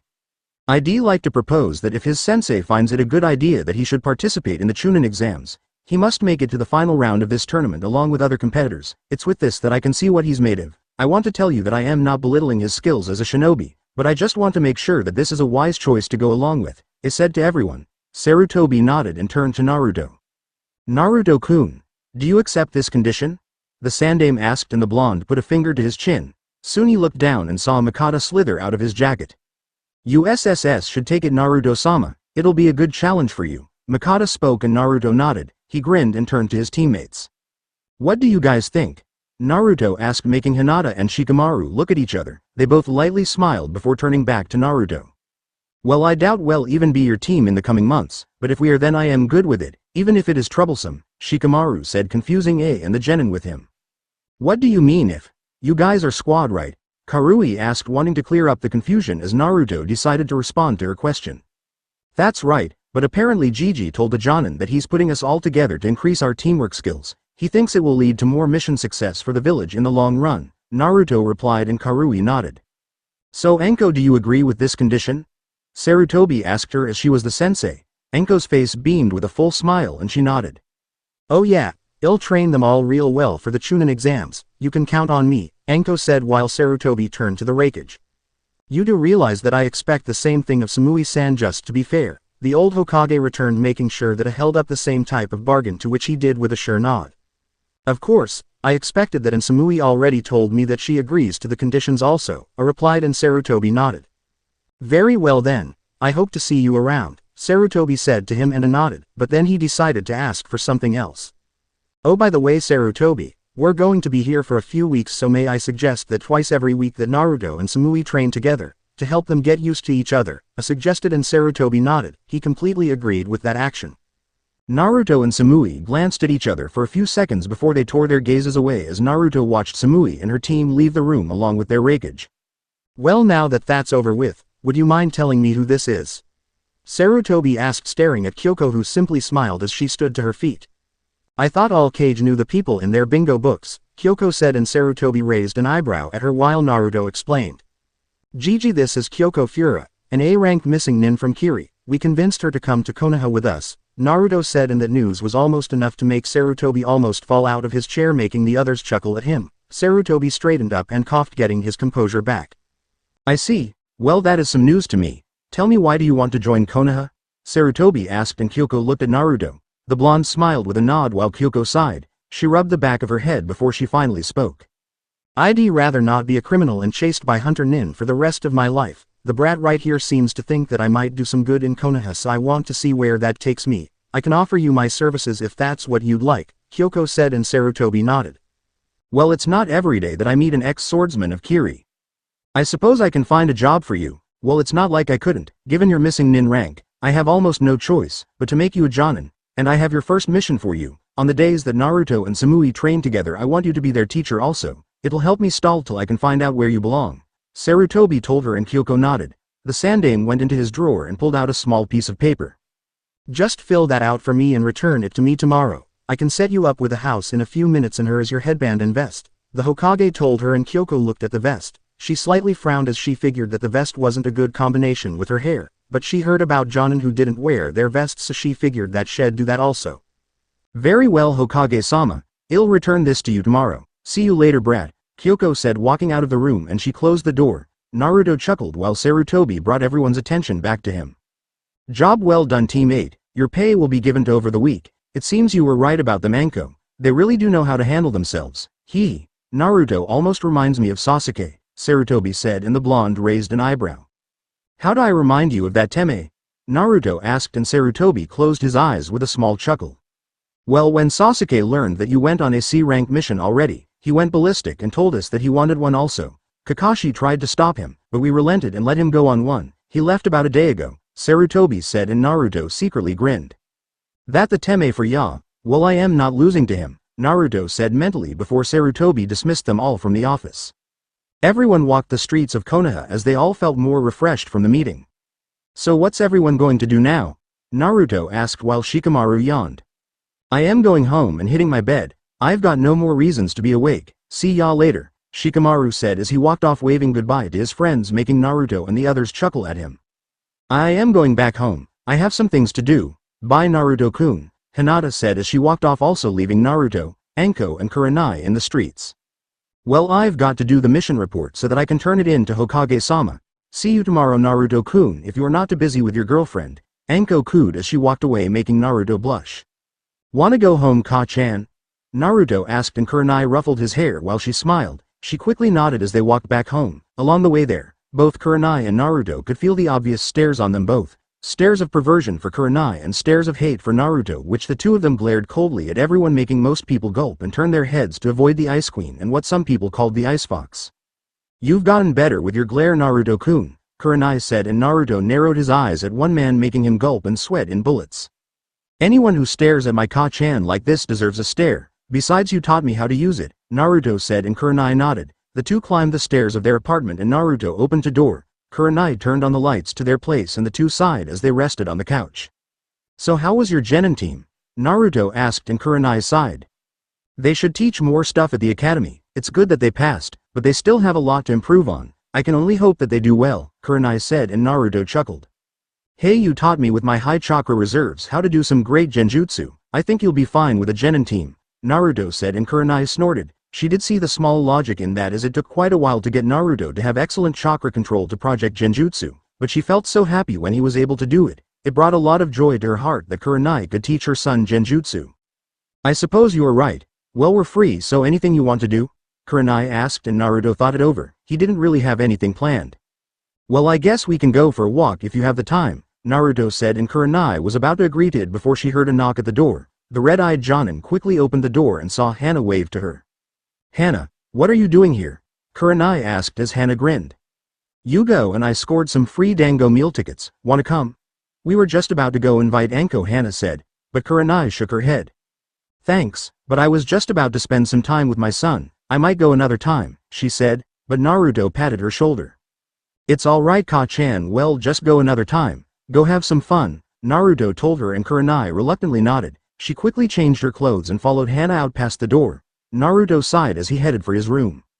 The blonde opened the door and laid on his bed. He unzipped his jacket and watched Mikata slither out. Are you okay Naruto-sama? She asked, and the blonde nodded. He quickly sat up and softly petted Mikata from her head to her tail. I am fine, just bored. I guess I'll go back and walk around the village. Are you going to stay here? Naruto asked, and Mikata nodded. She forked her tongue and slithered across the floor.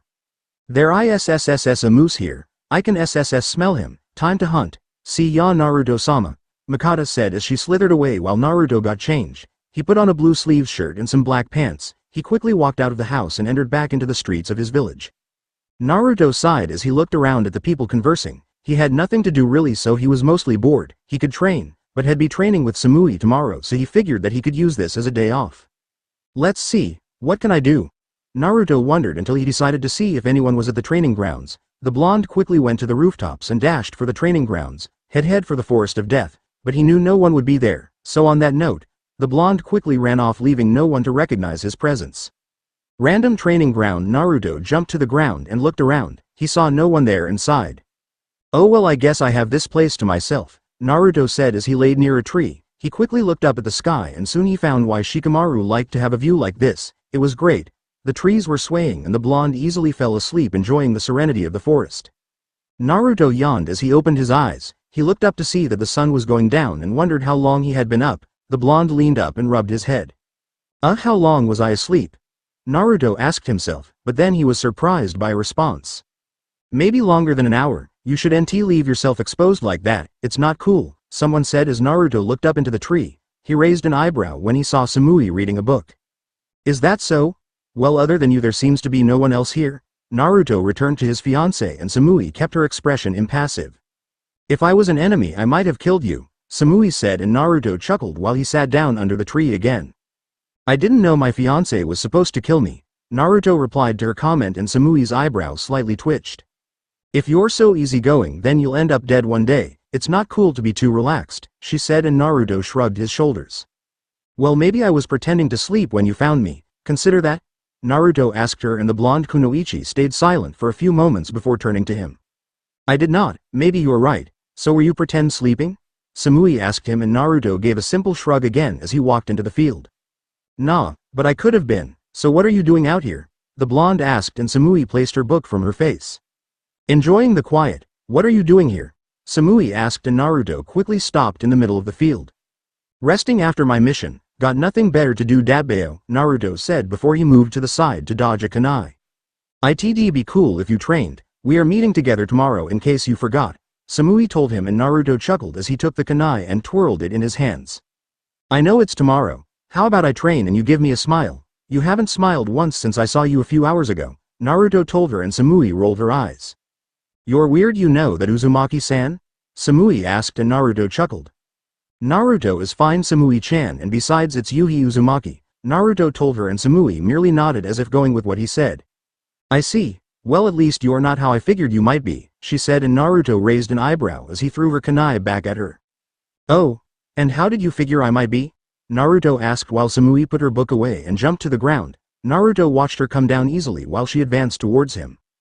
Didn't really have much of an opinion, but let's just say that with Karui's imagination I was slightly worried to meet you. No offense to you, Samui said impassively and Naruto agreed with her. None taken, Samui. I'll mind it without an honorific? He asked and she nodded that it was fine as she didn't really care much for the honorifics either. Samui is cool, I guess, just figured I should get to know you a little before we train tomorrow, Samui told him and Naruto nodded. I see, well that's always nice to hear, so what do you want to know about me? Naruto asked and Samui shrugged her shoulders. Nothing comes to mind yet, it'll be cool if you told me how you train, Samui said and Naruto chuckled before he turned to her. Well I could tell you that, but I hardly know you also, can I ask you a question then? Naruto asked and Samui nodded, the blonde smirked and looked at the sky. What's your last name? You answer me that and I'll answer yours, Naruto said and Samui's gaze grew cold. Naruto narrowed his eyes and he gave his best cold glare also. The two stared at each other for a bit while their blue eyes collided against each other. They soon stopped and Samui sighed. I don't have a last name, I never knew my parents, I only have my brother Atsui. Samui responded and Naruto nodded. He sighed as he wondered if he brought back a bad memory. Oh sorry about that, I didn't know you had that type of past, Naruto said and Samui shrugged her shoulders. It's cool, I've mostly got over it, Samui said to him and Naruto nodded. I didn't know my parents either, no one really tells me about them, Naruto said while Samui raised an eyebrow. If I recall correctly then you called the Genjutsu mistress, Ka-chan, Kurenai-san, isn't she your mother? Samui asked and Naruto rubbed the back of his head. Adoptive mother, but yeah, I love her and she's taught me a lot as if I was her own son, so I took on her last name and added it to my name, Naruto said with a gentle smile as he sat down under a tree. Samui remained standing looking at her future husband. I see, well that's cool, Samui said feeling some small amount of respect for Naruto coming around. Oh and to answer your question, I mostly trained to be an all-rounded shinobi, but I prefer Genjutsu above the others, Naruto said and Samui nodded. Well alright, it looks like it's getting late, I guess I'd better go unless you have any more questions? Samui asked and Naruto turned to see the moon going down. He shook his head as he stood to his feet. He quickly dusted himself off and walked over to Samui. He held out his hand making the Kumo Nin look at him strangely. We never really introduced ourselves to each other, right? Well I'd like to do that now. Just think of it as a small step to getting to know my fiancé Dabbeo, Naruto said grinning and Samui looked at his hand for a bit. She gave a hidden smile, but shook his hand. I am Naruto Yuhi Uzumaki. It's nice to meet you Samui, Naruto said to her and Samui nodded. I am Samui from Kumo. It's nice to meet you Naruto, Samui told him and the blonde chuckled as he let go. The two began to walk back to the village while Samui seemed to be in deep thought. Something bothering you? Naruto asked and Samui turned to him. The way you talk, that Dabbeo, what's up with it? Samui asked and Naruto sheepishly chuckled in embarrassment. Ka-chan calls it a verbal tic, it's something I've always said without meaning to, and what about you saying cool a lot? Naruto asked as he knew it had to do with her name in a way. Samui coughed in her hand out of simple embarrassment. It's nothing, it's just a cool word, I like it, Samui said and Naruto chuckled which got her confused. What's funny? Is it something I said? She asked and Naruto held his hands in defense. No Samui-chan, it's just that you're interesting and a lot more mature than some of the people I hang out with, Naruto responded and Samui seemed to accepted that. Is that a compliment? She asked and the blonde male Jinchuriki quickly nodded that it was which made Samui's mood lighten a bit. Yeah it was, so how do you like Konoha? he asked, and quickly Samui's expression went back to being impassive. It's a nice village. I haven't had the opportunity to come here, so it'll be a new experience, Samui answered, and Naruto nodded. It was then that they entered the village, and immediately Naruto's stomach grumbled while he blushed in embarrassment, also against her wishes. Samui let out a small smile. I guess I'll go and let you eat, Samui said, but then Naruto grabbed her arm. Oh, come on and eat with me. You've got nothing better to do, so let's go, Naruto told her as he dragged Samui to his favorite place. Samui had never been manhandled before, so this was kind of new to her, to his favorite stand. After a bit of walking, Naruto opened the curtain while Samui followed inside. It wasn't her intention to be out this long, but somehow she stayed while Naruto sat on a seat and Samui sat next to him. Hey Tuchi Oji-san, mind getting me and Samui some ramen? I'll take one miso. How about you, Samui-chan? Naruto asked, and the blonde girl sighed. She wasn't much on eating such things. Not that they had ramen in Kumo, or maybe they did and she just didn't know about it nor taste it. I guess some shrimp ramen is okay, Samui said, and Tuchi nodded. One miso and one shrimp, you got it, he said while Naruto looked around. Where's Ayane? Naruto asked as Tuchi began to do his work. She's gone to the bank. She won't be back for a while, Tuchi said, and Naruto shrugged his shoulders. Soon Tuchi poured the two their bowls and Naruto handed Samui her chopsticks. Samui looked at Naruto with a glare while the blonde simply smiled. The blonde girl sighed and took the chopsticks. She watched as Naruto dug into his food while looking down at her own. Naruto turned to her and gulped some of his noodles. Are you alright? Is it not good? Naruto asked, and Samui shook her head. No, I just don't eat food like this, but I'll try it, Samui said as she picked up the noodles and placed them in her mouth. She slightly widened her eyes before turning her head to see Naruto smiling at her. Samui raised an eyebrow at him, but knew why she was smiling. They were really good noodles. She couldn't deny that fact. Granted, they were the only noodles she'd ever had, but they were still good. I take it you like them? Naruto asked, and Samui looked back at the still full bowl of noodles. They're cool, I guess. Yeah, they're quite good, Samui said, and Naruto finished his bowl. Samui took a little longer, but she finished also. Naruto paid Tuchi and the two left. Alright Samui, I'll see you tomorrow at the training ground where we met last time, Naruto told Aur, and Samui nodded. She slowly waved goodbye to him as the two walked in separate directions. Unknown to the two, there were 5 shadows watching them. Ah, Naruto-kun just had his first date. I told you that girl was cute, Anko said while Hana and Kurenai came out of the shadows. I'd rather not interfere with my son's life, Anko. Why are we even here? Kurenai asked, and Anko grinned as she smiled. Are you kidding, Nai-chan? Those two were made for each other, even if that Samui is slightly more serious than someone would like, Anko said while Hana chuckled. So Naruto's got a fiancé. Never saw it coming. That is going to spread like wildfire in the next few days, Hana said, and Kurenai could agree with that. Well, Samui Uzumaki sounds like a nice name, or maybe it's Samui Yuhi Uzumaki. Who knows how something like that goes, Anko said, and Kurenai slightly snorted. If only Yugo could enjoy this view with us, Hana said before 2 other people joined. See, Karui, I told you there was nothing to worry about. Man, you're so protective. I wonder if you're trying to be Samui's mother or something, Omoi said, which earned him a smack on his head. Shut up, Omoi, but I guess you're right. He's at least not an idiot. Heck, it's an accomplishment that he got Samui to even eat with him. She never wants to eat with us, Karui pouted while Omoi chuckled. Maybe she doesn't want to be around your loud mouth that could cause an avalanche, Omoi replied while Karui merely growled before the two vanished out of sight. Looks like we're not the only ones who were interested in this new relationship. How nice, Anko said as the 3 shunshined out of sight also. Somehow, Kurenai managed to beat Naruto home, and when the blonde opened the door he saw Kurenai sitting on the couch reading while she was humming. Oka-chan, you're back. How was it with Anko-ne and Hana-chan? Naruto asked, and Kurenai turned around.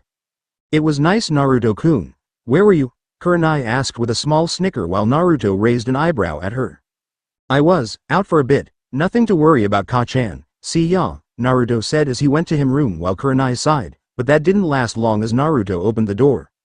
Oh, and Ka-chan, if you, Anko-ne and Hana-chan are going to spy on me, then please use a higher genjutsu, cause I dispelled that rather easily, Naruto said as he closed the door, leaving Kurenai with her eyes widened at the thought that Naruto had caught her without her knowing. She didn't know whether to be proud or scared of that.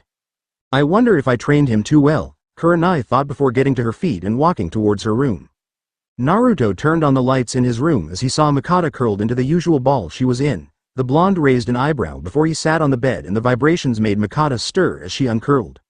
Naruto-sama, when did you get home? She asked as Naruto put on his night clothes. Just now, Mikata-chan. We've got a busy day tomorrow, so let's get some sleep, Did you find your mouse? Naruto asked and Mikata forked her tongue. Yep, and SSSS settling peacefully in my SSS stomach, Mikata said, making Naruto shiver slightly. He turned out the light and quickly went to sleep while he looked at the ceiling. Samui-chan really is interesting, Naruto said in thought as the sleep claimed him and he went to bed.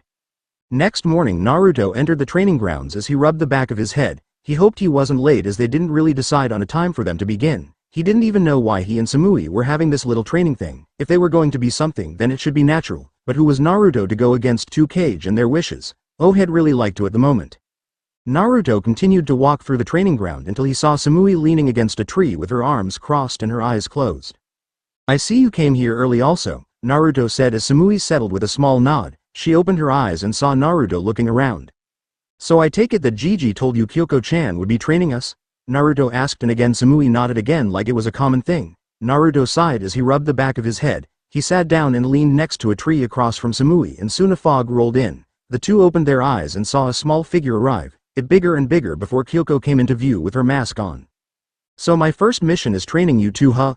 Fine, let's get this started, Kyoko said as she took out her sword. Naruto tensed and Samui narrowed her eyes. Unlike your softcore Jonin, I won't hold back. Granted, I won't kill you both, but you'll be in for a world of hurt. Think you can beat me? Kyoko asked and Naruto stood to his feet. You mean other than the C-rank genjutsu I used on you, right? Naruto asked and Kyoko slightly grumbled behind her mask before she gave a devious smirk. Samui wondered what Naruto meant by that before Kyoko spoke. Alright brat, then first rule, no genjutsu. Any use of it and you two will be running laps around this training field till you drop, Kyoko said with a smirk and Naruto gulped. Samui grabbed the tanto on her back and Naruto grabbed his kodachi. Here I come brats. Try keep up with me, Kyoko said as she vanished in the mist. Naruto and Samui sighed as their training together began and they were already mentally regretting it. And that's training you too, good work, Kyoko said to a slashed up Samui and a bruised Naruto. The two were huffing like mad as they saw Kyoko smiling at them with a cocky grin on her face. Both glared at her before Naruto stood to his feet. He walked over to Samui and held out his hand. The blonde looked at it before grabbing it as Naruto pulled her to her feet. Thanks, she said while Naruto smiled. No problem, he responded as he saw the state of her being. She really looked a little worse for wear and that was probably an understatement. The same could be said of Samui as she saw the cuts across Naruto's body. You look like you got sent through a shredder, Naruto told her while Samui looked down at her clothes. She slightly rolled her eyes at his statement while she pointed at him. You're not one to talk, she returned and Naruto looked at his clothes. He really didn't look any better and that made the blonde blush in embarrassment with a slight nod. I suppose you are right. Hey Kyoko, Naruto paused when he saw that he and Samui were the only ones in the field. She must be left while they were talking. Samui saw they were alone also before Naruto narrowed his eyes.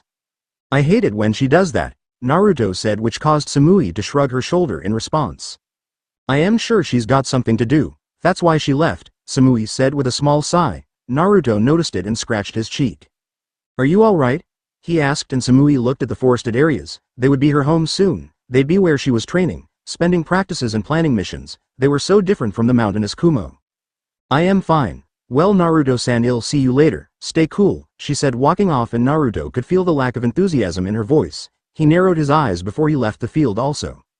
Streets. Naruto walked the streets of Konoha as he was alone. His team had no missions due to his and Samui's training together. He'd have one tomorrow, he knew that much for sure. But he also wondered how his friends would react when they found out that he was going to get married. That would be the shocker of a lifetime for them all. Now that he thought about, how would Samui react when she learned that he was a Jinchuriki?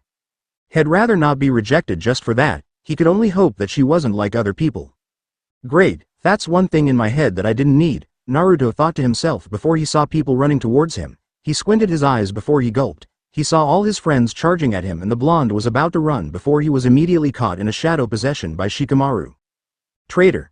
Naruto yelled while Shikamaru rubbed the back of his head with a small sigh. Kiba grabbed Naruto's collar while he moved in front of his face. Is it true, man? Are you really engaged to someone from Kumo? Kiba asked while Sasuke, Ino, Sakura, Choji and oddly enough Shino wanted to know also. Naruto rubbed the back of his head before he nodded, making everyone gasp as Kiba dropped Naruto to the ground. They all seemed surprised and shocked or at the very least confused. Why would Kumo do a political marriage to Naruto?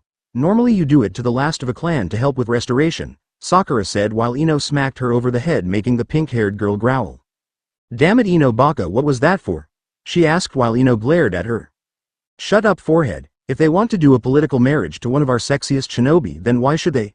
Ino asked, and Naruto raised an eyebrow while Sasuke sighed. Since the two were the ruling guys who had the most fangirls, which was oddly enough even right down the middle, they were called by the girl the two sexiest male academy students. It was weird to try and get used to that, but it was the way things went. So you're tied to the ball and chain already, huh? Choji asked while Naruto narrowed his eyes. He got to his feet and glared at the chubby shinobi, making everyone gulp underneath his gaze. Don't talk about Samui-chan that way ever again, Naruto told him, and Choji immediately nodded with a sorry. Naruto softened as he walked off with his hands in his pockets. Sensitive much? Sakura asked while Ino shrugged her shoulders. How would you feel if someone insulted the person you were supposed to marry? The blonde asked, and everyone nodded in agreement with her about that. No one wanted their future spouse, no matter who it was, to be insulted. So Sasuke-kun, tell everyone how you defeated that ice user during our C-rank mission, Sakura said, and Sasuke closed his eyes. It was a C-rank mission to help a bridge builder. That ice user's name was Haku, and we fought an A-rank missing nin called Zabuza. Kakashi-sensei was able to match him while me and Kiba were able to work together to take down Haku. Sakura stood guard over the bridge builder. I think his name was Tazuna. They were able to finish the bridge, and so it was called the Great Wave Bridge. Kind of a weird name, but at least we completed our mission, Sasuke said to everyone while Kiba grinned. If it wasn't for our teamwork that we got down during Kakashi-sensei's exercise, then we'd be dead. I thought Uchiha were supposed to be arrogant, but Sasuke and Mikoto-san are the good ones, Kiba said while Sasuke closed his eyes. I might be strong, but I can't take on everyone by myself. It's important to be realistic, Sasuke said while Sakura blushed. Then Sasuke-kun, how about a date? Sakura asked, and Sasuke rolled his eyes before walking off. I just said it's important to be realistic, Sasuke said as he disappeared while Sakura pouted. Kiba chuckled at her before he walked off along with Shino. Choji and Shikamaru, Ino and Sakura were left alone in the streets while the blonde turned to the pink kunoichi. Wanna go see what Hinata's doing? Ino asked, and Sakura shrugged her shoulders before walking off in the direction of the Hyuga compound. With Naruto, the blonde walked around the village for a bit as he rubbed the back of his head. He didn't mean to snap at Choji the way he did, but had rather not have people making fun of others without knowing them. It just irked him for some reason. Maybe it's because of how his life was treated. As the blonde walked the streets of Konoha, he soon heard a kya as he paled. The blonde gulped as he turned around. He saw a multitude of fangirl with a banner and picture of Naruto in his shinobi attire along with what he thought was Mikado wrapped around his neck. Naruto-sama! They all yelled while the blonde stepped back. Immediately the girls charged at the blonde, cursed as he ran away. The civilians watched the chaos, and while some didn't want to, they laughed at the blonde's misfortune. Kuso. Who made fangirls anyway? Naruto wondered as he hopped to the rooftops. He huffed before he saw some of them hop up also. He cursed when he slightly forgot that he was also dealing with graduating kunoichi from the academy. The blonde quickly jumped off the building and hit the streets again. Man, they're persistent. How'd I get out of here? Naruto wondered as he felt someone grab his arm as he was pulled into an alleyway. The blonde looked as the girls flew by, and when they were gone he sighed in relief. Thanks, I owe you, Naruto said as the person, or rather people, he saw Omoi and Karui leaning against the walls. You can owe us by not marrying Samui, Karui said with a glare that Naruto noticed. He narrowed his eyes back at her glare while Omoi rolled his eyes as he slightly pushed Karui out of the way. Sorry about her, Naruto-san. She's just moody from time to time. She hates political marriages in general, not really the people involved. Omoi told him, and Naruto nodded even if it was hesitant while Samui stomped her foot on the ground. Why do things like this even exist? It's all a load of crap, Karui said more to herself than to them as Naruto got to his feet. Yeah, I never thought I'd be in one, but Samui is really interesting. She acts cold, but she's really caring. I can tell from the way she fights. She was really able to back me up all the way, Naruto said while Karui and Omoi stared at him. That's Samui. She's always been like that since the first time we've met her. She's always had our back. We know that. Well, I see nothing wrong with you, Naruto-san, so I hope you make her happy, Omoi told him, and Naruto nodded with a small smile while Karui rolled her eyes. Don't worry, I'll do my best to make her happy, Naruto told them, making Omoi nodded as he dragged Karui out of the alleyway. Naruto felt the alley also, but he did it with more caution as he looked left and right. He quickly stepped out and hopped to the rooftops back home to his mother's apartment. With Samui laid on her bed with her eyes closed as she contemplated everything. She wondered what marriage would be like. She'd seen plenty of couples in Kumo and few of them were married. She even remembered getting unwanted advice on marriage which she didn't think that she'd need for a long time. Boy, was she wrong. It'd be a lie if Samui said that she wasn't nervous about the whole thing. She was, but she could hide it pretty well. From what she saw, Naruto was an alright person. He could be cheery at one time and dead serious the next. He was interesting to her at the least. His fighting was superb in her opinion. He could cover all areas of combat from long range to close range. She could at least say that if she was going to be married, then Naruto was a nice choice. Soon there was a knock on her door which broke Samui from her observation of Naruto as she sat upright on the bed. "Come in," she said, and immediately Karui and Omoi came through the door. They sat in a chair and leaned against the wall. "In my opinion, Samui, he's alright. I think he could lighten your cold mood," Omoi told her, and Samui casted a small glare at her teammate, making him shudder. "Someone has to be the cool one in this group," she said while Karui's eyebrow twitched as she rocked in her chair. "What's that supposed to mean?" she asked, and Samui gave a small unnoticeable smile. "I am saying that you two are too hot-headed at times, so if that's why I should be like that," the blonde responded, and Karui growled while Omoi rubbed his head. He rummaged through his pockets and pulled out a lollipop. He let it settle in his mouth for a small while. "Well, I think he's alright. What about you, Karui?" Omoi asked, and the redhead scratched the back of her head. She looked away from their views while she gave her opinion. "I still think this is stupid, but Omoi's right. He's something, I guess. I don't have a real opinion even though he makes me irritated," Karui said while Omoi rolled his eyes. "You're always irritated, it makes no difference who it is," Omoi said before Karui punched him over the head. Samui sighed at her two teammates as she looked out the window at the village. She slowly sighed as she wondered what the future held for her. With Naruto, the blonde opened the door to the apartment and saw a note on the fridge door. He quickly took it down and looked at it. "Naruto, hey Naruto-kun. I've got a mission with some of the other Jonin, so I won't be back for some time, maybe about 2 days or 3.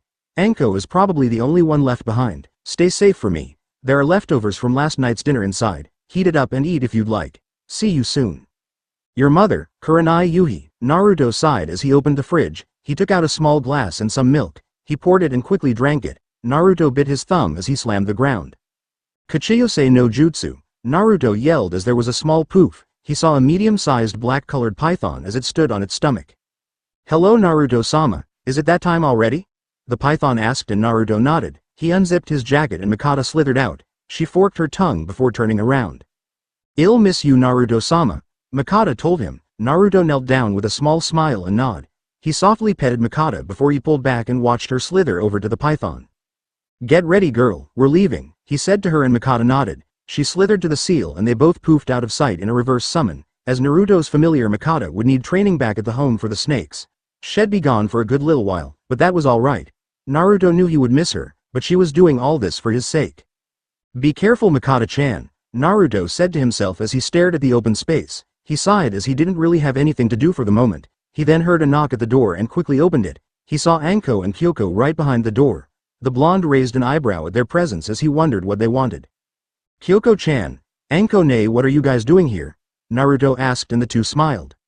"We're going to a special place, come with us," they said, and before Naruto could say no, they dragged him out of the door and were sure to close it after they left. "Wait, Anko-ne, where are we going?" Naruto asked as he was dragged back into the streets. Naruto had never been manhandled by women before. It was a weird experience for the blonde as they took him through a corner. "We're heading to a nice little place, a place that the Raikage set up for us. Samui will there," Anko said while Naruto sighed. It felt like they were rushing this. The blonde figured he had enough time to get to know Samui, and it's not like he had to be with her every day. Who knows how these people thought. It was staggering to the blonde. Anko and Kyoko stopped in front of a door and knocked on it. The door immediately opened, showing a small little cafe. Naruto tried to sneak away, but Kyoko grabbed him and set him down in a chair. He saw Samui across from the table while he sighed. "I take it you were forced here also?" Naruto asked, and Samui closed her eyes with an irritated nod in agreement. The blonde rubbed the back of his head. "Sorry about this. I don't want you to feel uncomfortable at all. We can go if you want," Naruto told her, and Samui shook her head. She placed her elbows on the table while she looked out the window. "It's alright Naruto-san. In truth, I did want to see you again, if only not in the same day since we spent all morning and early afternoon together. I know it's not your fault. I am not used to relationships, so this is a new experience for the both of us," Samui said, and Naruto could agree to that. Had never been in any relationships due to his fangirls. "So what are we supposed to do here? I mean, the others left like so fast, so what should we do?" Naruto asked, and soon a cup was set in front of Samui. It appeared to be coffee, but the way she looked at it, maybe it wasn't what she thought she'd expect. "Something wrong with the coffee?" he asked, and Samui gently chuckled.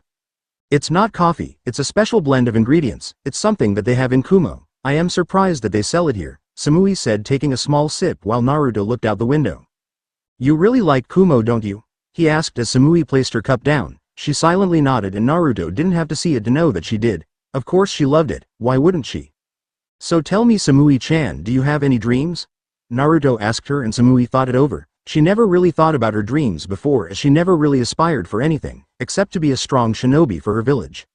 I never had one. I am still thinking it over. How about you? She asked and Naruto slightly pointed towards the Hokage stone faces. Samui looked at them and the blonde smiled.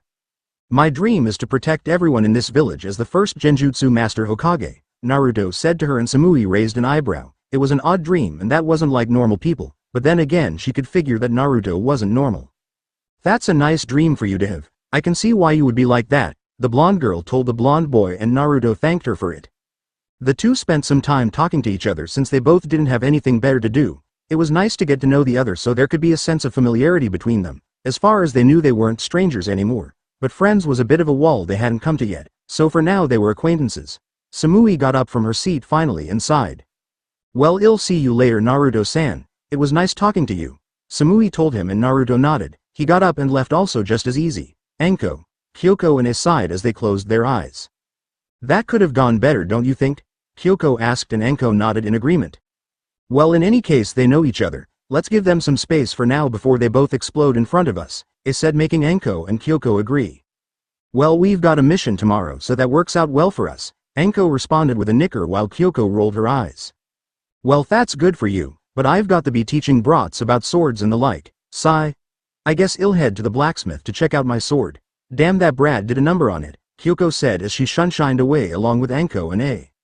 Next morning, so what's the mission, Hokage-sama? Anko asked and Sarutobi pulled out a scroll. He handed it to them and they all looked at it. This is a mission from the Land of Iron, more precisely the place where samurai dwell nowadays, Sarutobi said and Naruto grinned. That'd be the chance to get some good medals and upgrade his Kodachi if he could. Had heard that the people who made weapons there were on par with the 7 swordsmen of the mist. Kyoko could attest to that as she said she'd been to the Land of Iron before. Hinata and Shikamaru noticed the gleam in Naruto's eyes and so did Anko as Sarutobi continued. This mission is to retrieve metals from one of our suppliers. It's at least 5 to 6 days away. This material is important as it makes up the metal that Anbu use in their swords. If we lose this then we'll have to wait for another 2 months for that metal, Sarutobi said, making Naruto's eyes shine even brighter while Shikamaru rubbed the back of his head. You're too happy about this mission. How troublesome, Shikamaru said and Hinata could agree, but she didn't mind it so much as she liked that about Naruto. Alright Gaki, it's time for us to go then. Let's head out in 10 minutes, that's enough for you to get any extra things, Anko told them and everyone nodded as they left the room. Naruto hopped back home to go and fetch his Kodachi. He'd be lucky if he could find a blacksmith to fix his sword. He also remembered Samui's Tonto along with Karui and Omoi's swords. Maybe he'd be able to grab some metal for them also. He doubted they would reforge them, but it was worth anything to try and make them all happy. Naruto opened the door to his house and quickly walked into his room. He noticed something on his dresser and looked at it. It was another note from Kurenai. He wondered how he had never noticed that since last night. He quickly picked up the note and read it. Naruto, here is your allowance, son. Don't spend it all in one place.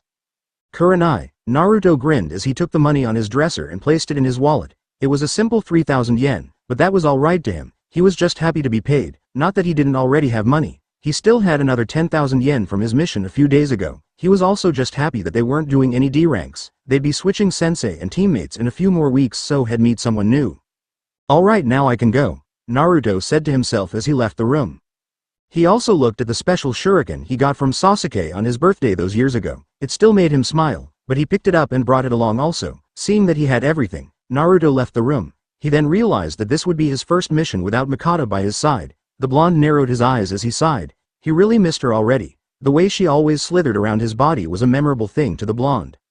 Come on Naruto, she'll be back, so just wait for that time, Naruto said as he left the apartment. He quickly met up with his team and they all left the village without any problems. So Anko-sensei, is Anbu metal different from ours? Hinata asked and the snake mistress chuckled as she turned around. She quickly took out a kunai and held it in front of Hinata. Yeah, they are. Anbu are the village's elite, so they need elite metals. All our kunai, shuriken and other supplies are the same, but Anbu get better materials for their clothes, armor and swords. Their swords are made of special chakra responders that lock to the Anbu's unique chakra signature. They're the only ones who have such a thing, but the Land of Iron is abundant in such things.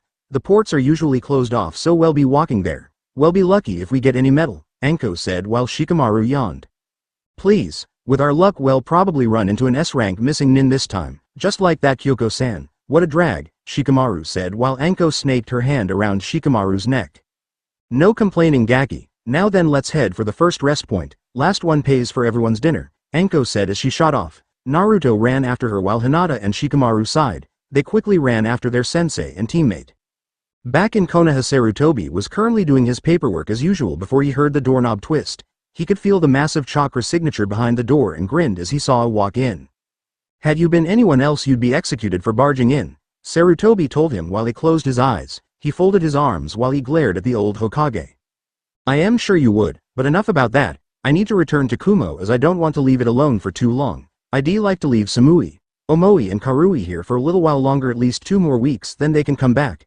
Samui will participate in the Chunin exams in the coming months as I am sure Naruto-san will also, he said, which made Sarutobi nod in agreement.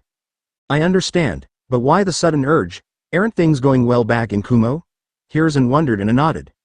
They are great and normal, it's just that a Kage should never be away from their village for too long, he responded, and Sarutobi could definitely agree with that. It wouldn't be wise for a Kage to be gone or trouble would start to brew. Well, I'll send some Anbu to escort you back. It's not wise to travel alone either. Take care, the Sandame said to the Yondaime Raikage as he left the room while Sarutobi looked at the large stack of paperwork. Funny, I could have sworn that I had done more than that, Sarutobi said to himself as he wondered if his paperwork was a living thing. It had to be, or there was no logical explanation for it. Back with Team 8, Shikamaru groaned as he looked at the bill to the lunch they just had. Anko and Naruto grinned while Hinata consoled the Nara. The pineapple-haired genin paid for the meal as they all left the place. Man, that cleared me out. How nice is that? Shikamaru wondered while Anko took out a map. She looked at the place for a second before she narrowed her eyes. Everyone noticed the look of agitation on her face while Anko turned to them. Come on you guys, it turns out that the Land of Iron is hosting a sale all week. We'll have to hurry to get the metal or the supplier said head auction it off and we can't allow that. Let's go now, Anko said as they couldn't take a leisurely stroll anymore. Everyone rushed through the trees as they hurried to the Land of Iron. They had to skip a couple of breaks, but that would be fine. For right now they just had to focus on getting there. The sun was soon going down and they would need to hurry. Anko-sensei, what happens if the metal is auctioned off? Shikamaru asked and the purple-haired Jonin narrowed her eyes. Then whoever wins it will get the metal and we will fail our mission. It's not our supplier's fault. It's a simple rule in the Land of Iron. During the special events you sell all of your high-quality items to all the people who are willing to pay for them. If we don't collect our things now then we'll have to wait for another 2 months to get supplies, and knowing how the Anbu are with missions then you can see the weight of it all, can't you? Anko asked, making Naruto, Shikamaru and Hinata nod. How did you know that they were holding a sale? Naruto asked and Anko pulled out a book. She gave it to Naruto and the blonde took it. Hinata and Shikamaru closed in next to him with the former giving a small blush, but wanted to see also. They looked at a Land of Iron book that told about specific dates and events that would be happening from now into 2 years. Wow, where did you get this book? Naruto asked her and Anko pointed back in the direction of their village. It was being sold at a local bookstore so I bought it. Now you see why we have to hurry. We really chose the worst time to get this mission, Anko said, making the others nod. Will we be meeting other shinobi also? Hinata asked and Anko nodded, making the others raise their eyebrows. It's only AC rank because it's classified as a simple retrieval, but the odds of meeting other shinobi is quite high. Land of Iron makes a lot of precious metals. There will be bandits, thieves, and other nations' shinobi. Are you all scared? Anko asked, making Naruto shake his head. Shikamaru rubbed the back of his head, but didn't say anything. Hinata slightly quivered, but she wasn't scared either. Anko grinned like mad as they all ran towards their checkpoint. Alright, that's good. Just one word of advice. Avoid eye contact with anyone you find suspicious. People will not hesitate to pick a fight with you. Anko told them, making the team gulp, but then Naruto said something to help them. That goes double for you, Anko-ne, Naruto told her, and making Shikamaru grin while Hinata snickered. Anko's eyebrow twitched as she turned to her brother. What are you talking about? Anko asked and Naruto rolled his eyes at his faking sister. You know exactly what I am talking about. That last person who looked at you funny ended up in the hospital for a week, so maybe you should take your own advice, Naruto told her while Anko gasped. He got you there, sensei. The entire village knew about that incident, Shikamaru told her, and Anko scratched the back of her head in embarrassment. That guy's had it coming to him. Now stop lagging behind and hurry up, Anko said, and everyone agreed as they shot for the location. Back in Konoha, 3 days later, Kurenai sighed as she exited the Hokage mansion. It felt good to complete a mission, but she was rather sad that Naruto was gone on a mission of his own. She couldn't wait to have seen him, but then she'd have to wait a little longer. I wonder what I should do now, Kurenai said to herself before she heard a voice from next to her. Excuse me, you're Kurenai Yuhi-san, aren't you? Someone asked her and she turned to see Samui looked at her. Kurenai instantly recognized her. How could she not? This was her son's fiancée and her soon-to-be daughter-in-law. Whoa, that sounded so strange. Kurenai snapped out of her thoughts before addressing the blonde Kumo genin. Yes, that's right. How may I help you, Samui-san?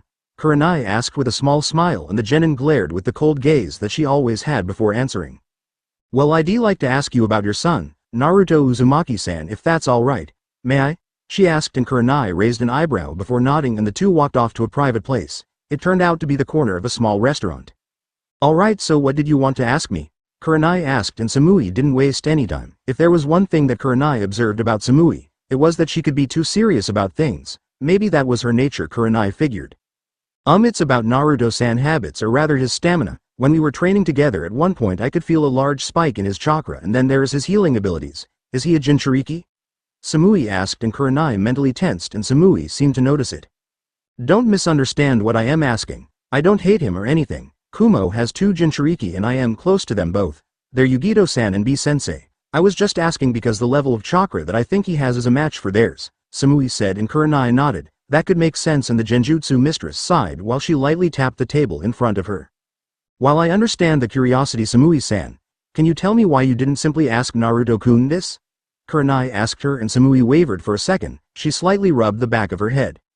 Well, we don't really know each other. I mean, I have hung out with him for a while and we talked for a bit. I think that Raikage-sama and Hokage-sama were trying to get us at a comfortable level around each other. I feel a certain level of comfort, but it wasn't enough for me to want to ask him that question. I didn't want him to think that I was prying, so I didn't ask him. Samui answered, and Kurenai lightly chuckled, making Samui confused. Well, it's not really my place to tell you, as you'll just have to ask Naruto-kun about it. Trust me when he's not offended by much. If you want to know something about him, then he'll tell you. He's just like that. I am sure there are things about your life he'd like to know also, but doesn't want to pry. Just ask him and trust me that he will answer you when he's ready. Kurenai told her, and Samui and the blonde girl nodded as she got to her feet. Thank you, Kurenai-san. You have an interesting son. I look forward to getting to know him and you some more, Samui said, and she headed for the door of the restaurant, leaving a smiling Kurenai behind. With Team 8, 3 days later, Land of Iron Anko presented her passport and shinobi license, as did Naruto, Hinata and Shikamaru. The 4 had quickly entered the Land of Iron country and were just in time also. Damn, it's cold. Why is it snowing? Shikamaru asked, and Anko chuckled at him. Come on, Shika, try and toughen up, Anko said to him while the Nara glared at her, but didn't say anything. Thank you, and enjoy the events going on, a man said, making the 4 nod as they entered. They were in a small city with an industrial feel to it. Granted, there was snow all around, but that didn't matter. It was different than the elemental nations, but that was the Land of Iron, they figured. Naruto looked around and saw plenty of people around. Just like Anko said, there were bandits, missing nin, and shinobi from other countries. Anko-sensei, why are shinobi allowed here? I heard that the Land of Iron doesn't accept the 4 great nations, Hinata told her, and Anko nodded. That's right, but we're given special permission from time to time. All the nations are. The Land of Iron is neutral to us all. Its leader is called Mifune. He's in charge. They've never participated in any of the ninja wars, so they're neutral and might remain so. Just don't piss anyone off and you'll be fine, she told them while Shikamaru shivered. Alright, sensei. Where is our supplier? Shikamaru asked, trying to warm himself up, and Anko pulled out a map. She pointed to one spot and they all quickly walked, making sure not to have too much eye contact with any one person. Business is booming even in this cold, huh? Naruto asked, and Anko nodded with a grin as they approached a shop. It was where their supplier was, and it turns out that they were just in time too, as they heard someone yell. Hand over that metal. No one's coming, so it's their loss if they don't take it now. Hand it over, a big man with a long sword on his back said to the supplier. I am sorry, sir, but you are going to have to wait 10 more minutes, and if the Konoha shinobi don't take it, then it is yours. But I will wait until those 10 minutes are up, down to the last second, he said, and the big man grumbled with a small nod as he folded his arms. Well, you don't have to wait anymore, as we are here. Sorry to keep you waiting, Anko said, and the man turned to see the 4 people at the door. Konoha, I presume? He asked, and Anko nodded with a small gleam in her eye while the man widened his own eyes. Anko, Naruto, Shikamaru and Hinata came forward. Papers, please, the man said, and Anko handed the man some papers from Konoha that listed the registration number for Konoha's order. Ah, thank you for your services. Do you have the money? The man asked, and Anko nodded, but then the larger man slammed the counter. What the hell is this? They can't just walk in here and take all that metal, are you fucking with me? The man asked while Naruto leaned close to Shikamaru. Not like any woman would in his life. Naruto whispered, making Shikamaru stifle a laugh, while Anko carried the materials and easily the Konoha shinobi were about to walk out before the man blocked their path. Don't even think about leaving here with that metal. Hand it over before I kill you, he said as he took out his sword. Anko narrowed her eyes while Hinata and Shikamaru backed away. Naruto glared at him while Anko balled her fists. Move it, Tubby. Anko yelled and the man glared at her. I love a chick who doesn't know how to bite her tongue, the man said, and Naruto narrowed his eyes. His hair covered his eyes as he went through his hand signs. Hinata, Shikamaru and Anko noticed the chakra spike while Naruto walked past Anko and glared at the man. Anko ne looks like we're going to be having some trouble, Naruto said as he slammed the ground. Ninpo. Shin no Otoshiana, Naruto yelled as the ground shook. Immediately the man backed away from the pitfall in front of him as Naruto went through some more hand signs. Kaden. Hokage no Jutsu, fire release. Phoenix Fireball Jutsu, Naruto yelled as he sent the fire towards the man, knocking him out the shop and into an adjacent building, making it explode, drawing people's attention. The man screamed as people say his burnt body. Team 8 exited the shop while Naruto saw everyone looking at them. So much for that plan, Anko said to herself while the store owner came out. Young man, that was amazing. Have you ever considered doing the Land of Irons tournament? It's filled with prizes and the like. The medal you have there is something that's also being presented. It's enough for a year's supply, the man said, and Anko widened her eyes. She grinned like mad and so did Naruto. Shikamaru sighed as he rubbed the back of his head. Are you sure we can enter? Naruto asked. The man nodded with a smile. That's right. Anyone can enter and they all get to stay in a hotel with all expenses paid. It'll be the amazing point to end our event. I'd like it if you stayed, the man said, and Naruto turned to Anko. The snake mistress placed a hand on her hip and tapped her finger under her chin. Troublesome, but I say Naruto goes for it. It might be fun for him to let loose, Shikamaru said, and Hinata agreed. Anko smirked with a nod. Alright Naruto, go and enter, but if you don't win, I'll come get you, Anko told him, and Naruto gulped, but he nodded and ran off to go sign up for the tournament. Anko-sensei, just how are we to get this to Hokage-sama? Hinata asked, and the purple-haired Jonin bit her thumb. Immediately she summoned a snake and it slithered towards her. How might I help you, Anko-sama? The snake asked, and she handed the bag of metal towards the snake. Please give this to Hokage-sama for us along with this note. Thank you, Anko said, making the snake nod as it dispelled out of sight.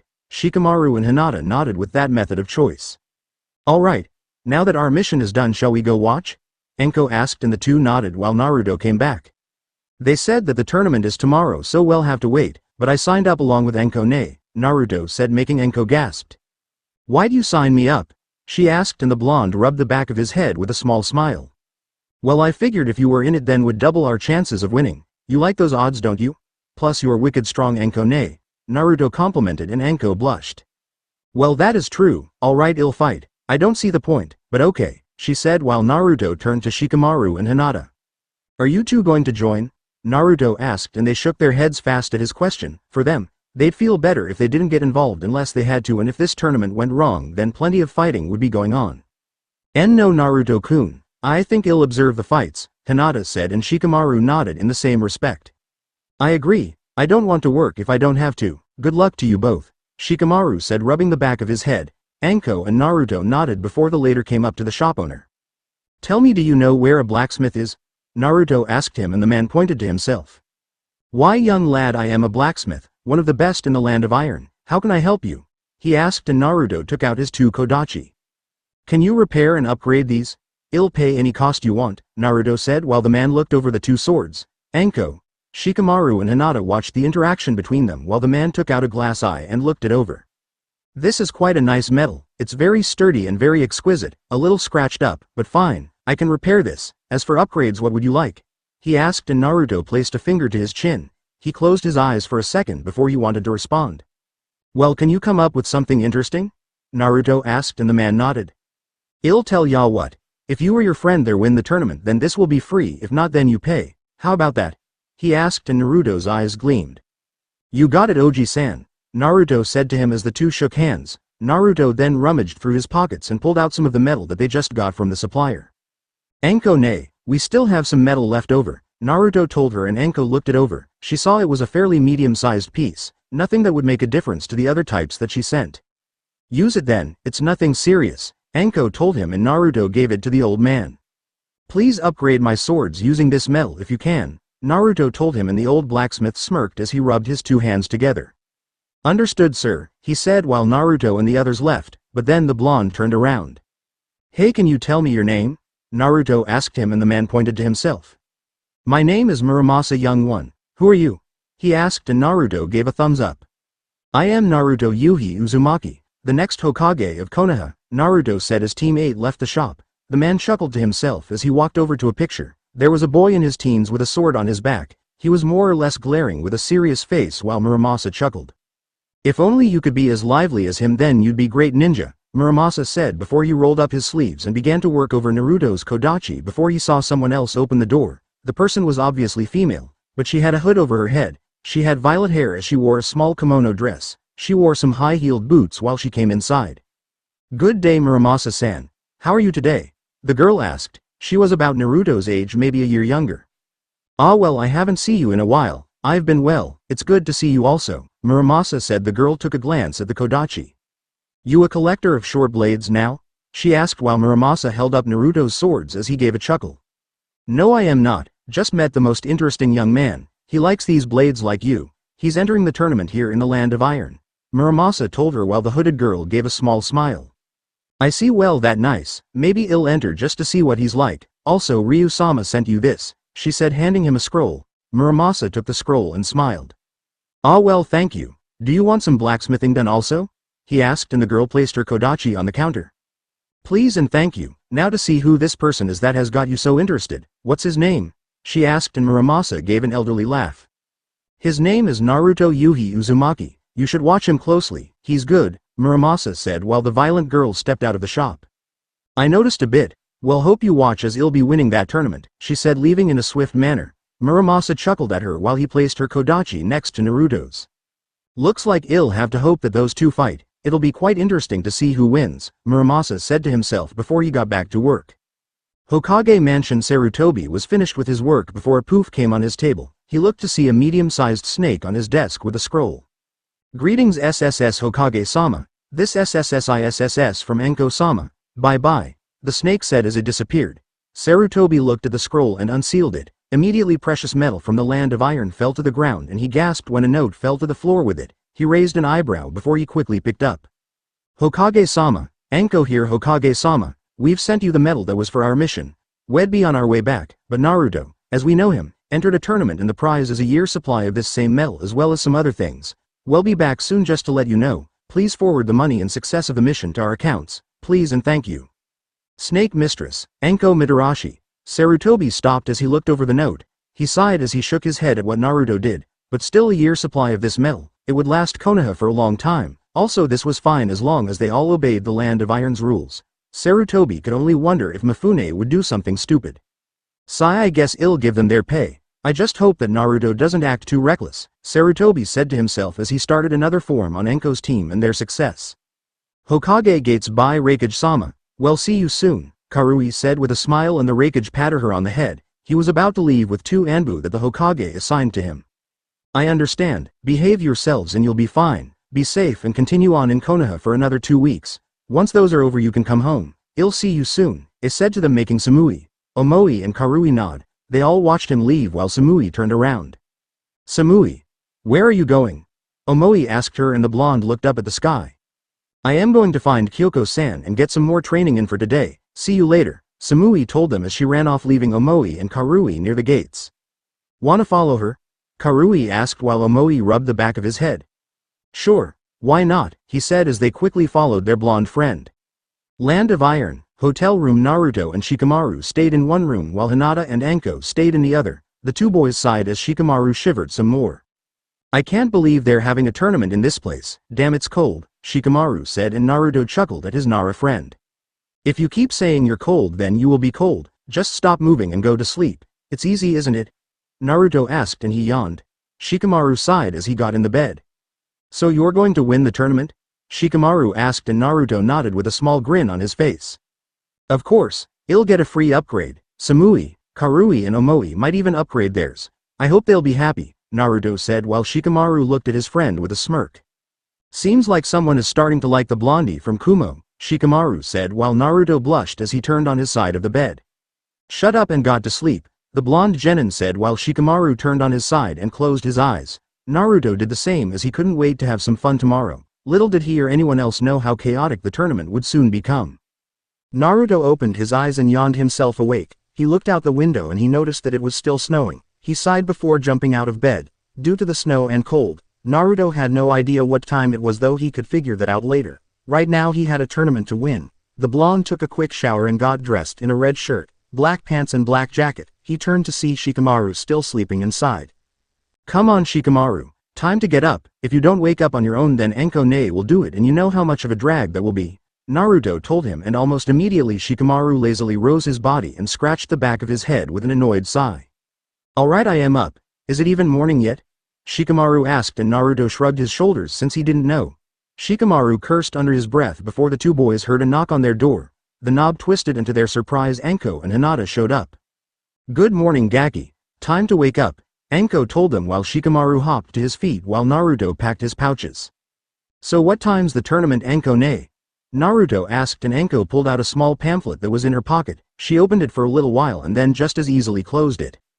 It starts immediately at 12 in the afternoon. We still have about 3 hours before the thing starts, so let's get going so we can have some breakfast. It'll also be the perfect chance to get you all into some good chakra exercises, Anko said while Shikamaru went into the shower to wash up. Well, that's good. I can't wait to have some fun. Just imagine all those prizes, Naruto said while Anko shook her head at him. Well, good luck Naruto-kun, Hinata told him, and the blonde smiled with a nod. Well, let's get some breakfast and then we'll get started. Shikamaru can catch up to us, Anko said to them, and everyone nodded as they left. Breakfast was rather uneventful, but it was nice. The entire team had sat in silence while they ate their food. But it was also nerve-wracking. So many people were inside the hotel room that it was ridiculous. Still, it gave Naruto the chance to scope out his competition. He saw a lot of people there, but he was actually interested in one of them who was sitting in a corner. It was obviously female as she hid her face with the hood over her head. She ate in relative silence before she quickly got up and left the scene. Naruto could only wonder if she was in the tournament also, but he could dwell on that later. Somewhere outside, everyone was at the base of a small mountain while Anko threw a kunai up to the top of it. Alright guys, this is tougher than tree walking, so try and get up there. The ice is very slippery, so you'll need more refined chakra to give up there, or else you'll slip and land in a pile of cold show, Anko told them, and everyone sighed. They looked at the tall mountain while Naruto stepped forward. I guess I'll go first unless you both want to try it? Naruto asked them, and Shikamaru shook his head while Hinata insisted that the blonde go first. Taking that suggestion, Naruto quickly got to the mountain bases and walked up it. He quickly started to run up the mountain while Hinata and Shikamaru watched him go up further before they heard Anko chuckle. This could be good. Naruto walked up even further before he quickly slipped and shifted his balance. The blonde gasped as he lost all sense of balance in his feet. Seeing no other option, Naruto quickly backflipped and skidded into the snow before looking up the mountain. Great, it really is slippery. A lot more than I actually thought it was. It'll be tough to get up that thing, Naruto said while Shikamaru held his head down. Not what I wanted to hear, but fine, I guess it's my turn, the Nara said as he put his hands in his pockets. He put one foot to the mountain and started to walk up it, and only a few moments after did he come falling down into the snow, making Shikamaru shiver from the cold. Hinata didn't have a better time either as she fell into the snow either, but Naruto could tell that she had doubted her abilities that time. Hinata's chakra control, in order to use the Juken, had to quite efficient. Naruto could honestly say that she had just as good chakra control like him, but due to her nature she fell down quite a few times. This entire practice continued for a good majority of an hour and a half. They still had another hour and a half to spend before they had to be at the tournament. Alright, that was good. You are all covered in mountain of snow, hehehe, Anko said while everyone settled for glaring at her, but didn't say anything since they were too busy having to keep their teeth from chattering. Now then, the best way to get you to keep from getting cold is to have a good old-fashioned spar. All three of you against me. How about it? Anko asked, but she didn't need a reply as Naruto threw a kunai at her. She quickly dodged it before Shikamaru threw a shuriken at her also. Anko sidestepped it and held her hands up. I didn't say we could start yet, Anko told them before she saw the madness in everyone's eyes. The snake mistress carefully backed away while Naruto got to his feet. You want sparring, Anko ne? Then you'll get it, he said as he crossed his fingers. Kage Bunshin no Jutsu, Naruto yelled, making 3 clones. Shikamaru took out 6 kunai strapped to some wire while Hinata went through her family's hand signs. Byakugan, she yelled while Anko gulped. She held up her hands up again in defense and sweat dropped.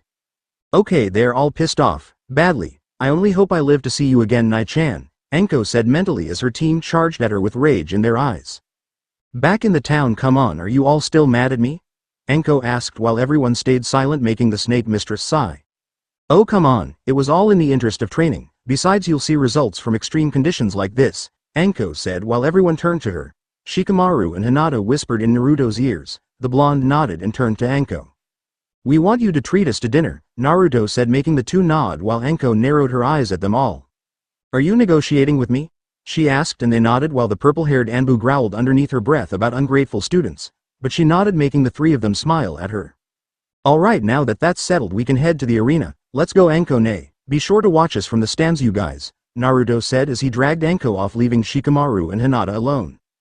He's not going to hold out, you know, the Nara said while the Hyuga heiress lightly giggled.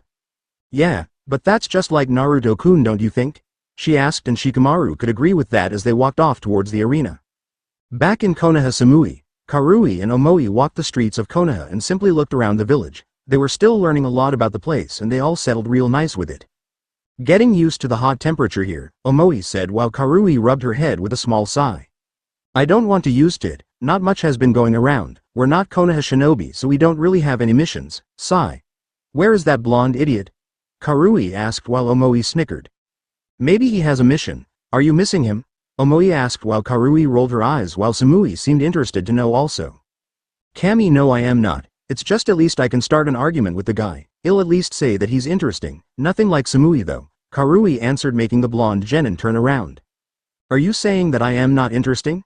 She asked, and Karui widened her eyes before holding her hands up in defense.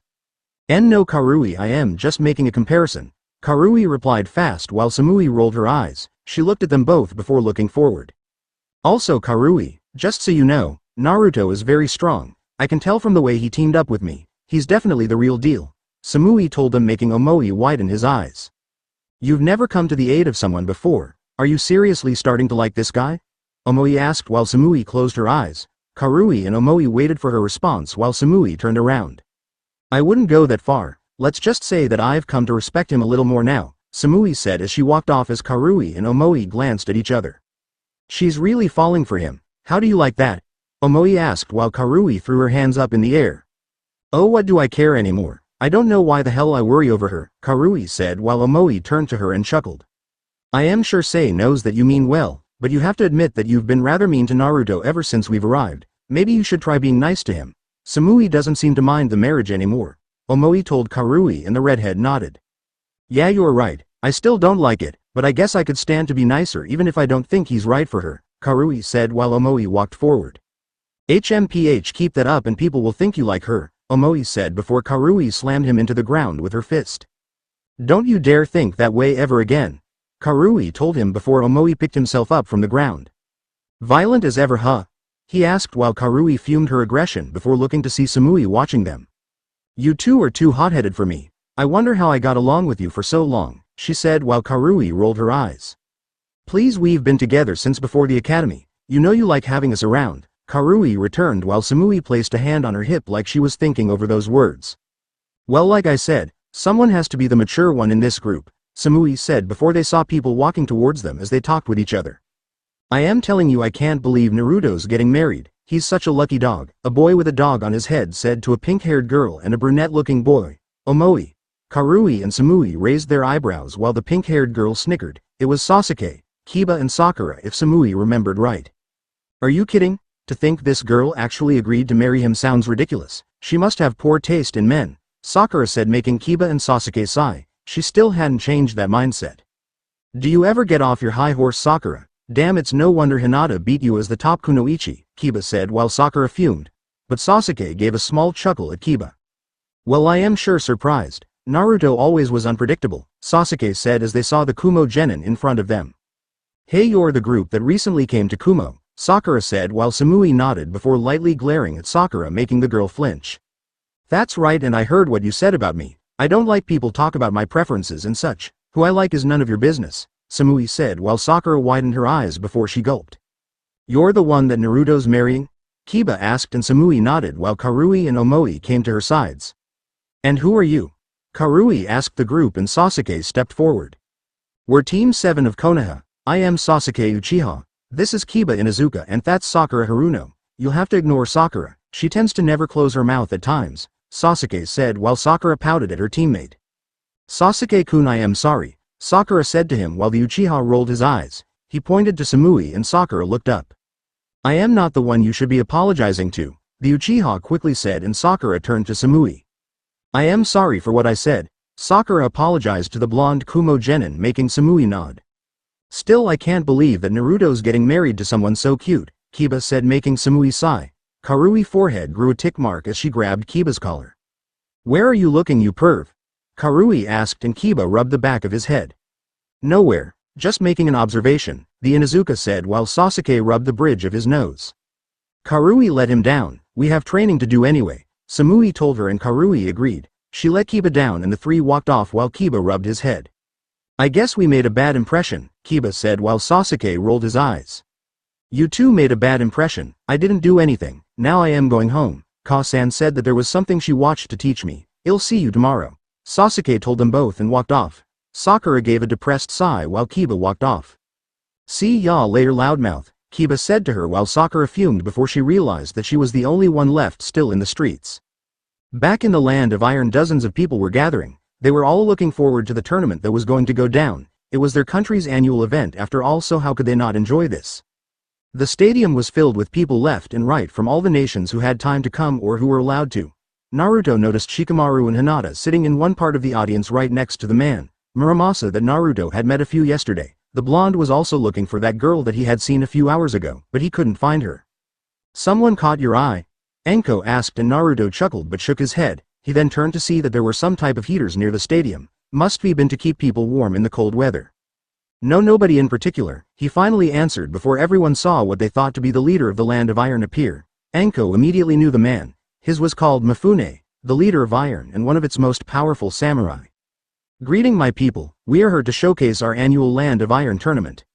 I can see that we have some shinobi from the 5 great nations. I welcome all competitors. Our tournament is a way of giving thanks for our amazing festival. I hope to watch everyone and see how you all do. Now then, I will explain the rules for this tournament. First rule, since the land of Iron is the land of the samurai, then weapons must be used by all people, Mifune said to them, and everyone narrowed their eyes. Naruto grinned and people nodded as the man continued. Second rule, and this is for shinobi, no ninjutsu is allowed. He yelled and everyone widened their eyes. Some people called it unfair, but Naruto and Anko knew why. Ninjutsu was a shinobi's trump card and it would be unfair to the samurai, but Naruto's eyes gleamed. He never said anything about genjutsu, and while Naruto wanted to be all-rounded, he still preferred his mother's genjutsu to anything else. The match is decided by 3 things for each person. It's decided by the loser giving up, falling out of the ring, or death. These are the only ways. Now then, the people will be randomly selected, so everyone wait in that area for your name to be announced. In the room will be weapons that have been provided to you, Mifune said before he snapped his finger. Soon 2 shinobi came to his side and did their hand signs. They slammed the ground and a large dome appeared over the arena, keeping everyone out of the cold. Ah, finally, I thought I was gonna freeze to death, Shikamaru said, making Hinata giggle. With Naruto and Anko, the two were currently in the room trying to pick out their weapons. Anko sighed as she saw all the weapons, but didn't really have a preference. So what are you going to use, Anko-ne?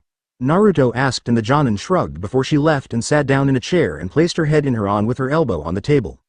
Nothing, I'll just stick to using my kunai. I am more adept with those anyway. You pick, Anko told him, and Naruto nodded. He looked around at the multiple staffs, swords, and many other weird weapons that his eyes saw. It was then that he laid his eyes on 2 short blades and smiled as he reached for them. Soon his hand collided with another and the blonde raised an eyebrow. He turned to see the hooded girl that he had seen back in the hotel. Oh, so you like the kodachi also, huh? Naruto asked, and she remained silent for a bit before smiling underneath her hood. They are good for fast movement. Looks like we have some similar tastes, I guess, she said, and Naruto could agree with that. He moved his from hers and she did the same. Well, you can use them. I'll go find something else, Naruto said while she grabbed the blades. You do know that by handing your enemy their favorite weapon it will only be harder for you to win, right? She asked, and Naruto waved her off. Please, I'll still win anyway. Besides, letting you have the weapons you're good at will make it more challenging for me. I might not even meet you in the finals, Naruto said, and the girl narrowed her eyes. How do you know we won't fight each other before that? She asked, and Naruto shrugged his shoulders. I just know. See ya later, he waved while she turned around. He's interesting, she said before her figure vanished in the crowd of competitors. Naruto sighed as he looked around the room. He didn't see any more Kodachi and the blonde cursed his luck of being nice to people even if they were his enemies. He sat down with a sigh before he widened his eyes. "Oh, I do have those things," Naruto said as he went into his pouch. Anko watched him pull out a scroll and unfurl it. He quickly unsealed the things inside as they fell to the ground. Naruto picked them up and smiled. He picked up the shuriken he got from Sasuke for his birthday a few years ago and, while he never thought he would need these, a short sword that he received from Kakashi for his 11th birthday. "I guess these will do. They're not Kodachi, but they'll be good nonetheless," Naruto said to himself with a small nod before someone called for two competitors. Everyone walked outside to see the fight, which happened to be between a medium-sized man with a sword and a large man wielding a club. "Will I get a small fry, huh?" he asked while the smaller man sized. "Size doesn't matter. All I need is the will to win and you will be defeated," he said, making the other irate before they began to fight. Naruto could say that it was interesting. In the end, the smaller man was right and the large guy stood no chance against him. He was too slow and the man was too agile. He didn't even need to strike until later in the match, which required only one cut of his sword to bring the guy with the club to his knees. "I'll have to watch out for him," Naruto said to himself while Anko folded her arms and watched the matches with interest. It was getting to mid-afternoon and around 10 more people had gone before it was someone else's turn. "Naruto Yuhi Uzumaki vs Higan Yoshi," an announcer said, and Naruto got to his feet. He grinned like mad while Anko wished him luck in his fight. He turned to the hooded girl who was looking at him. She nodded while Naruto hit the field. Shikamaru and Hinata smiled as they watched their teammate enter the field. Naruto also watched his opponent enter the field also. He had a medium-sized build and carried a long staff. He walked to the field and bowed to the blonde.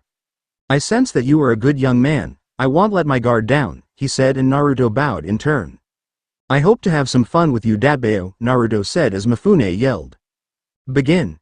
And with those words, Anko, the violet girl, Hinata, and Shikamaru watched the match as Naruto threw a kunai at him. Higan quickly parried it with his staff, knocking it over the edge of the platform. "Nice aim, but futile," he said as he jumped in the air. Naruto cursed as he backflipped away just in time to avoid a staff strike that slammed the ground. The blonde cursed as he crossed his fingers, but stopped. "Damn no ninjutsu," he growled as he stopped. He quickly pulled out his sword and charged at Higan. The man twirled his staff in his hands as he blocked Naruto's strike. The blonde growled at the man before he was targeted for a kick. Naruto jumped in the air to avoid the kick until he saw the Higan's staff overhead. "You still have a lot to learn, young one," he said as he slammed Naruto across the face. Naruto was sent flying across the field before he rebounded and rubbed the side of his cheek. It stung from the hit, but he'd have to deal with it. "Alright then, I'll try something else then," Naruto said as he pulled out his shuriken from his back. Higan looked at it with a confused expression on his face. He had faced plenty of shinobi before, but the young ones always had a trick up their sleeves. "If you think you can beat me with that, then I'd suggest that you think of something else," he said before Naruto threw the shuriken. He gave an ear-splitting smile as the man effortlessly dodged the kunai. Higan narrowed his eyes as he saw a piece of war before turning to Naruto. The blonde in question threw a kunai at Higan and he parried that shot with his staff as Naruto smiled. "Watch out for the falling fire," Naruto told him as he took out a burst tag. He placed it on the wire and immediately the tag exploded, sending a trail of fire along the wires. Higan widened his eyes and saw the flames travel around him. He backed up close to the edge and narrowed his eyes. "Very resourceful, Naruto-san, but it's not enough." As he jumped into the air, he twirled his staff around his body and the wind picked up around him, dispelling the flames as he landed on the ground. "Try harder," he said as he looked up. He gasped when he saw Naruto gone from his view. "Okay, I'll try harder then," Naruto said as his voice echoed throughout the stadium. Higan looked around for the blonde before the ground underneath his feet started to crumble. He widened his eyes and jumped back to avoid the slowly crumbling part. He looked down only to see utter darkness where he would have been if he had fallen. A trap? He wondered before he dodged fire shots coming from the sky. He backflipped away from those also and spun his staff over his head to block the blows while people watched Higan acting crazy. "A genjutsu, right?" the girl asked and Anko nodded. "It's definitely not ninjutsu. Geez, he's always gonna go this far," Anko said while people watched Higan go through his nightmare. "What trickery is this?" he asked before Naruto came up out of the ground. Higan turned to him while Naruto gave a simple smile. "This is my world and your nightmare," Naruto said as he vanished in a bunch of flower petals.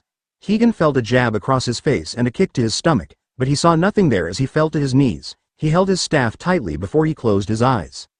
"Calm down, there must be a logical explanation for this," Higan thought to himself before he saw he was wrapped in wires and explosion tags. Naruto appeared out of the ground and smiled as he had on in his hand. "You wouldn't go this far, would you?" he asked and Naruto smiled as he slapped the seal tag on Higan's face. Killing is allowed, Naruto said as he walked away holding up a single hand sign. Wait. I give up, surrender, forfeit, which do you want? Higan asked and Naruto smiled. He sighed as he snapped his fingers. Genjutsu. Success, Naruto said and the man widened his eyes. He looked around as Mifune sighed. Higan Yoshi, you lose. Naruto Yuhi Uzumaki is the winner, Mifune yelled and people cheered for the blonde. Naruto rubbed the back of his head while Mifune got to his feet. He picked up his staff and walked towards Naruto and held out his hand. I never thought it could be a genjutsu, as expected of you Naruto-san. Nice work, he said and the blonde smiled with a nod. You too, that staff really hurts, Naruto said as they walked off making Higan chuckle. The man left and Naruto returned to his seat. Did you have fun? Anko asked and Naruto nodded with a small smile on his face. Well, that's nice and all, but be sure to fight next time. I do want to see my little brother show off his skills, Anko said and Naruto nodded that he would the next time. Meanwhile, Muramasa turned towards Hinata and Shikamaru. That young one is rather talented, to perfectly plan his attack and act accordingly. He's quite remarkable for his age, Muramasa said and Shikamaru rolled his eyes. I don't think the words Naruto and plan go together, but he is a very talented and troublesome teammate.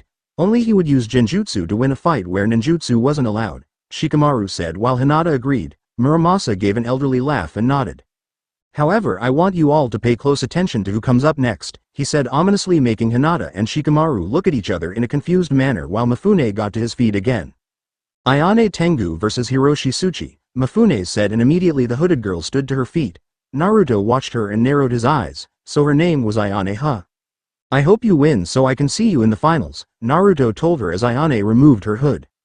Just like Naruto thought, she was a 13-year-old girl with light skin and violet-colored hair. She had a slender form and a dark purple, strapless dress with a pink butterfly printed on the skirt, complete with matching pull-on sleeves, stockings, heeled boots, and a medium-sized red or orange obi bow tied around her waist. She was really something to look at, Naruto figured. She had similar red eyes to his mother that completed the deadly look. Wow, she's really something, Shikamaru said to himself, but Hinata agreed with what he was saying. Muramasa snickered while Ayane came down to the ground. She turned back to Naruto meeting the blonde's gaze, her red eyes piercing at his blue before she turned around while she scratched her cheek.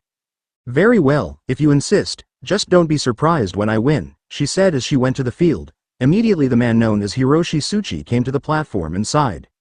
I get a child? Is this a joke? He asked while Ayane placed a hand on her hip while she gave a small air of annoyance on her face. Just keep thinking that, Ayane thought to herself while Mifune held out his hand. Begin, he yelled and Ayane quickly took out the two kodachi that she and Naruto had encountered together for the first time. She took a small glance at him and the blonde was watching with a smile on his face. Ayane turned her head back to see Hiroshi running at her. The purple-haired girl narrowed her eyes before jumping over him easily. Was that too fast for you? Then I'll slow it down for you, she said as she ran at him. Hiroshi threw a kunai at Ayane, but she easily parried it with her kodachi and continued running. She got right into his face as Hiroshi met the reddest eyes he had ever seen. What are you?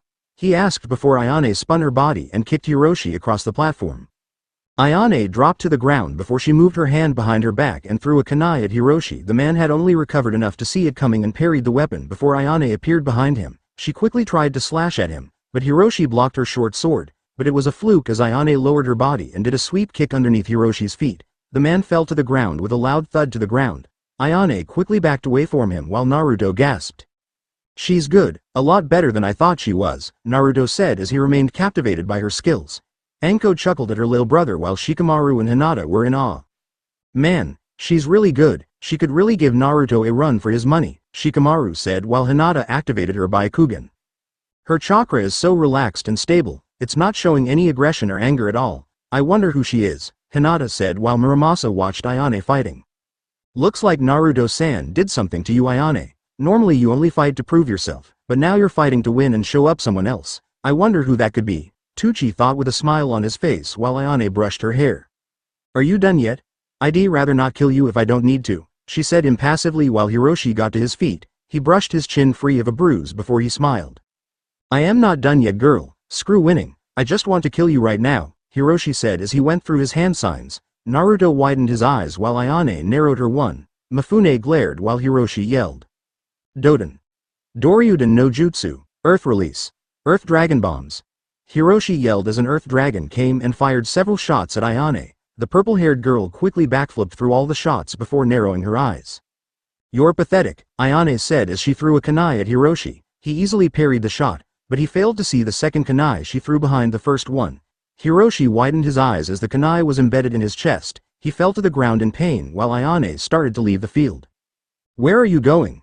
He asked in pain while Ayane turned to him with a glare.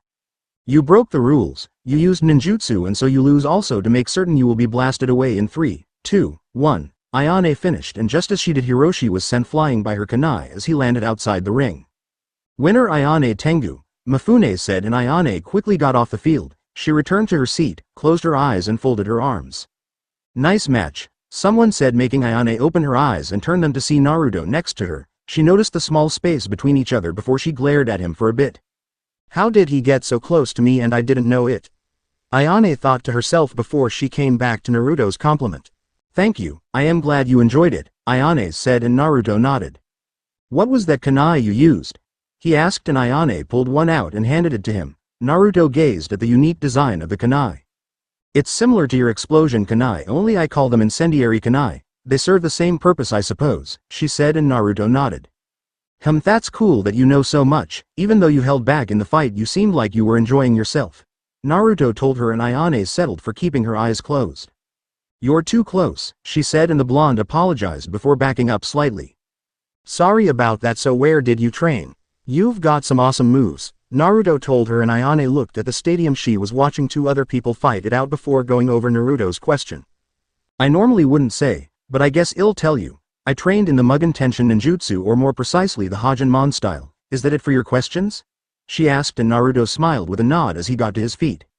Yeah, sorry to have bothered you, Naruto told her before Ayane opened her eyes. She watched him leave before saying something. So what about you? Where and what do you train in? Ayane asked and Naruto turned around. I train in Konohagakure no Sato. As to what I train in, it's the Genjutsu arts and Hobby-style taijutsu, Naruto said walking off while Ayane closed her eyes. Well, he's interesting just like Muramasa-san said he was, Ayane thought before she decided to think about something else. With Naruto sat back down next to Anko and the Jonin smiled at him. Naruto wondered what she was so happy about before Anko nudged his shoulder. So did you have a good talk? She asked while Naruto rolled his eyes at her. What are you talking about? It was just a talk about how she fights, Naruto said and Anko simply nodded with a small smile on her face. Sure you were. Well, it's my turn, so watch me fight, Anko told him and Naruto nodded. Anko's fight was rather short. She mopped the floor with the guy she fought and she quickly pushed him out of the ring easily. It was like nothing Naruto had ever seen, or rather something that no one should have seen. It was really embarrassing for the man. Anko, nay, don't you think that was rather fast? Naruto asked and Anko waved him off. I don't have the time to waste on these small people. I'll fight seriously in the later parts of the tournament. Just know that if I face you then it's going to be a good little fight, Anko said licking her lips while Naruto's sweat dropped. That's not good for me at all, Naruto thought with a small gulp on his face. The rest of the tournament was rather nice and some not so nice. People were disqualified for either cheating or breaking the rules. Quite a few people made it past the first day. There were a few long fights that made Naruto wonder how anyone had such stamina before Anko pointed to him, making Naruto sigh with a small nod. There were so many people that the event lead into the night. It was near midnight and the last two people fought before they finally had a winner. Out of the 112 people who entered, only 56 people still remained throughout the tournament. Mifune stood to his feet and raised his hand. That was a good first day, everyone. Competitors are to return to their places of rest and we will continue tomorrow afternoon. Get some rest and prepare for the next day, Mifune said, and people sighed as they all got to their feet and began to file out. But, he continued, stopping everyone from leaving. Know that tomorrow's part will be different from today's. You will all know of the term endurance. Rest well, Mifune said as he left the room. Everyone murmured amongst themselves about what he could mean by that. Ayane quickly wrapped herself in her cloak and walked out of the dome while Naruto and Anko met up with the rest of his team. So how do you think we did? Naruto asked while Hinata and Shikamaru smiled. I think you did good till you got slapped around by that staff, but then you used genjutsu to win. Sneaky trick, Shikamaru told him, and Naruto rubbed the back of his head. Anko-sensei, you're just plain scary with what you did to that one guy. I didn't know anyone could bend like that, Hinata said as remembering the act while Anko chuckled as she scratched her cheek. Did I really go that far? Anko asked while Naruto's sweat dropped. Most of the people left out of fear of you, Naruto told her, and Anko chuckled as she rubbed the back of her head before the others saw Muramasa arrive. So I take it you had fun, boy? he asked, and Naruto nodded with a small smile on his face. I sure did, I can't wait for tomorrow, even if it is late, Naruto said, yawning, and soon after him was Shikamaru and Hinata. Everyone was tired from watching, and Anko sighed. Alright team, let's go back to the hotel immediately. We'll go to bed and get ready for tomorrow, Anko told them, and everyone agreed with her as they walked off, but Muramasa pulled Naruto back. What's the matter, Muramasa Oji? Naruto asked, and the man chuckled as he leaned against the wall. She's a little mysterious one, isn't she? He asked while Naruto raised an eyebrow. He wondered who he could be talking about, as the blonde had seen many women competing. Which are you talking about? Naruto asked, and Muramasa chuckled at the blonde before patting him on the shoulder. You really don't know, kid? Man, you're so innocent at times that it's funny. I am talking about the one that you were interested in, Muramasa said, and Naruto was brought back to the purple-haired girl that also fought in the tournament. You know her? Naruto asked, and Muramasa nodded with a small smile on his face as he had piqued the blonde's interest. Yes, quite well in fact. Tell me something, young one, has it been a long time since you felt the rush of a fight? Muramasa asked, and Naruto raised an eyebrow again. He thought that over before he sighed. Honestly, yes, I have training sessions with my team, but it's not the same. It feels good to fight other people and have fun. The last time I felt like this was when I went on that C-rank mission against Kyoko-chan, Naruto said to himself, and Muramasa nodded. I see, well that's nice to hear. Young people should have their fun. It's been a long time since I've seen Ayane want to win so badly at something, the old blacksmith said, and Naruto turned to him. What do you mean? He asked, and the man sighed. It's not for me to say, just that I will tell you this. When, and I repeat, when you two fight, she will not hold back, and neither should you. He'll be surprised if either of you go through this fight without using ninjutsu at all, Muramasa said to him, and Naruto nodded. I see, but what did you mean by did I feel the rush of the fights? Naruto asked, and Muramasa pulled out a small cane. Naruto looked at the cane before Muramasa swung at the blonde. Naruto quickly dodged it as he jumped in the air. He quickly took out one of his swords and took a genin stance. Muramasa chuckled and sheathed his sword while the sound of a bell echoed. Naruto narrowed his eyes while Muramasa walked up to him and lightly punched him in the stomach. Did your heart race? He asked, and Naruto sheathed his sword. Did it? It hasn't stopped racing, Naruto told him, and Muramasa nodded. You'll feel just like that when you fight her. Oh, and she's single, just to let you know, Muramasa said with a perverted giggle while Naruto lightly blushed. Hey, I am alright engaged, so why are you telling me that? The blonde asked, and Muramasa waved him off, leaving the blonde gasping. It was my understanding that you shinobi always practiced polygamy, so what are you complaining about? Muramasa asked while Naruto dropped his jaw while Muramasa easily left. Hey Naruto, are you alright, man? Shikamaru asked, and Naruto turned to the future Nara head. Let's just go to sleep, too many weird things have happened today, Naruto told him as he walked away while Shikamaru followed him out. Back in Konoha, so do you three think you can handle it? Sarutobi asked Kyoko, Makoto and Hiyashi about their mission. They all nodded while Kyoko grinned. I finally get a mission, this is getting good, she said while Sarutobi smiled. Makoto and Hiyashi's sweat dropped at her, but they didn't mind that. So you believe that one of Orochimaru's men is moving and you want us to tail him? Is that right? Makoto asked, and Sarutobi nodded. Understood, Hokage-sama. Well, get this done immediately, Makoto and Hiyashi said as they left while Kyoko turned to Sarutobi. What makes you think hell target the up-and-coming Chunin exams? Kyoko asked, and Sarutobi puffed his pipe for a bit. Because hell do anything to get back at Konoha, and the place where tons of shinobi gather in one village will be too much temptation for him not to try. Besides that, I just have a feeling that he will, Sarutobi said, and Kyoko nodded. You better not do anything stupid like risking your life or dying after you fight him. Besides, I have a score to settle with his ass myself, Kyoko said, and Sarutobi chuckled at her. Leave it to Kyoko to know everyone that she came across. What did he do to you? Sarutobi asked, and Kyoko looked at the ground. I'd rather not talk about it. Well, it'll get going, old man, Kyoko said as she quickly left the room while Sarutobi sighed in his chair. There was so much that he didn't know about Kyoko, and yet he could tell that she was the loyal type, at least to those who weren't power hungry. He really had to have a calming talk with her one of these days. It was then that the door opened and Sarutobi looked up. He sighed as he rubbed his head at who it was. So I guess traveling has gotten boring for you to come back this early? Sarutobi asked, and a white-haired man rubbed the back of his head. Yeah, I missed the place a little bit. By the way, who was that blue-haired cutie that just left? She was freaking hot, the man said while Sarutobi sighed. That was Kyoko Fura, and she was an A-rank missing nin. So where you step, Jiraiya? The old Hokage said to the man, and Jiraiya sighed. For the sake of research, no risk is too great, Jiraiya said, flexing his hands in a weird way while Sarutobi shook his head. Well, that's not the only reason I am back anyway, so tell me, how is the brat doing? Jiraiya asked, and Sarutobi grinned like mad at the question. Brat? What brat are you talking about? He asked while Jiraiya slammed the table. Don't give me that, Sarutobi-sensei. How is Naruto? Is he alright? Jiraiya asked, and Sarutobi massaged his beard while he turned around. Naruto-kun? Oh, he's fine, better than fine actually, he making quite a name for himself as a genin, Hiruzen said, and Jiraiya folded his arms. Right, well, can I see him?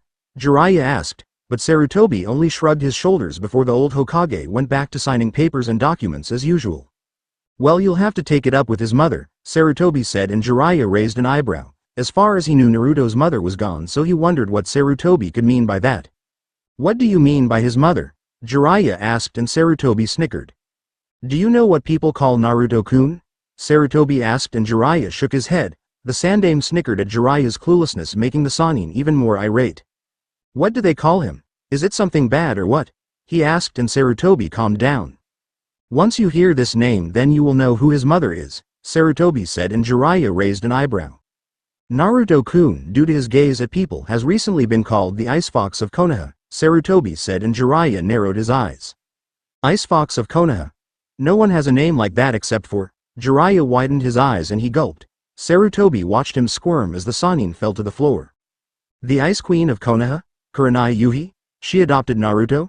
Jiraiya asked, and Sarutobi nodded, making the white-haired man gulp. But she hates everything I stand for, I'll never get to see him. How did she adopt him? Jiraiya asked, and Sarutobi suggested that Jiraiya pull up a seat. The Sannin did so, and Sarutobi sighed. It all started when, back in the Land of Iron, Stadium, afternoon. Naruto sat with Anko again as they watched people fight. But they were more interested in something else. It wasn't the people fighting. Rather, it was what they were fighting on. Everyone who had come to this tournament knew about Chakra and knew how to use it. Well, a lot more than a few did anyway. The platform was remodeled to shift positions every 15 minutes, going from flat down to diagonal, upside down, diagonal, and then upside down again. It was some kind of jutsu that no one knew, but they weren't complaining at all, especially the shinobi who had experience in fighting in strange ways. Naruto could see the two fighting and saw how it was hard to keep Chakra added to the feet while moving to fight at the same time. Mifune was a real genius to come up with something like this. They seemed to be struggling, Naruto said while Anko had snickered at the fight. It was probably the most amusing thing she had ever seen in such a long time. No kidding, if they don't give out from the fight then they exhaust Chakra. It's a real speed battle, Anko said while Naruto turned his head. What do you think? He asked Ayane, who was sitting a few feet behind him. The purple-haired girl sighed while she leaned her head on one arm. Definitely exhausting for those who don't have experience. Try not to lose when it's your turn, she said with her eyes closed. Naruto sort of felt the cold attitude, but being around his mother a lot and Samui, he could deal with it. Same goes to you, cause when I get into the finals I am not going to hold back on you, Naruto told her, and Ayane turned to glare to him. Naruto glared back and anyone in between them could feel the cold atmosphere. Ayane tore her gaze from Naruto and looked back at the stadium. What make you think that you'll be in the finals or that even I will? She asked while Naruto looked back at the stadium. He watched the two warriors fight it out before turning back to the purple-haired Kunoichi. Because you love the rush of a good fight just like I do, and you know that you can get that with me and I can get that with you, Naruto told her, making Ayane mentally chuckle even if she didn't want to. Just focus on getting there first, she said, and Naruto looked back at the field. Same goes to you, he told her as they looked at the field, but the tension between them had risen as they each had one thought. I am going to him, her down. If I lose to him, her, then I'll regret it for the rest of my life. People watched the long process of battles take place in the second round as they found the stadium floor to be a lot more tricky. Most people couldn't even keep their balance on the platform long enough to fight, but that was the fun in it. Naruto and Anko sighed as they continued to watch the fights take place. They still hadn't had their turns to fight, but neither had Ayane either. But they did have more than enough motivation as they saw a few people die at the tournament. It did make them frown that some people really killed their teammates in order to advance to the next part. The blonde could feel his rage boiling slightly from seeing the killing, but he held it in. Killing was allowed, so there was nothing he could do if it was like that, as far as he knew. Ayane remained emotionless to it all. Her gaze would go colder if a kill took place, but she seemed like the person who had seen it all, so Naruto figured that she just wasn't letting it bother her. I am so gonna mess him up when I see him, Anko said, glaring at a dark-haired man as he walked off the platform with an insane grin on his face. I see he pissed you off also. It's rare for you to want to get into Anko ne, Naruto told her, and the purple-haired Anbu snickered with a small nod. She could feel the need to have some fun with her target if she ever got the chance to meet him. Meanwhile, Mifune stood to his feet and held out his hand. The tournament would have a small intermission. All contestants are allowed to roam around for an hour before they are to return. All those who don't return will be signed as forfeited, Mifune yelled before he walked away from everyone along with his guards. So on that note, everyone got from their seats to go stretch their legs or to get something to eat so they could enjoy the tournament some more. Naruto stood to his feet while Anko turned to him with a slight smile on her face. As Naruto walked away, she grabbed his sleeve, jerking the blonde a little bit, making him turn around. "And where are you going?" she asked while Naruto rubbed the back of his head with a small smile. I am just going to walk around. I'll see you later, Anko-ne," Naruto said as he walked off. Anko shook her head at her student as she wondered if he could ever stay still. But a good stretch of the leg muscles did seem like a good idea to the snake mistress, plus she was getting kind of hungry even if she didn't want to admit it. "I guess I'll go get something to eat also," Anko said, putting her hand in her trench coat pockets before walking off towards who knows where. Meanwhile, Ayane got up from her seat also and sought to acquire some nourishment also. She did notice Naruto walking off, but didn't bother with it. He was just another face in the crowd of people that she would have to fight. Even if Muramasa said that he was interesting, she had to admit that the blonde intrigued her somewhat. Despite her mindset, she'd really want to see him in the finals just so she could mop the floor with him. "Well, guess I'll leave also. Gotta be back here soon though," she said in her thoughts before vanishing. With Naruto, the blonde genin was currently drinking a cup of water from a small vendor who was selling them. He sighed in relief before looking out the window to see the snow falling down heavily. It looked like a blizzard outside and he was so thankful to not be out there. Naruto turned his head and glared as he saw the same dark-haired man who won his match. Naruto didn't know his name as he might have faded out at the time, but he could still remember that face. It was almost impossible to forget actually. Multiple people stayed away from him. Naruto averted his gaze from the man before he looked to see Mifune, the leader of the Land of Iron, appear with his guards. The master swordsman took a glance at Naruto and eyed him up and down. The blonde decided to wave to the man, giving him a pleasant greeting, to which Mifune slightly waved back. Him and his guards quickly vanished around the corner of the small room that a few people were in. "Well, at least he waved to me. I wonder what his problem is," Naruto said to himself before finishing his drink of water and throwing the cup away. It was then that Naruto saw the dark-haired man snicker as he rubbed his hands before he disappeared around the corner. Naruto narrowed his eyes and followed behind him. Something was wrong with this guy and the blonde wanted to know what it was. I have another 50 minutes before I need to get back to the stadium, so I'll tail him for a bit," the blonde said as he walked behind the man. He watched him move through the passageways of the stadium with a small, but wicked smile on his face. He walked off and Naruto stood behind a wall. He moved his head slightly to see the man stop in the middle of the hallway. The blonde gulped at the thought of being spotted so easily before he saw the man rub the back of his head. "Damn it, where the hell was it?" he asked himself while Naruto watched him try to remember whatever it was. It didn't take long before he gasped and continued to walk off with a smile. Naruto sighed in relief before he walked after the man. He felt so secret doing something like this, but he was a shinobi, so it's something like that. Soon the blonde felt a touch on his shoulder and gasped as he pulled out a kunai. He quickly twirled his body and stopped the kunai inches from someone's neck. He glared at the person who, unexpectedly, snuck up on him. He didn't even see it coming. Soon his gaze softened at who it was. It was Ayane, who was kneeling right next to him with her cold, red eyes glaring into his own. "What are you doing here?" she asked, and Naruto rolled his eyes as he pointed to her. "Are you kidding? That's my line. I am tailing that dark-haired guy who massacred his opponent. He's up to something," Naruto said, looking over the corner of the wall. Ayane did the same as they saw the man walking off. "In case you forget, but you have a tournament to get to," she said to him, and Naruto looked at one of the clocks that was on the wall and gazed at the time. "Still got 45 minutes, so how did you know that I am following this guy?" the blonde asked, and Ayane looked over his shoulder. She saw the monk's retreating form before glaring back at Naruto. "Simply saw you walking off in the same direction he was. My eyes just happened to do that. Oh, and just so you know, his name is Ronin Yasuki. At least know the name of your opponents before you tail them," Ayane said, and Naruto pouted at her. "HMPH, I don't want to hear that from a girl who closes her eyes every time there is a fight," Naruto responded to her, and Ayane glared at him. "Don't try and turn this back on me," she whispered to him while Naruto waved her off. He quickly left his spot and followed the man before he lost his target. Ayane moved behind him as the two stayed on the man they were talking. It was then that they finally made it down to the lower levels of the stadium where the boiler room was. It was a little hot with the steel pipelines running through it along with a few bits of steam coming out of it. "How much time left?" Naruto asked, but Ayane shook her head as she wasn't sure what time it was at this point. She hopped onto the pipes and followed Ronin while Naruto traveled along the ground. He glared as he saw Ronin stop, Both he and Ayane glared before they saw Ronin take a small rope and give it a tug. Immediately steam whistled out of the pipes before he dropped through the floor. Naruto widened his eyes while Ayane dropped to her ground with her high-heeled shoes making a small clanking sound. Naruto came up behind her as he looked around. "Now do you see why I am following him?" the blonde asked, and the purple-haired girl from the Mugen Tenshin clan nodded. "I suppose you were right, he is acting strange. Hold on for a minute," Ayane said as she rummaged around her clothes. Naruto sighed and leaned on a pipeline as he took out a piece of paper. He quickly wrote on it before he bit his thumb. "Kachiyose no Jutsu," the blonde said, slamming the ground. Immediately a snake appeared while Ayane eyed the creature. She glared back at Naruto before looking through her stuff. "Please pass this to Anko ne for me, alright?" Naruto asked, and the snake bowed as it took the piece of paper in its mouth.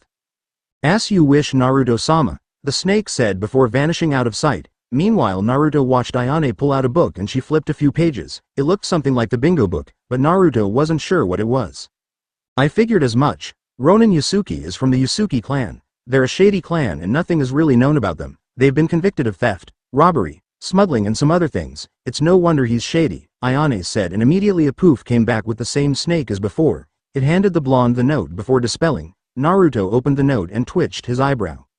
"I've got no idea where you are, but you'd better hurry. We have 30 minutes left in our break, so you'd better get your ass over here or you will rue the day, little brother."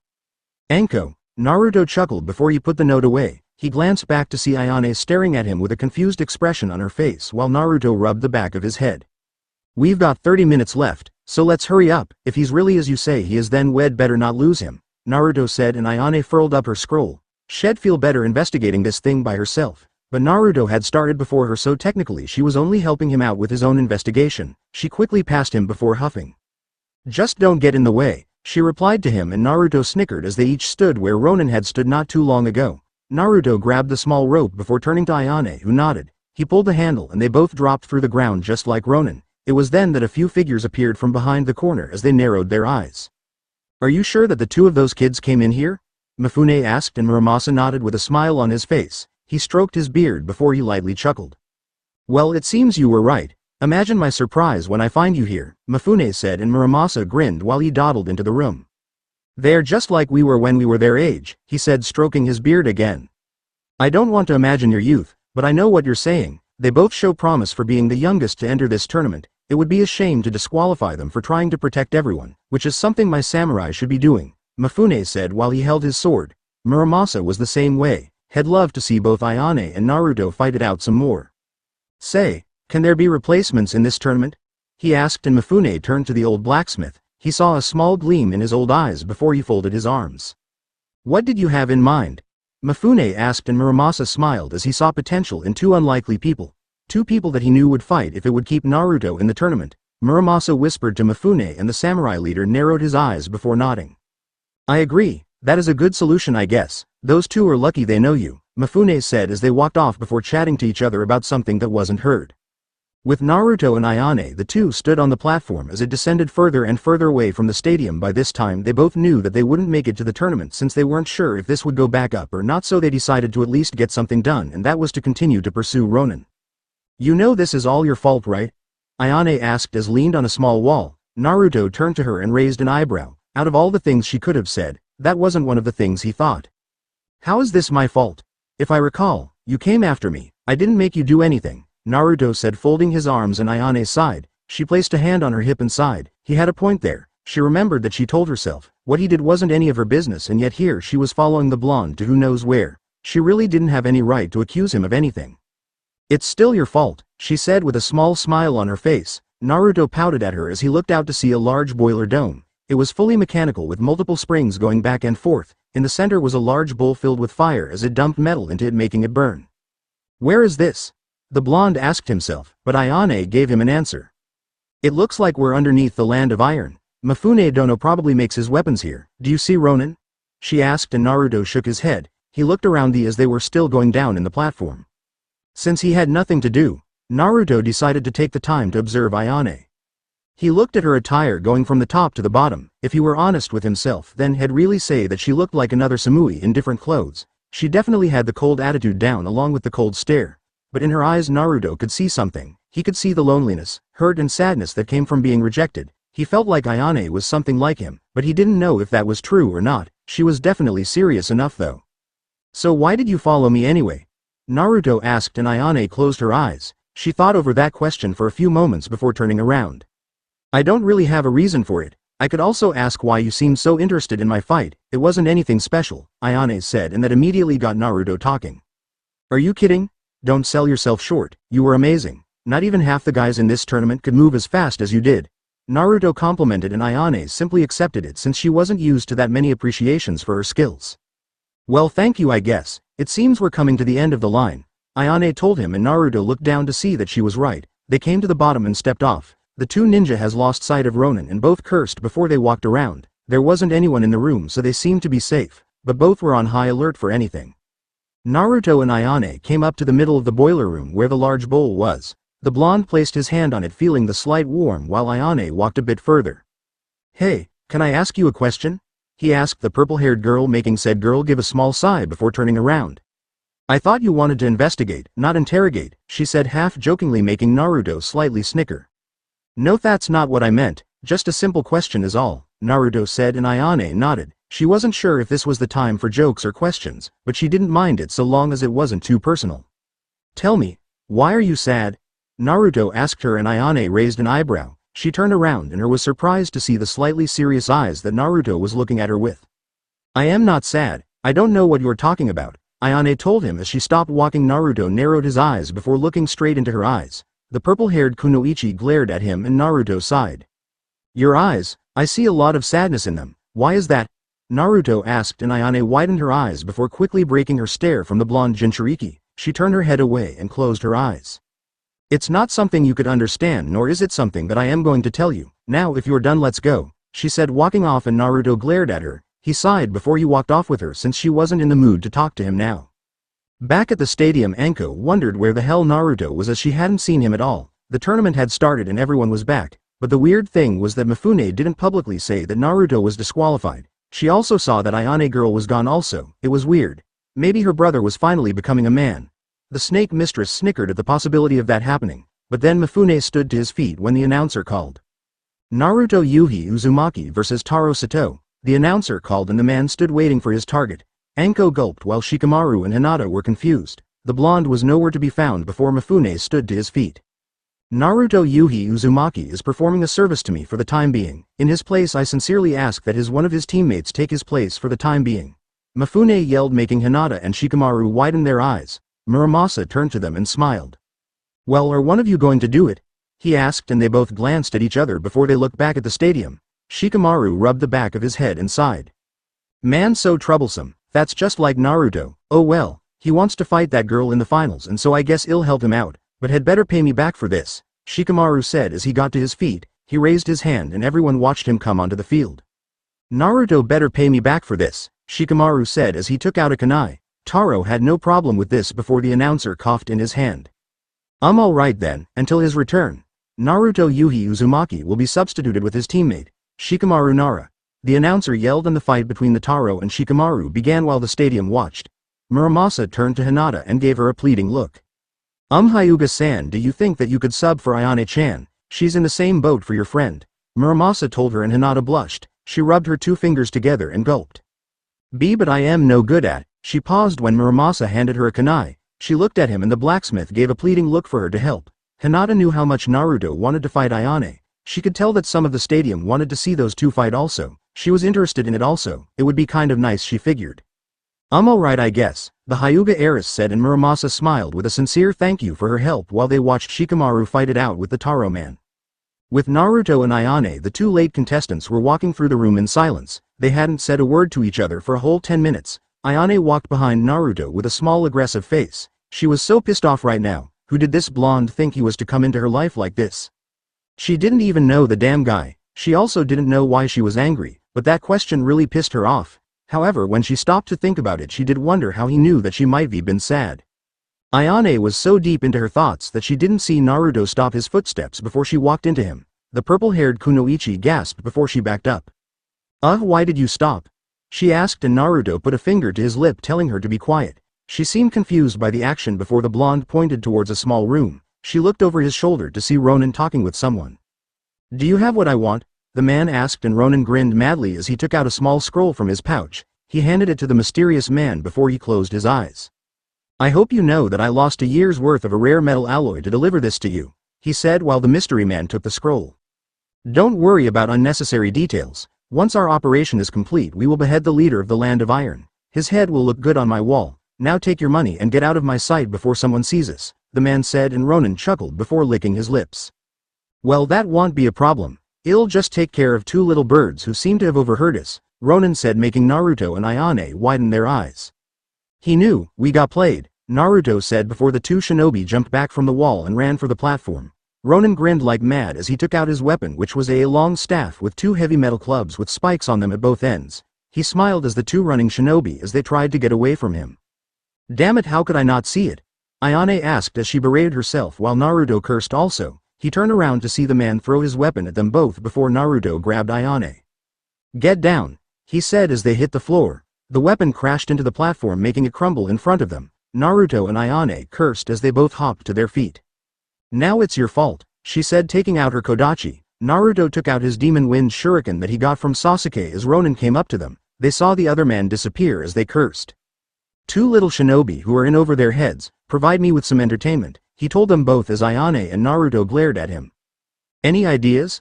Naruto asked, and the Mugen Kunoichi sighed. "We'll have to use some teamwork. Neither of us can beat him on our own. This shows I need more training," Ayane said while Naruto stretched out his hand. "We both do, but you also need to lighten up. Sene Tajashu, many hidden shadow snake hands." Naruto yelled out as multiple snakes flew from his jacket and shot at Ronin.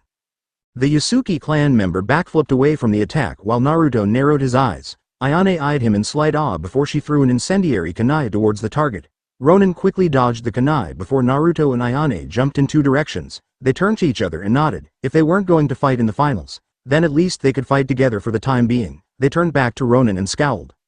"Well, I have some good opponents this time. Well, Kurikochi wants your blood," Ronin said before he jumped in the air and passed Naruto and Ayane. They looked back to see him pick up his weapon before they growled. Naruto would like nothing more than to get Anko for help, but with the platform destroyed he wondered if there was any way of her getting down to help them.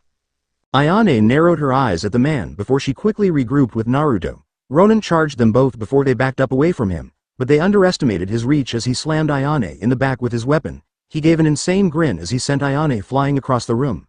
Naruto cursed before he added Chakra to his feet and dashed for the Tengu girl. He quickly caught her before she made contact with the wall. "You alright, Ayane?" Naruto asked, and the purple-haired girl cursed before she got out of Naruto's hands. "I am fine. I don't need you to worry about me," she said before she dashed off while Naruto sighed. Damn, she was stubborn now that he thought about it. Ayane jumped into the air and brought her kodachi forward only for them to be parried by Ronin. She narrowed her eyes at him before she backflipped away. She calmed her nerves before she saw Naruto rub past her. Ronin smiled as he swung his weapon at Naruto, but the blonde ducked under it in time, making Ronin gasp. "Here, try this on for size," Naruto said as a snake furled from his sleeves. It quickly ran over Ronin, making the man curse before it bit him on the neck. He gasped out before he felt his vision get hazy. He saw the blonde going through some more hand signs as he yelled. "Futen! Daitopa!" Naruto yelled, sending a large wave of wind towards Ronin before he slammed the man into the wall, making him huff. Ayane widened her eyes before she regrouped with Naruto again while the blonde got to his feet. "Look, I don't know if you are used to being alone or something, but it's like you said, we're not going to beat him by ourselves, so stop trying to handle everything on your own," Naruto told her, making Ayane glare at him. She wanted to say something, but she decided to stay silent. "Don't take your eyes off you opponent's kiddies, you just might not live to regret it," Ronin said as he got behind them in a flash of speed. Naruto gasped and so did Ayane, and before the two could rebound in time, they were slammed in the back of the neck, knocking them both unconscious. Naruto dropped to the ground and so did Ayane. Ronin chuckled before he dusted himself off. "Well, that jutsu was only a small one, so no big deal. Can't get too worked up over kids," he said as he carried the two shinobi away to who knows where. Mindscape, Naruto groaned as he opened his eyes. He quickly stood to his feet and looked around. He felt like he was in a sewer of some kind. It felt so weird. "Where the hell am I? Where's Ayane?" the blonde wondered before he felt something calling for it. It wasn't loud or threatening, just a simple call. He followed the noise left and right. He took a corner, and after a little bit of walking, a light blinded him before he gazed up to see a giant cage. He noticed the word seal in the middle of it, but what he finally noticed was a red-headed man with whisker marks in a red kimono. He had his 9 tails waving around behind his humanoid body, his fox ears present on his head, but Naruto was listening to the nice melody that the man was playing. He had a flute in his hands as he played it with a calming presence. Naruto stayed on the other side of the seal as he watched the man play his instrument. Oceans apart day after day, and I slowly go insane. I hear your voice on the line, but it doesn't stop the pain. If I see you next to never, how can we say forever? Wherever you go, whatever you do, I will be right here waiting for you. Whatever it takes, or how my heart breaks, I will be right here waiting for you. He sang through his flute and with his words as the sounds washed over Naruto. The blonde sighed and listened to the soothed music. I took for granted all the times that I thought would last somehow. I hear the laughter, I taste the tears, but I can't get near you now. Oh, can't you see it, baby? You've got me going crazy. Wherever you go, whatever you do, I will be right here waiting for you. Whatever it takes, or how my heart breaks, I will be right here waiting for you. The man sung again, slightly oblivious to Naruto's presence. The blonde's blue eyes brightened in some relief of the sound. It was like he could forget all the troubles that he was having already. I wonder how we can survive this romance, but in the end if I am with you, I'll take the chance. Wherever you go, whatever you do, I will be right here waiting for you. Whatever it takes, or how my heart breaks, I will be right here waiting for you. Waiting for you. He finished his song and put the flute away from his mouth. He stood up before seeing Naruto looking at him. The blonde passed through the seal bars while he clapped. That was great. How did you do that? He asked, and the man with red, slitted eyes gave a simple smirk. He held up the flute like it was no big deal. It's nothing, just lots of practice. Well, it's about time my container came to me, he said, and Naruto widened his eyes. You're Kyuubi? He asked, and the man nodded. He noticed Naruto's eyes get cold before he sighed. He turned to the blonde before walking past him. Calm down, I have no interest in harming you. I also didn't do anything to your village, so as for your people hating you, well, that's not all my fault, Kyuubi said to him, and Naruto raised an eyebrow. He wanted to be mad, but something about the fox made it wash away. So, who was the song for? Naruto asked, and Kyuubi imagined a boulder making it appear before he sat down on it. He folded his arms and closed his eyes. It was for my wife, Nibi-chan. She always loved that song, Kyuubi said, and Naruto widened his eyes. The Kyuubi had a wife? If he wasn't shocked before, then he could be now. Kyuubi noticed his shock and rolled his eyes. What? You didn't think that I was the lonely type of person? Well, sorry for disappointing you, Kyuubi said, and Naruto scratched his cheek. No, that's not it. It's just that you aren't nearly what I've heard about you. People said you were a vicious, demonic, malevolent beast that terrorized places with one swipe of his tails, but you're all mellowed out, Naruto replied, and Kyuubi sighed as he rubbed the back of his head. You stupid humans and your stupid judgments. If I had $1 for every time I heard that, then I'd already be the richest person in the elemental nations. Since you seem confused, then I'll tell you. 1. I don't associate with humans. 2. I am demonic, but I am not vicious, nor am I malevolent unless I need to be. 3. I could do all that destruction, but that doesn't mean I would, Kyuubi finished, and Naruto nodded. Now then, tell me why you're here, Kyuubi said, and Naruto told him everything. His team up with Ayane Tengu, Ronin, and his plot for the Land of Iron, him getting knocked out and ending up here. And that's it, Naruto said, making Kyuubi laugh at his container while Naruto pouted. Sorry kid, but that's hilarious. How could you let your guard down against someone like that? Plus I saw the teamwork between you and that girl. Yeah, you two suck. You have about as much teamwork as I did back when I started to play this flute, Kyuubi said, shuddering at the experience. Oh, and how was that? Naruto asked while Kyuubi glared at him. The blonde glared back with his cold stare while Kyuubi looked at the flute. Let's just say that even though I play it a lot, I still hate this flute to death, Kyuubi said to him, making Naruto chuckle. I see, but what am I supposed to do? Naruto asked as he walked in circles before Kyuubi motioned him over. The blonde walked to him before he used his 2 fingers to jab him in the forehead. First thing is to calm down, brat. Now if you want a simple strategy, then go with this, Kyuubi whispered in Naruto's ears, and the blonde widened his eyes. He turned to Kyuubi and smiled. I am so sorry for all those times I called you all those names. You're a genius, Naruto told him, and Kyuubi closed his eyes and absorbed the praise. Damn right I am. Now get going, kid. You and your little girlfriend have to wake up now, Kyuubi said while Naruto blushed. She's not my. Naruto stopped as he was booted out of his mindscape by Kyuubi, making the Biju chuckle like mad in his little jail. Outside, Naruto opened his eyes before he rubbed his head. He looked up to see the ceiling and saw his hands chained to the wall. He looked across from himself to see Ayane strapped to the wall also. The purple-haired girl moaned before opening her eyes. She widened them also as she looked at their predicament. Nice to see you awake too, he told her, and Ayane glared at Naruto before rolling her eyes. Great, I can't believe this. Why didn't you follow my lead? She asked, and Naruto narrowed his eyes at her. She did the same to him, waiting for an answer to her question before the blonde did his best to throw his hands up in the air. "Oh, well, so sorry. I didn't realize that we had a plan besides you rushing in to get the mess beat out of you." Naruto returned and Ayane balled her hands to fists. "It was obvious, you should have seen it. I said there was no way I could take him on, so you should back me up," Ayane said, and Naruto huffed. "I know next to nothing about you. I don't know how you think or how you work with others. Which obviously sucks. Here's what I know. Your name is Ayane Tengu, you like Kodachi. You're from some place called the Mugen Tenshin clan and you study the Hajinmon style, whatever that is," Naruto said to her, and Ayane sighed. She knew he was right. She knew nothing about him and he knew nothing about her. They got beaten because they didn't know anything about the other. How could they have teamwork when they knew nothing about each other? A deep silence fell over the two as they calmed down. Ayane closed her eyes while Naruto did the same. They had no idea where they were, nor did they have any idea of how long they'd been out. They both sighed again before staring at the other before they turned away. Now wasn't the time to be fighting. "I am sorry for what I said," Naruto told her, and Ayane looked up at the blonde before she looked down.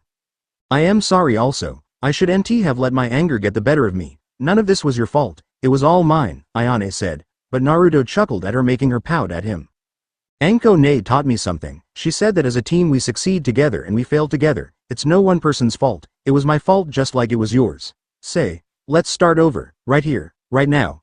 Hello. I am Naruto Yuhi Uzumaki." Naruto started and Ayane squirmed her lips. For the longest time she had never known anyone like Naruto. She could have used his positive attitude at the beginning of her life. She sighed and did her best to smile. "Hello, I am Ayane Tengu," she returned, and Naruto began again. "My mother is Kurenai Yuhi, the Genjutsu mistress of Konoha. I am a genin at Konoha. I've never told anyone this before, but I am the Jinchuriki of the Kyuubi," Naruto said to her, making Ayane look at Naruto in awe. It's no wonder he saw loneliness in her eyes. He had to have gone through the same thing growing up. "My mother is called Ayame. I don't like talking about my family relations. My existence has been a bit of a hollow one," Ayane said, and Naruto widened his eyes. He saw Ayane's eyes with sadness in them like the last time as he sighed. Ronin hadn't come back and they weren't going anywhere at the moment. "Mind telling me? It's none of my business to pry, but my existence has been a bit of a hollow one also. You probably don't look for sympathies, so I won't offer mine. But please tell me," Naruto pleaded, and Ayane bit her lower lip. She kept so much to herself that something like this was rather weird. She'd never let her emotions show this much, but something about Naruto made her trust him. She'd only known him for what? 2 days? That hardly counted for anything. "Fine, but you tell a soul and I can think of a lot of things to do to you," Ayane told him, and Naruto nodded while she looked away. "My birth wasn't meant to happen, it was all from something that shouldn't have happened. I told you that my mother was a Yame, but my father," she said with extra spite that Naruto noticed. He glanced at her as she continued. "My father, his name was Raida, he raped my mother," Ayane said, making Naruto widen his eyes. He balled his fists so much at that word. "That incident gave birth to me. It's because of that act that my village hated me. I was called the cursed child. Do you know how hard I worked? Just to make people change their minds about me. I was adopted by my foster father. Genra, he's the one who trained me in everything that I knew.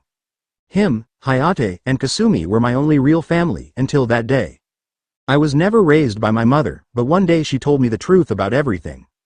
I'll just say that I didn't take it well. I started and still sort of hate Kasumi. My half-sister, she got the easy life of being treated like royalty while I had to show everyone how great and useful I could be. Day in and day out I tried my best to train and hone my skills. Once day I am going to become the leader of the Hajinmon sect, count on it. I was always told to bottle up my emotions, never let anyone see me cry, laugh, or mad, it would just get in the way. That was the iron code for all shinobi. Right now I am trying to work as a messenger to Mirai-sama of the Shadow Ninja clan. Ayane finished and Naruto looked at the ground. He tried to rub the back of his head, but the chains made it difficult.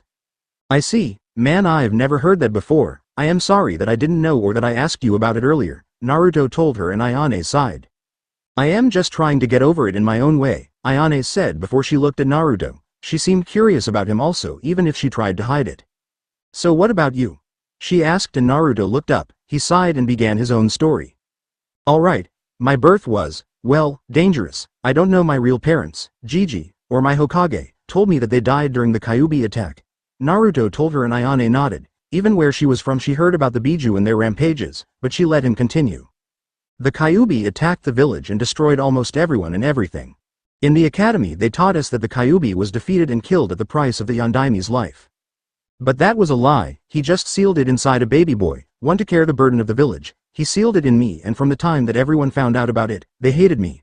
I was treated like the demon itself. People would find any reason to go and attack me. They would do so much to me that a majority of my time was spent in the hospital. Naruto paused to catch his breath while Ayane glared. At least her villagers ignored her, but this was just brutal. One day I was beaten for no real reason, just like any other day, and taken to the hospital where I meet my reason for living. My mother, Kurenai Yuhi, adopted me as her son. She told me about Kyuubi, how I was just the container and not the being itself, so I took it upon myself to train with my mother and sister, Anko Midarashi. It was thanks to them that I learned Genjutsu, the Hobby-style Taijutsu, Ninjutsu, and why I am even here. Even so, there are still people in the village who hate me, Naruto said, and Ayane nodded. She looked at the ground again and sighed. So how can you smile? Why are you so nice? She asked, and Naruto raised an eyebrow. He thought that over before smiling. Because I am like you, he said, and while Ayane knew that much, she would still like to hear the why part. Naruto could see the confusion edged into her face before he smiled and decided to continue to finish his own story and stopped keeping her in suspense. Because like you, I want to prove everyone wrong. I'll show them that I can be a fantastic shinobi on my own, that they were all misguided. I'll show them that I can become the Hokage of Konoha, Naruto said with a sure smile on his face while Ayane rolled her eyes. Hokage? An idiot like you? Don't make me laugh, she snickered while Naruto narrowed his eyes. Well miss, I want to be the leader of the Hajinmon sect. I doubt you could do that, Naruto told her, and Ayane glared at him. You're lucky we're in chains or I'd make you cry, she returned with a small smile. With those flimsy arms? Yeah right, Naruto retorted, and the two glared at each other before they lowly snickered. Well, we won't achieve our dreams by sitting here, will we? Naruto asked, and Ayane shook her head. No, I guess not. We won't see each other in the finals either, she said to him, and Naruto nodded as they each did a backflip and leaned their feet on the wall while standing upside down. Naruto struggled for a bit, but he reached the bottom pocket in his pants and pulled out a kunai. He added chakra to it before slashing the chains off as they fell to the ground. Ayane did the same as she took out a small kunai and broke her bondage chains as they fell to the ground. Naruto and Ayane smiled to each other before the blonde held out his hand. Ayane grabbed it and shook it. Ayane, I know it hurts, trust me. But don't hate Kasumi for it. It's not her fault, neither is it yours. Just remember that, Naruto told her, and Ayane bit her lip. She closed her eyes and sighed. Try that, Naruto, but let's focus for right now, Ayane told him, and Naruto completely agreed. Naruto rummaged through his pockets and a small little bracelet. He put it on Ayane's wrist and gave her a thumbs up. Never give up, Ayane-chan. Well, definitely make them all see us for who we are, Naruto told her, and Ayane nodded. She smiled as she took off her purplish headband that she was wearing. She pulled up Naruto's sleeves and wrapped it over his arm. This band symbolizes the strength between friends and the want to get stronger. Never give up, Naruto, Ayane said, and they both nodded to each other. They too ran out of their cell and immediately came into a small hallway. Alright, what do we know so far? Ayane asked, and Naruto looked around. We know that Ronin is trying to usurp the land of iron. If that's the case, then he never left this place, which means we didn't either. The tournament is still going on and no one knows of his actions at this point, Naruto responded, and Ayane nodded. Alright, let's see. We were in the middle of the boiler room and it's still hot, so we shouldn't be far. Now we just have to find where Ronin is and stop him, Ayane told him, and Naruto agreed. By the way, can I tell you an idea? Naruto asked, and the purple-haired Kunoichi nodded. Naruto whispered in her ear, and Ayane narrowed her eyes before placing a finger to her chin. It will require some things to be done, but that's doable, she said, and Naruto was happy that she agreed with Kyuubi's plan. But we have to find him first, she said, and Naruto nodded as he closed his eyes. He did a few hand signs while Ayane wondered what he was doing. Anko taught me a good trick from the snakes. It might not be much, but I hope this works, Naruto said and opened his eyes. His eyes were slitted like a snake's as he looked at the ground. He could see the heat coming from Ayane's body and then looked down. By concentrating a type of chakra into my eyes, I can be like a snake and sense the heat. This way, Naruto told her, and he ran off. Ayane followed him as they went through a sequence of corridors before they came back to the boiler room where Ronin was, as he was busy climbing the platform since it was broken. Damn, brot's making me late. Now I have to fucking climb this thing, Ronin said as Naruto and Ayane smiled to each other. Ayane threw her incendiary kunai as it came in front of Ronin. He looked down to see them smiling at him before the kunai exploded, sending the man to the ground with a large slam while they glared at him. You two are really getting on my fucking nerves. Why don't you just die? He asked as he slammed the ground with his weapon. He made the ground crumble and shake violently before Ayane hopped into Naruto's hand. The blonde hoisted her into the air, sending her high above the battle. She did a few hand signs as she glared down at Ronin. Hijutsu. Reku Jinpu Satsu. Hidden technique. Torn Sky Blast. Ayane yelled as she sent a high lightning wave towards the ground before Ronin dodged the shot with a huge backflip. Naruto quickly crossed his fingers and yelled. Kage Bunshin no Jutsu. The blonde yelled and quickly two clones appeared as they caught Ayane and then let her down.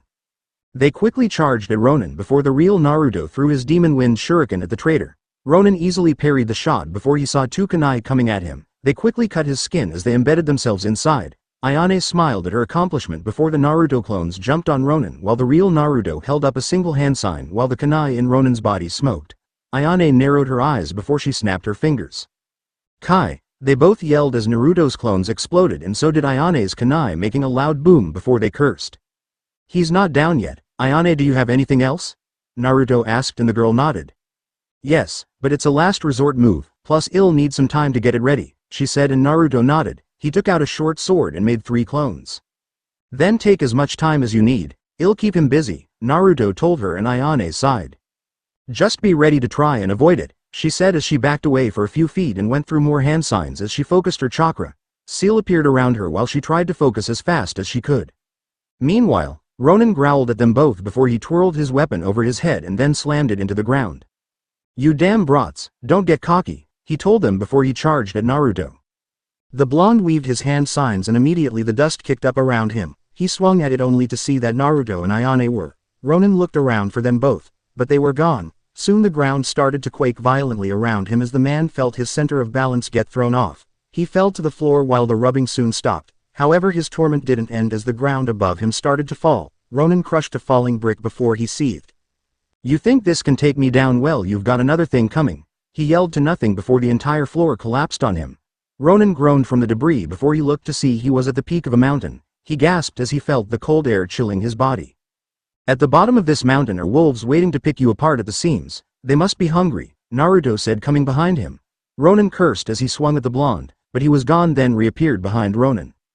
Fall into the wolf trap, Naruto said as he pushed Ronin off the mountain. The man yelled as he was sent flying to his doom before he opened his eyes to see Naruto smiling at him. Genjutsu. Idainaru Kikoku. Illusion. Great Mountain Valley, Naruto said with a smile before Ronin got to his feet.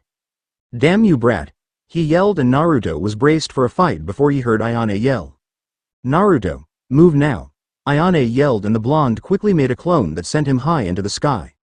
Seeing that her partner was out of the way, Ayane finished her time gathering her energy and opened her eyes showing their seriousness.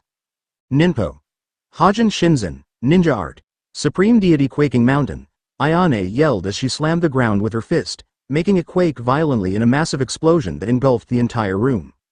Back with the tournament, Hinata was fighting in Ayane's place with an unknown opponent before everyone felt the ground shake violently. They immediately hit the floor while the earthquake made itself known. Shikamaru hit the ground and so did Hinata. Anko hit the floor also from the shockwave. Man, this is troublesome. Naruto really owes me big time, Shikamaru said while Anko chuckled.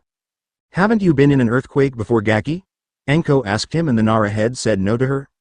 Soon the shaking stopped and everything settled down. The people murmured amongst themselves while Muramasa secretly chuckled to himself while he stood back in his seat. Oh, looks like Ayane-chan is having her fun if she had to use that move. I hope she's alright. Thought. It is dangerous after all, Muramasa said mentally while Mifune calmed everyone down. Some people wanted explanations, but the leader told them that it would all be taken care of. Immediately the tournament resumed and everyone got back to watching even though most were still confused. Back with Naruto and Ayane, the smoke covered the area as Naruto coughed. He waved the dust away from him before he opened his eyes. He widened them to a large degree only to see Ayane on one knee with her fist in the ground. She huffed like mad while Naruto ran up to her. He sighed in relief that she was alright. Ayane, that was amazing, Naruto said and the purple-haired Kunoichi huffed. She knew she'd get a lashing out by Genra if she told him about this, but that was beside the point. The two looked across them to see Ronin slammed on the floor with his mouth open like he had the shock of a lifetime. Thank you, but that took a lot, she said before she lightly stumbled. Naruto caught her and smiled. I am sure it did, but now we'll leave and take his evidence with us. I think that Mifune guy will be alright with this, Naruto told her and Ayane nodded as they walked off. Luckily they had found a small staircase where the platform was that went upstairs. Naruto flung Ayane's arm over his shoulder and the two scaled the stairs. It was so stupid that they never noticed them before. How low was that? Naruto and Ayane scaled the stairs and in about an hour or so they made it out of the main boiler room and back to the place where the steel pipes were. They walked through the hallway where they had been stalking Ronin. They walked through and came back to the resting area. Naruto rubbed the back of his head. "How late do you think we are?" he asked, and Ayane rolled her eyes. She really hated that word, but there was nothing she could do about it. They were late and thus, they were disqualified. "Late enough to not hurry up to the stadium," she said, making Naruto chuckle while she did the same, although it was a bit painful since her side was still hurting from getting hit at all. The two shinobi came up to two guardian samurai who looked at their horrid condition. They gasped and quickly tended to them. "What happened to you two?" one of them asked while Naruto handed him a scroll. This was given to a contestant. His name is Ronin Yasuki. He was going to try and overthrow the Land of Iron with someone else. Naruto told them, making the samurai gasp. They took the scroll from Naruto and looked it over. "Where is he?" they asked while Ayane smiled. "Down in the boiler room laying unconscious," she said before closing her eyes. The two samurai of the Land of Iron narrowed their eyes before they went to investigate. Meanwhile, Naruto and Ayane sighed. "I guess I won't see you in the finals," Naruto said, and Ayane nodded. Suddenly he shuddered, making her turn to him. "What's wrong with you?" she asked, and Naruto gulped. "I am gonna be paying that ridiculous amount of money for those Kodachi upgrades. Damn it, that sucks for me," the blonde said, and Ayane painfully chuckled at him before Mifune showed up. "Well, that is a shame, isn't it?" he asked, making the two turn to him. He smiled at them both while they looked at each other before turning to him. "I heard what you two did. Shame you missed the tournament in your turns," he said, making them both sigh before they decided to forget about it. "But, you've done the Land of Iron a great service. I was suspicious of Ronin, but you two did a good job in handling the situation, even if you really should NT have," he said, making the two blush in embarrassment. He sighed before he patted them both on the shoulder. "Just this once, you both get an exception. Don't miss the rest for tomorrow. Now go get your sleep. You have good friends who covered for you both. Now get going. But when the tournament is over, I want you both to appear before me," Mifune said as he walked off. Naruto and Ayane widened their eyes before they turned to each other. "See you in the finals?" he asked as he held out his hand. Ayane looked at it before she took it and shook it. She closed her eyes with a small smile. "Don't think I am gonna lose to you," she said, and Naruto smiled with a nod. They rested the day away before Naruto spoke mentally. "Nice plan, Kyuubi. How did you know she had such a technique?" Naruto asked while Kyuubi opened his eyes. "Please, given her attitude, I knew she had something like that. It was all a matter of simple plotting. You two did good. Now rest, brat, so I can play this flute," Kyuubi said, and Naruto closed his eyes before he received a bonk on the head, making him jump while Ayane opened her eyes. They both turned to see tick marks all over Anko's face. She snickered while Shikamaru and Hinata looked rather ragged. Naruto gulped while Anko grabbed his collar. "Naru-kun, come with me for a second," Anko said as she dragged him off while Naruto winced. She took him around the corner, making Naruto gulp. "No, Anko, nay. I can explain, Dabbeo. Just wait. What are you doing with that kunai?" Naruto yelled out while Shikamaru and Hinata closed their eyes. Ayane sighed while she rubbed her head. Naruto really was a weirdo after all, but that didn't mean he wasn't a fantastic shinobi by her standards. Naruto watched the other matches taking place as usual. He had thanked Hinata and Shikamaru for covering for him and Ayane. It was really a lifesaver for the blonde as well as the purple-haired Kunoichi, who was sitting behind him watching the fights with a cold glare as usual as well. In compensation for their efforts, Naruto had paid for everyone's dinner at some restaurant, to which everyone was happy for it before he got a scolding from Anko about punctuality and being on time for things. She even went as far as to compare the blonde to Kakashi in a sense which confused Naruto in some way, but he could that she was just worried about him. Meanwhile, Naruto could also hear Kyuubi playing his flute in the mindscape, and it relaxed the blonde in some way. It was quite a surprise that a malevolent beast could play such a peaceful instrument. "Hey brat, I told you I am only malevolent when I need to be. Stop being stingy," Kyuubi said to him, and Naruto rubbed the back of his head knowing that Kyuubi could hear his thoughts. "I didn't mean it that way, but please keep playing, I really like it," Naruto said to his Biju and Kyuubi while he sat on a small rock in the middle of the murky water. "Damn right you like it, but fine. Just relax then and wait your turn," Kyuubi said before he played another slow melody for the blonde as he watched the fights. Naruto only broke his gaze for a second to turn back and glare at Ayane. The purple-haired Kunoichi could feel his gaze and turned to him only for a second. She gave a hidden smile while Naruto gave a slight wave. She closed her eyes before slightly waving back, but in a sort of way that showed she didn't really care. Naruto shook his head at her as chuckled, but turned back to see another match finished and sighed. "Another one, come and gone," Naruto said to himself before Anko lightly punched him in the shoulder. "You should NT complain. After all, you weren't even here for your fight," Anko said, and Naruto stayed silent since he couldn't deny that in the slightest. But damn, Anko sure could be cold about it. Anko smiled at him before she wrapped her arm around his neck. Well, at least you're still in this thing. Still, it's only going to get harder, so don't let your guard down, Anko told him, and Naruto nodded while the announcer came up to call for the next competitors. Naruto Yuhi Uzumaki vs Anko Mitarashi. Both come to the field, he yelled, making Hinata and Shikamaru widen their eyes. Muramasa stroked his beard with a thoughtful expression while Ayane seemed to be lightly surprised. When you said don't let your guard down, you sure as hell weren't kidding, Dabbeo, Naruto said, noticing the verbal tick while Anko snickered. Oh, this is gonna be a walk in the park. No way is some genin gonna beat me, Anko said, getting to her feet while Naruto did the same. Ayane watched them leave before she wondered how this fight would go. Naruto was a genin, or at least it seemed that way. He was about on par with her in some terms, but she'd see that when they fought. Naruto and Anko appeared on the field and stood apart from each other. They heard the crowds cheering for them both while Hinata gulped. Will they both be alright? Hinata asked, and Shikamaru rubbed the back of his head with a sigh. Man, troublesome. I'll be surprised if neither of them get through this fight without using ninjutsu. However, I think Naruto has an advantage over Anko-sensei, Shikamaru said, making Hinata and Muramasa turn to him. And how do you figure, young man? The old blacksmith asked while Shikamaru gazed at his blonde teammate before turning to Hinata and Muramasa. Well, think about it. Naruto not only excels in taijutsu, but also ninjutsu, his main forte in genjutsu. He was known as a genjutsu prodigy from being trained by Kurenai-san. By his mother's definition, Naruto is somewhat of a great ninja who excels in genjutsu, but Anko has much more experience. It'll be tough to see who wins it. Next fight of the semifinals, Naruto Yuhi Uzumaki and Anko Mitarashi. Begin. The man yelled, and the two settled for staring at each other. Naruto closed his eyes while Anko folded her arms. They stood in silence for 5 minutes, making people confused as to why they didn't start. Soon Naruto smiled while Anko did the same. Ready to get started, Anko-ne? Naruto asked, and the purple-haired Jonin nodded her head. I won't hold back just for you, lil brother. Be prepared, Anko said as she took out a kunai while Naruto took out his demon shuriken. The two quickly charged at each other before their weapons collided with each other. The two growled at each other before they separated.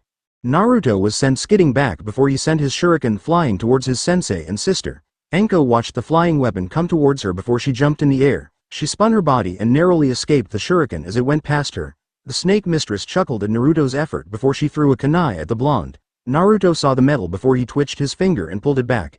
Anko gasped before turning around to see Naruto's shuriken coming back at her. Naive, she said as she blocked it with another kunai.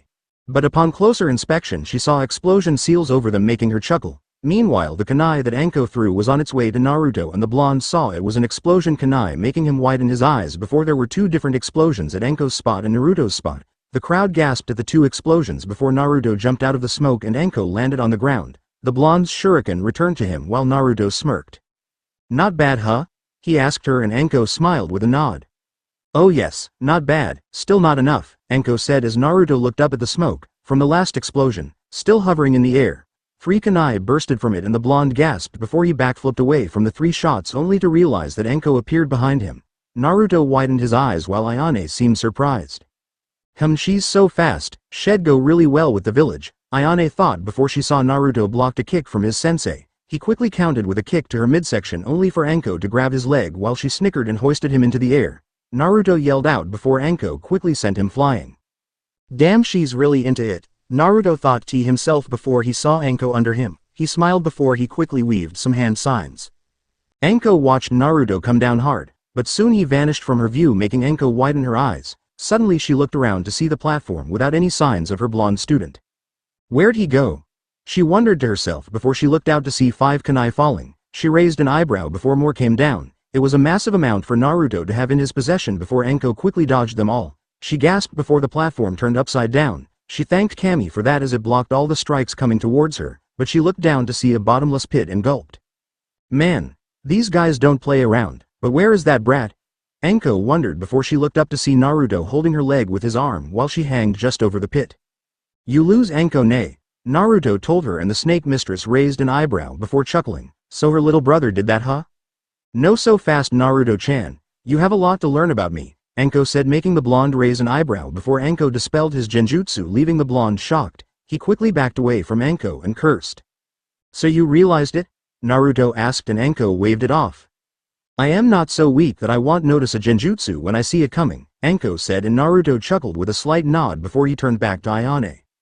Well, sorry, Anko-ne. But I've got my reasons for going to the finals and you aren't going to stop me. I am going to make Ayane-chan go all out against me, Naruto said, keeping the last part to himself, and Anko followed the blonde's intense gaze back to Ayane, who was staring straight at him. The two seemed to be dueling each other, rather Naruto keeping his mind on their fight. Anko chuckled and scratched her cheek. Well, alright. If you want to fight your girlfriend, then be my guest. I am sure your fiancé won't mind. In truth, I only did this cause you signed me up against my will, so I forfeit. Besides, I would have won in the end, Anko said, and Naruto looked at her in a shocked expression before all of her words registered. She's not my girlfriend, damn it. And that fiancé business hasn't been made certain yet, Naruto yelled at his sister, and Anko nodded while she patted his head. Sure little brother, whatever you say, Anko told him, making Naruto blush while most of the crowd wondered what she could be talking about. The snake mistress waved her hand to the announcer and the man nodded. Winner by default, Naruto Yuhi Uzumaki, he yelled, and Naruto watched Anko leave with a smile on her face. The blonde narrowed his eyes before turning back to Ayane. He saw the small smile on her face while Naruto gave a small grin. He could see the look for a good long battle in her eyes, and strangely they had an attractive flair to them. Naruto walked off the field and sat back in his seat while Anko sat next to her students. Man, Anko-sensei, you really know how to shock people. I thought you were never one to give up, Shikamaru told her, and Anko chuckled as she rubbed the back of her head with a sigh escaping her lips. Well, Shikamaru, I did it for two reasons. One is simply because just like everyone else I want to see Naruto and that girl, Ayane, fight. Another reason is due to the fact that Naruto, more than anything, wants to fight her. You'll understand once you have your own rival one day. Same with you, Hinata, Anko said to them both, and the two merely nodded, not having anything more to say to their sensei. Very insightful, Muramasa said to her, and Anko smiled with a nod before glaring at him. So exactly who are you anyway? She asked him, and Muramasa merely stroked his beard while looking at the field.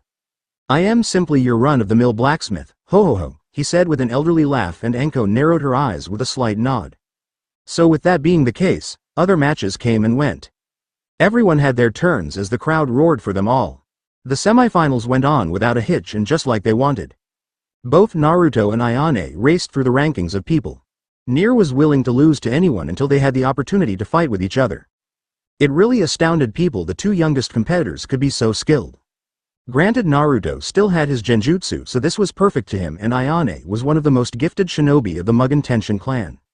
No way would they lose that easily. The fights were exhausting and the time in the day dwindled, but finally towards the near end of the night only two people remained. The crowd was on the edge of their seats as they saw the last two come up. Due to the new conditions of the platform, people had easily fallen off or had lost easily, but luckily there was still the finals. Has everyone enjoyed the Land of Iron Festival tournament?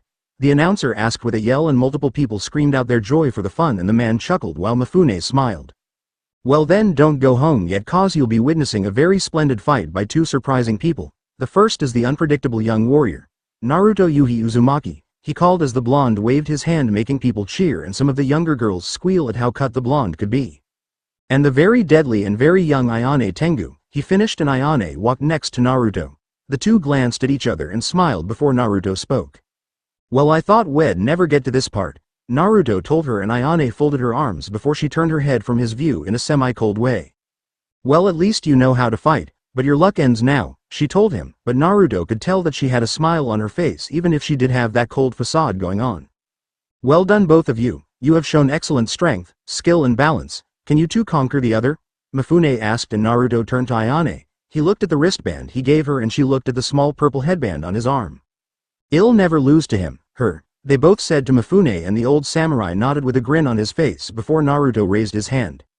Mifune, I have a request, Naruto yelled, and the man raised an eyebrow. The people of the stadium suddenly got silent as they wondered what the blonde could want, but Ayane, Muramasa, Anko, Hinata and Shikamaru could understand what he wanted.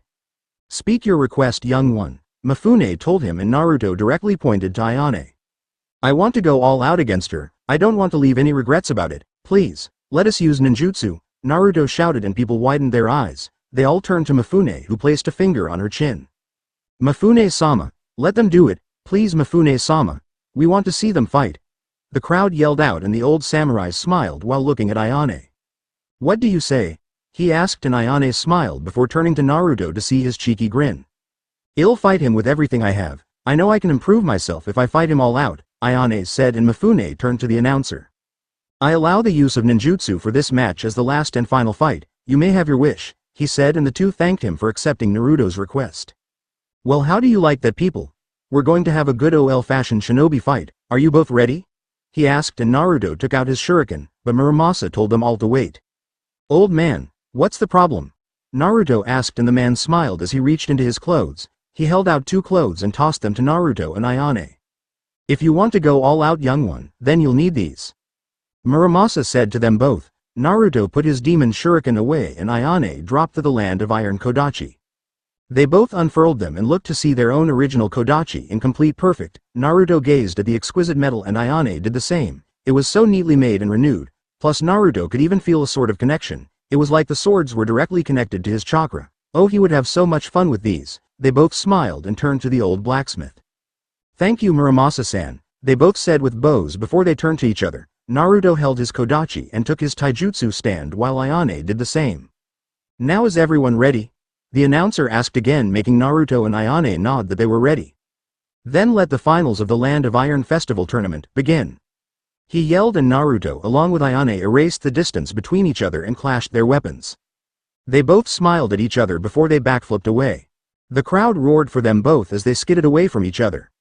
Ayane quickly jumped in the air and threw 3 incendiary kunai at Naruto, making the blonde backflip from them all. He growled at the purple-haired Kunoichi while Ayane dropped to the ground. The blonde cracked his knuckles before he threw a kunai at her. Ayane easily parried the shot, but then noticed a string of wires fall around her before they tightened and constricted her body. Naruto smiled while he weaved his hand signs. Kaden. Gokakyu no Jutsu, the blonde yelled as he sent the raging fire towards Ayane as it traveled along the wires. Ayane narrowed her eyes before using her kodachi to cut herself loose from the wires and safely dodge the fire. She did her own hand signs, and from his time fighting with her Naruto could tell what it was. Hijutsu. Reku Jinpu Satsu, she yelled, and a quick flash of lightning escaped from her hands and shot straight for Naruto. She watched the lightning go to him, but Naruto wasn't having any of that as he crossed his fingers. Kage Bunshin no Jutsu, he yelled, making 3 clones. One grabbed his arm and flung him in the air while the other took the blast before dispelling. Naruto could sense what the clone was feeling, and he knew it must be hurt like hell from the experience. Ayane watched him go into the air before she quickly jumped after him. Naruto cursed before he took out his kodachi again and clashed with Ayane. The two did strikes faster than most people could watch, as they only say the white streaks of light go over the entire stadium. They're really into it, Shikamaru said, looking up, and Anko could agree with him. He's even more into it than with me. I sort of find it insulting, kind of, she replied, but Muramasa lightly chuckled. For those who find worthy opponents, it is only then that they can enjoy the feel and rush of a good fight. Ayane, for the longest time, has only fought to prove herself, to her clan, her superiors, and even to herself. She never fought anyone just because she might like it. This is the first time I've ever seen her truly smile while having a good fight, Muramasa said, making Hinata and Shikamaru acknowledge the comment. The two flashed against each other while Naruto smiled. All for the sake of competition, right? Naruto asked, and Ayane chuckled at him. Yeah, it ought to be fun once in a while, she said as they pushed away from each other. Naruto smiled as he hit the ground, but he noticed more of Ayane's kunai heading for him before he quickly maneuvered his body through the rain of kunai before they all exploded on impact. He was barely hanging on to anything as he dodged left and right, but soon he was kicked across the face by Ayane's heel and realized that the kunai were just a distraction for her to connect a hit to him. Most of the crowd winced at the kick, but many cheered Ayane for the hit, and the purple-haired Kunoichi was enjoying it. That is before Naruto poofed in smoke, making her narrow her eyes. A Kage Bunshin? But he didn't have any more, did he? She wondered before the real Naruto appeared behind her and slammed the ground. Ninpo. Shin no Otoshiana, he yelled out, and the ground under Ayane crumbled at her feet, making her slip and fall in the large hole that came into existence. Naruto smiled at his accomplishment, but little did he know that Ayane wasn't done yet. Falling through the hole, Ayane slightly cursed before she took out her kodachi and stabbed them into the wall. She glared at the opening before she slowly started to crawl out. Oh, when I get you for this, I will get you for this, she said to herself. Naruto calmly waited for Ayane to get out of the hole, and before too long he quickly saw her emerge out of it while she dusted herself off. She glared her fiery, red eyes at Naruto's cold, blue eyes. Not bad, the Mugen Tenshin clan would be delighted to have someone like you, she said to him, and Naruto smiled. And Konoha would love to have someone like you, but for now I am just going to enjoy this fight to the fullest. Naruto responded to her, and Ayane lightly chuckled before she threw up a large number of her kunai. Oh ho, she's going to go with that, Muramasa said, making the others anxious before Ayane did a hand sign. Naruto started to act fast to her attack as he did his own hand signs. Ninpo. Raka Shinkanai, Ninja art. Raining death knives. Ayane yelled and all the kunai converged on Naruto, making the blonde growl at her before they quickly exploded on him, kicking up the dust, making Ayane cover her eyes. She glared at the sight and before long the dust dispelled for her to see Naruto blood as the knives penetrated his body. She widened her eyes at the result as Naruto dropped to the ground. The crowd gasped out at the blonde while Ayane walked up to him. "It might win," she said to him, and Naruto slightly snickered before he grabbed her hand. Ayane gasped before she saw something behind Naruto. It came closer and closer into view before she noticed the white robe of the Shinigami behind him. Naruto smiled as he did his hand signs. "A genjutsu inside a genjutsu. This will be great," Naruto said to himself before he quickly smiled as he decided to not hold back this genjutsu. Genjutsu. Kokwangyo no Jutsu. Illusion technique. Infinite darkness jutsu. Naruto shouted, bringing the entire darkness over Ayane as she couldn't see anything. The purple-haired Kunoichi looked around fast, but couldn't find anything in place before she felt a kick sending her to the ground. She coughed and got to her feet, but she was then slashed across her attire until she was sent flying by another kick across the field. "Damn it, I can't see," she said before Naruto appeared, and behind him was the Shinigami. The death god pierced his stomach with his sword and it stretched all the way to Ayane's body, connecting the attack. Ayane winced from the hit before she tried to dispel the genjutsu, but it wouldn't do her any good. She struggled to maintain her focus before she widened her eyes. "Wait, if I am in a genjutsu then my body isn't moving on the outside. It's worth a shot, I guess," she said to herself before she closed her eyes and tried to drown out everything. Naruto watched her go through some hand signs before she focused all her energy again. She felt it all gather while Naruto widened his eyes before he cancelled the genjutsu. "Shed use that here? No way," the blonde said to himself, but he noticed Ayane open her eyes while her right hand glowed with power. "It's not enough to shake this building, but it is more than enough to make you drop out if it hits you," she said as she aimed her fist at the ground. Naruto widened his eyes again while Ayane smiled. "Ninpo. Hajin Shinzen," Ayane yelled as she slammed the platform. Immediately the ground shook violently for everyone as they braced for the earthquake. It wasn't as heavy as the last one, but the waves of energy were headed straight for Naruto as the blonde quickly crossed his fingers. "Taju Kage Bunshin no Jutsu," the blonde yelled, and the arena was filled with clones as they protected the original. The force of the blow was staggering as they all braced from the impact. "Damn, she's serious," Naruto said to himself, and before long the ground stopped shaking and Ayane looked up to see the blonde huffing while only 3 of his clones stayed with him. She raised an eyebrow before growling. "What's it take to beat this guy?" she wondered before she noticed Naruto's attire, which was significantly torn in some places. She huffed and wiped the sweat from her face. She dropped to the ground and huffed. "Damn it," she said to herself before Naruto smiled and did his hand signs. He really had wasted a bit of chakra with that last jutsu and it was hurting him right now. Meanwhile, Ayane closed her eyes and breathed easily. She sighed before she felt her wounds heal. Mugen Tenshin no Hajutsu. Kaifuku Shadow, hidden technique of the Mugen Tenshin clan. Recovery urge, Ayane said as she felt her body get healed. Naruto looked at the strange sight before he smiled. "Kyuubi, mind helping me out?" Naruto asked while Kyuubi opened one of his tired eyes. "Fine, I'll heal you and loan you some chakra. You've proven yourself well enough, I guess," Kyuubi said, and Naruto felt his wounds get healed while he felt an overpowering chakra come in through his body. Ayane stood to her feet and so did Naruto. The two smiled at each other before they started back up again with the cheering crowd right behind them. Back in Konoha, Samui huffed as she dropped to the ground. She sweated up quite a mess before she stood to her feet, and across from her was Kyoko, who had her sword on the shoulder blade of her neck. "Well, that's this session," Kyoko said, and Samui huffed while she glared coldly at the A-ranked swordswoman. "HMPH, that last attack wasn't cool, it really hurt," Samui complained, and Kyoko waved her off. "Oh come on, it wasn't that bad, nothing anyone can't really handle," Kyoko said as Samui got to her feet. She quickly went to a bottle of water and drank the contents before Kyoko got a gleam in her eyes. "Speaking of this session, I wonder where that brat is. He's supposed to be training with you," Kyoko said teasingly, and Samui with a shrug of her shoulders. But honestly her mind had now wandered to that of the blonde genin. She found his lack of presence to be rather unsettling.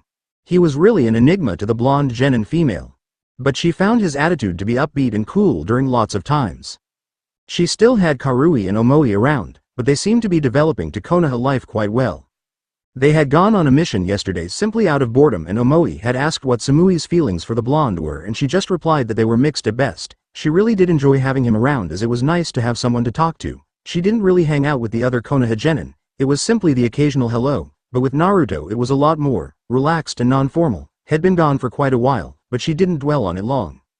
"I wouldn't know, But I heard he's in the land of iron. I guess it's a mission. Samui said without much enthusiasm, even if she was trying to hide some sort of interest in the subject, which Kyoko noticed. Well, that's fine with me. I am not the one marrying the guy, Kyoko said, making Samui lightly blush at the small thought. It wasn't long before Kyoko wrapped her arm around Samui and smiled. Just imagine Mrs. Yuhi Uzumaki. I can just imagine all the kids you will have with him. That'll be nice to see, Kyoko said, and Samui's eyebrow twitched. She wondered about the life of a family with her supposed fiancé. He could be a really good guy, she often figured, but that was way down the line and they hadn't even been officially engaged yet. However, that didn't mean she couldn't think about it. Well, that's for another time. If you don't mind, I am going to go now, Samui said before leaving, while Kyoko giggled while she placed a hand on her hip. Oh boy, that was fun. Now I see why Anko does it. I should make a career out of this, Kyoko said to herself before leaving with a grin on her face. With Samui, the Kumo genin continued to traverse the streets of Konoha as she pondered some things. It wasn't anything major, but it might have had to deal with the fact that she was being followed. She sighed before turning around to see a square-shaped rock behind her. She sighed and walked a little further while the box-shaped followed her. She felt her patience thinning. You know, there is no such thing as a square-shaped rock. It's kind of an eyesore, Samui said to them, and whoever was in that box smirked. So you saw through the disguise. Well, that's just great, they said before Samui saw a small explosion of gunpowder making smoke come out while Samui glared at them before sweat dropping. She saw 3 academy kids come out while they coughed. Man, too much powder, they said while Samui rubbed the back of her head. Who are you? She asked, and they smiled before they each did a pose. I am Konohamaru, the leader. I am Moegi, the prettiest kunoichi in all of Konoha, and I am Udon. Together we make the Konohamaru Ninja Squad, they said, making Samui's sweat drop even further. Okay, so what do you want? She asked them, and Moegi looked her up and down. Konohamaru, this one is really pretty. I can see why Nii-san is her fiancé, Moegi said, and Udon agreed with her on that while Konohamaru sighed and folded his arms. I admit that she has a lot of appeal, but no one is good enough for the boss, Konohamaru said while Samui raised an eyebrow. The only one she thought they could be talking about was Naruto, since she was sort of his fiancé at the moment. Excuse me? She asked, and they all turned to her before Konohamaru pointed his finger at her. Listen here, lady. Just cause you're good looking and very beautiful doesn't mean that you can use the boss any way you please. When you're his wife, you are to treat him nicely, Konohamaru said to her, and Samui felt a small amusement in this conversation somewhere. Well, it was something that I would have done anyway, but I suppose I understand. So you 3 know Naruto-san? She asked, and they all nodded. Are you kidding? When the boss becomes Hokage, he said that we would get to be his personal guards so long as we train hard and do well in what we do. They all told her, and Samui smiled. You'll also be my guards if I get married to him then, right? She asked, and they all nodded, not seeing the small joke that she was playing on them, which she rarely did with others, but this seemed to be as good a time as any to try. That's right, we guess. Tell us, what do you think of the boss right now? Moegi asked, and Samui raised an eyebrow. He's a very strong person and I respect him for that. I consider myself lucky to know someone like him. Samui finished, and the 3 academy students nodded. She's good, really good. Alright, you two. From now on we will work hard to protect the boss and his wife. We mustn't fail in our mission. Understood? Konohamaru asked, and the 2 others nodded as they raised their hands in the air before walking off, leaving Samui in the middle of the road with a blank expression on her face before Karui and Omoi came up to her. What happened to you? Karui asked, and Samui scratched the back of her head. I have no idea really, but for some reason I am a little bit happier, she said, walking off with a small, unnoticeable smile on her face which confused her 2 teammates. Hokage Mansion. Hokage-sama, what is this? Kurenai asked in a semi-pissed-off tone while Hiruzen gulped. Jiraiya smiled at the Genjutsu mistress while Kurenai stared at him with disdain in her eyes. Well, Kurenai, this is Jiraiya. He was Minato's teacher and he's the godfather of Naruto, Sarutobi said, and Kurenai narrowed her eyes at the pervert. He was a prime example of who she wanted Naruto to stay away from. To think that the #1 pervert that wrote those books was her son's godfather was almost enough to send Kurenai over the proverbial edge. Well, to think that Naruto got adopted by the Genjutsu mistress is quite a surprise. Tell me, how has he been living with such a beautiful woman? He asked in a perverse giggle while Sarutobi watched Kurenai ball her fists. She quickly raised it and slammed Jiraiya into the ground in a load of fury. The Sandame's sweat dropped while Kurenai turned to her Hokage. Hokage-sama, please tell me this is a joke, Kurenai pleaded, but Sarutobi shook his head while Kurenai turned to see Jiraiya getting to his feet. Her hair showed the icy glare that she was giving him before she grabbed his cloak. Who do you think you are? You had the responsibility of Naruto-kun and you didn't do it. Do you know the hell he's been through? How dare you show your face after this many years? You never should have left, Kurenai growled and Jiraiya looked down at the ground. Sarutobi watched the incident go down. I couldn't raise him, I had the spy, don't you dare bring that network into this. I know about it and I find it to be bull. Naruto-kun is in my care now and I'll decide when you see him. For now you will stay away from him. If Naruto-kun wishes to see you then I will let him, but you've got a lot of making up to do. Kurenai told him before she walked out the door and slammed it shut. Jiraiya winced before turning back to Sarutobi. You're lucky you got out of that alive. I thought she'd be much madder, the Hokage said and Jiraiya gulped. Man, she's just as scary as Tsunade when she wants to be, but I can understand what she's saying. I really screwed up, didn't I? Jiraiya asked and Sarutobi rubbed his head. It's not your fault and Kurenai does know about your duties to the village, but to her Naruto is the one thing that she might put before the village itself. The acts of a mother, I guess, Sarutobi said and Jiraiya nodded with a sigh as he thought over his actions and wondering if he made the correct ones. That being said, Sensei, please tell me why Naruto signed a snake contract. Don't you know how dangerous that is? Jiraiya asked and Sarutobi smiled. Oh come on Jiraiya, you should have seen how happy Naruto was with the snakes for his summons. At least we can take comfort in the fact that Manda is no longer the boss summon, Sarutobi said and Jiraiya rolled his eyes.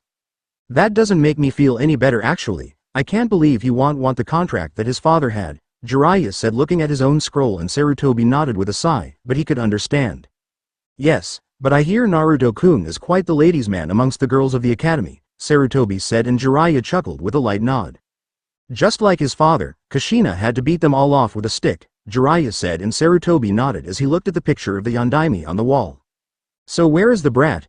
Jiraiya asked and Sarutobi rubbed the back of his head with a sigh.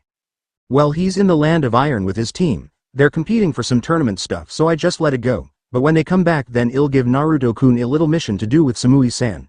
It'll be good for them to get out of the village together, Sarutobi said before Kyoko came through the door. Hey old man, she said and Sarutobi sighed at Kyoko's attitude towards important figures, but he couldn't really care about it.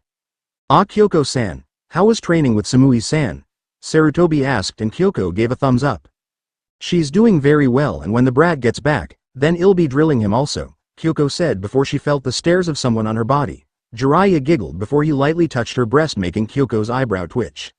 Oh yes, that's really nice, we have a perfect 10 here, Jiraiya said while multiple tick marks appeared on Kyoko's face. She balled her fists before slamming Jiraiya in the chin as she rocketed him through the roof.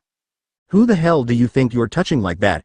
Kyoko yelled while Sarutobi's sweat dropped at the hole in the ceiling before Kyoko slammed the door. He sighed and looked at his paperwork. It's okay, I was trying to redo the roof anyway, Sarutobi thought to himself before getting back to his work. Land of Iron. Tournament. The platform was battered with strikes and the people were in awe. Naruto and Ayane had been going for a good 2 hours and the two were huffing like mad. Naruto breathed heavily while his face was littered with cuts, slashes and burns. His clothes were nearly destroyed and his chakra was gone. Meanwhile Ayane was in the same boat. Her hair was a mess and her body was very injured. She could feel the dwindling chakra in her body as the two saw their swords on the ground. I've never fought anyone for this long since Sasuke. You really are something else, Ayane-chan, Naruto managed to say and Ayane smiled with a nod. I agree, by my standards, you are a fantastic shinobi Naruto. That fight against Ronin showed it and this fight confirmed it. I realize my limits, but I'll get better, Ayane told him and Naruto could agree with her. I really hope to see you again someday, Naruto told her and Ayane smiled with a nod. Me too, I believe we just might, Ayane said before she fell to the ground and huffed. Naruto managed to stay to his feet while the crowd gazed in silence and as much as it pained Ayane to say it she still needed to since there was no point in continuing. I forfeit, she said 2 separate breaths while the announcer stood to his feet. The winner of this tournament is Naruto Yuhi Uzumaki, congratulations.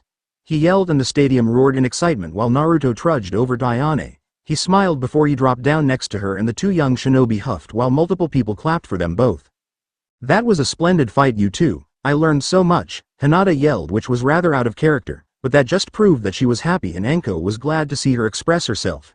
Shikamaru rubbed the back of his head, but he smiled at them. Troublesome blonde, he said and Muramasa stood to his feet. Looks like he doesn't have to pay after all, how nice is that for him? Still his power is quite admirable, he'll have to meet with you one day as well as your clan, Muramasa thought before Naruto slowly got up and grabbed Ayane's arm. He flung it over his neck and the two walked to the platform. Tired? He asked and Ayane gave a simple nod. Very, she said to him making the blonde laugh at her before Mifune stood to his feet. Congratulations Naruto Yuhi Uzumaki for winning this tournament. Please come to my building tomorrow along with Ayane-san for your rewards, Mifune said walking off while Naruto raised an eyebrow along with Ayane. Why'd I get a prize? I lost, she thought, but she decided to leave it alone since the blonde carried her away. Later that night, the whole town was in a celebration over the tournament that was taking place. It had been one hell of a tournament to remember and one that no one would forget anytime soon. It was such a fun experience for people, but Naruto and Ayane were nowhere to be seen. The blonde was in the hotel with bandages on his face, and the same could be said for Ayane. Come on little brother, we have a party to go to, Anko insisted, and Naruto rolled his eyes. Shikamaru and Hinata giggled at him before Naruto leaned up. Are you kidding? I'd love to, but I am tired. You guys go without me. I've never been more exhausted in my life. Man, she dispelled so many of my genjutsu that it wasn't even funny, Naruto said with the last part more to himself than anyone else, but no one seemed to mind it in the least. Well, if you want to join then you're welcome to, Anko said as she. Hinata and Shikamaru left the room. Naruto sighed as he laid in his bed for a few minutes. That fight with Ayane was more fun than he could possibly imagine. He had to admit that the girl really knew how to fight, and that was an understatement. Fighting against Ayane felt like Naruto was fighting Samui in some way. That cold glare that attracted him to the both of them. Samui's eyes were blue like his own while Ayane's were red just like his mother's. It was a rather nice feeling to have won against someone like her. I really hope I see her again. Now that I think about it, maybe not. I doubt Samui's like that, and Karui will just plain kill me if she even thought I was cheating. Wait, I am not even involved with Samui-chan, so why should I be guilty? Naruto wondered before he got to his feet and used a kage bunshin to pack up his clothes since he knew that they would be leaving tomorrow. He sighed as he got to his feet and noticed that it was completely dark outside, not surprising since it was probably midnight. Maybe I'll go to the roof, Naruto said as he got to his feet. Soon there was a poof making the blonde cough before he looked to see two snakes in the room. He gasped out before he smiled. Mikata!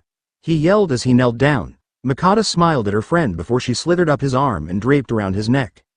Hello Naruto-sama, it's good to see you, she said with a correct S in her voice. Naruto smiled with a nod while he gently petted her on the head.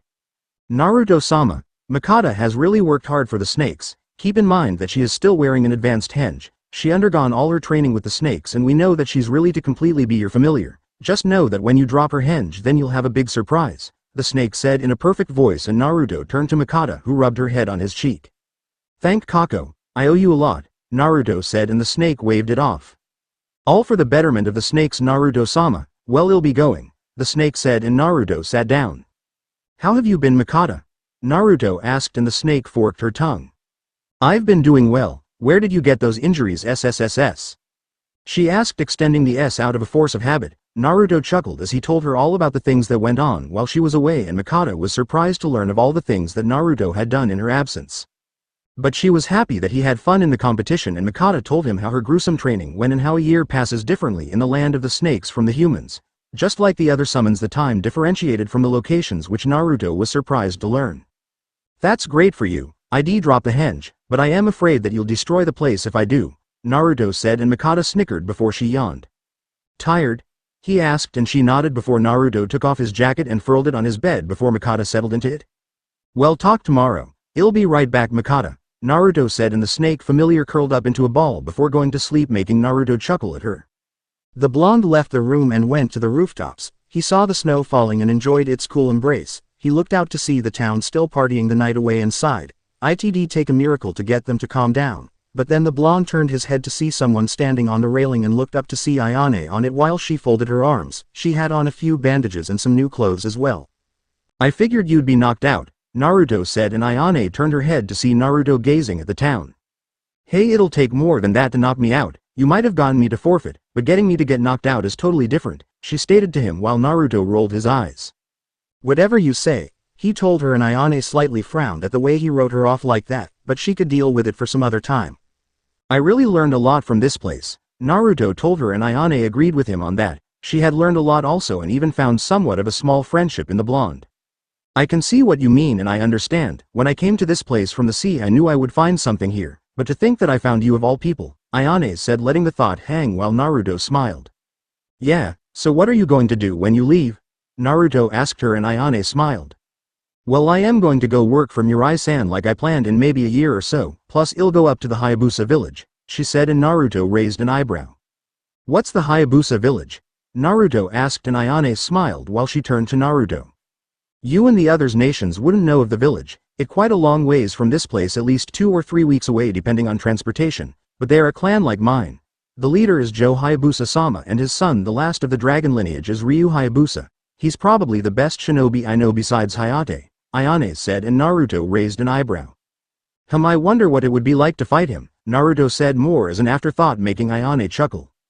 I suppose that's right, but be careful, there are plenty of advanced placed where we are and they're quite different from the villages that you hail from, Ayane said, and Naruto wondered what she could mean by that, but he didn't say anything more and settled for looking at the village down below.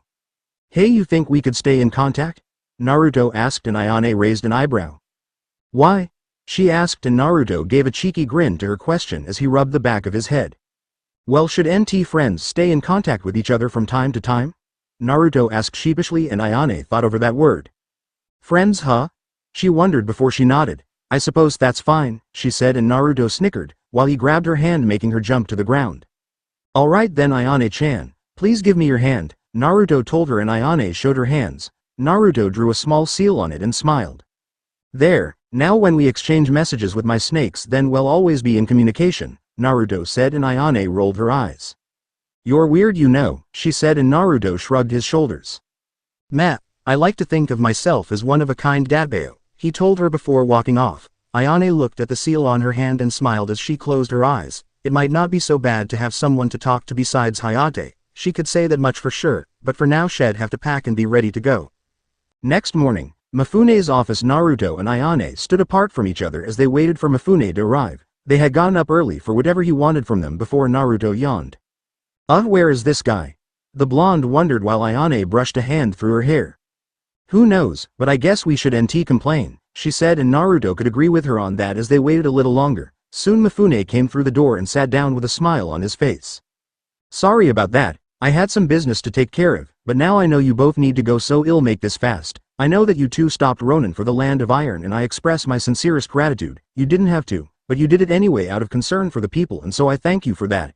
Mifune told him, making Naruto rub the back of his head while Ayane merely nodded with a slight smile on her face.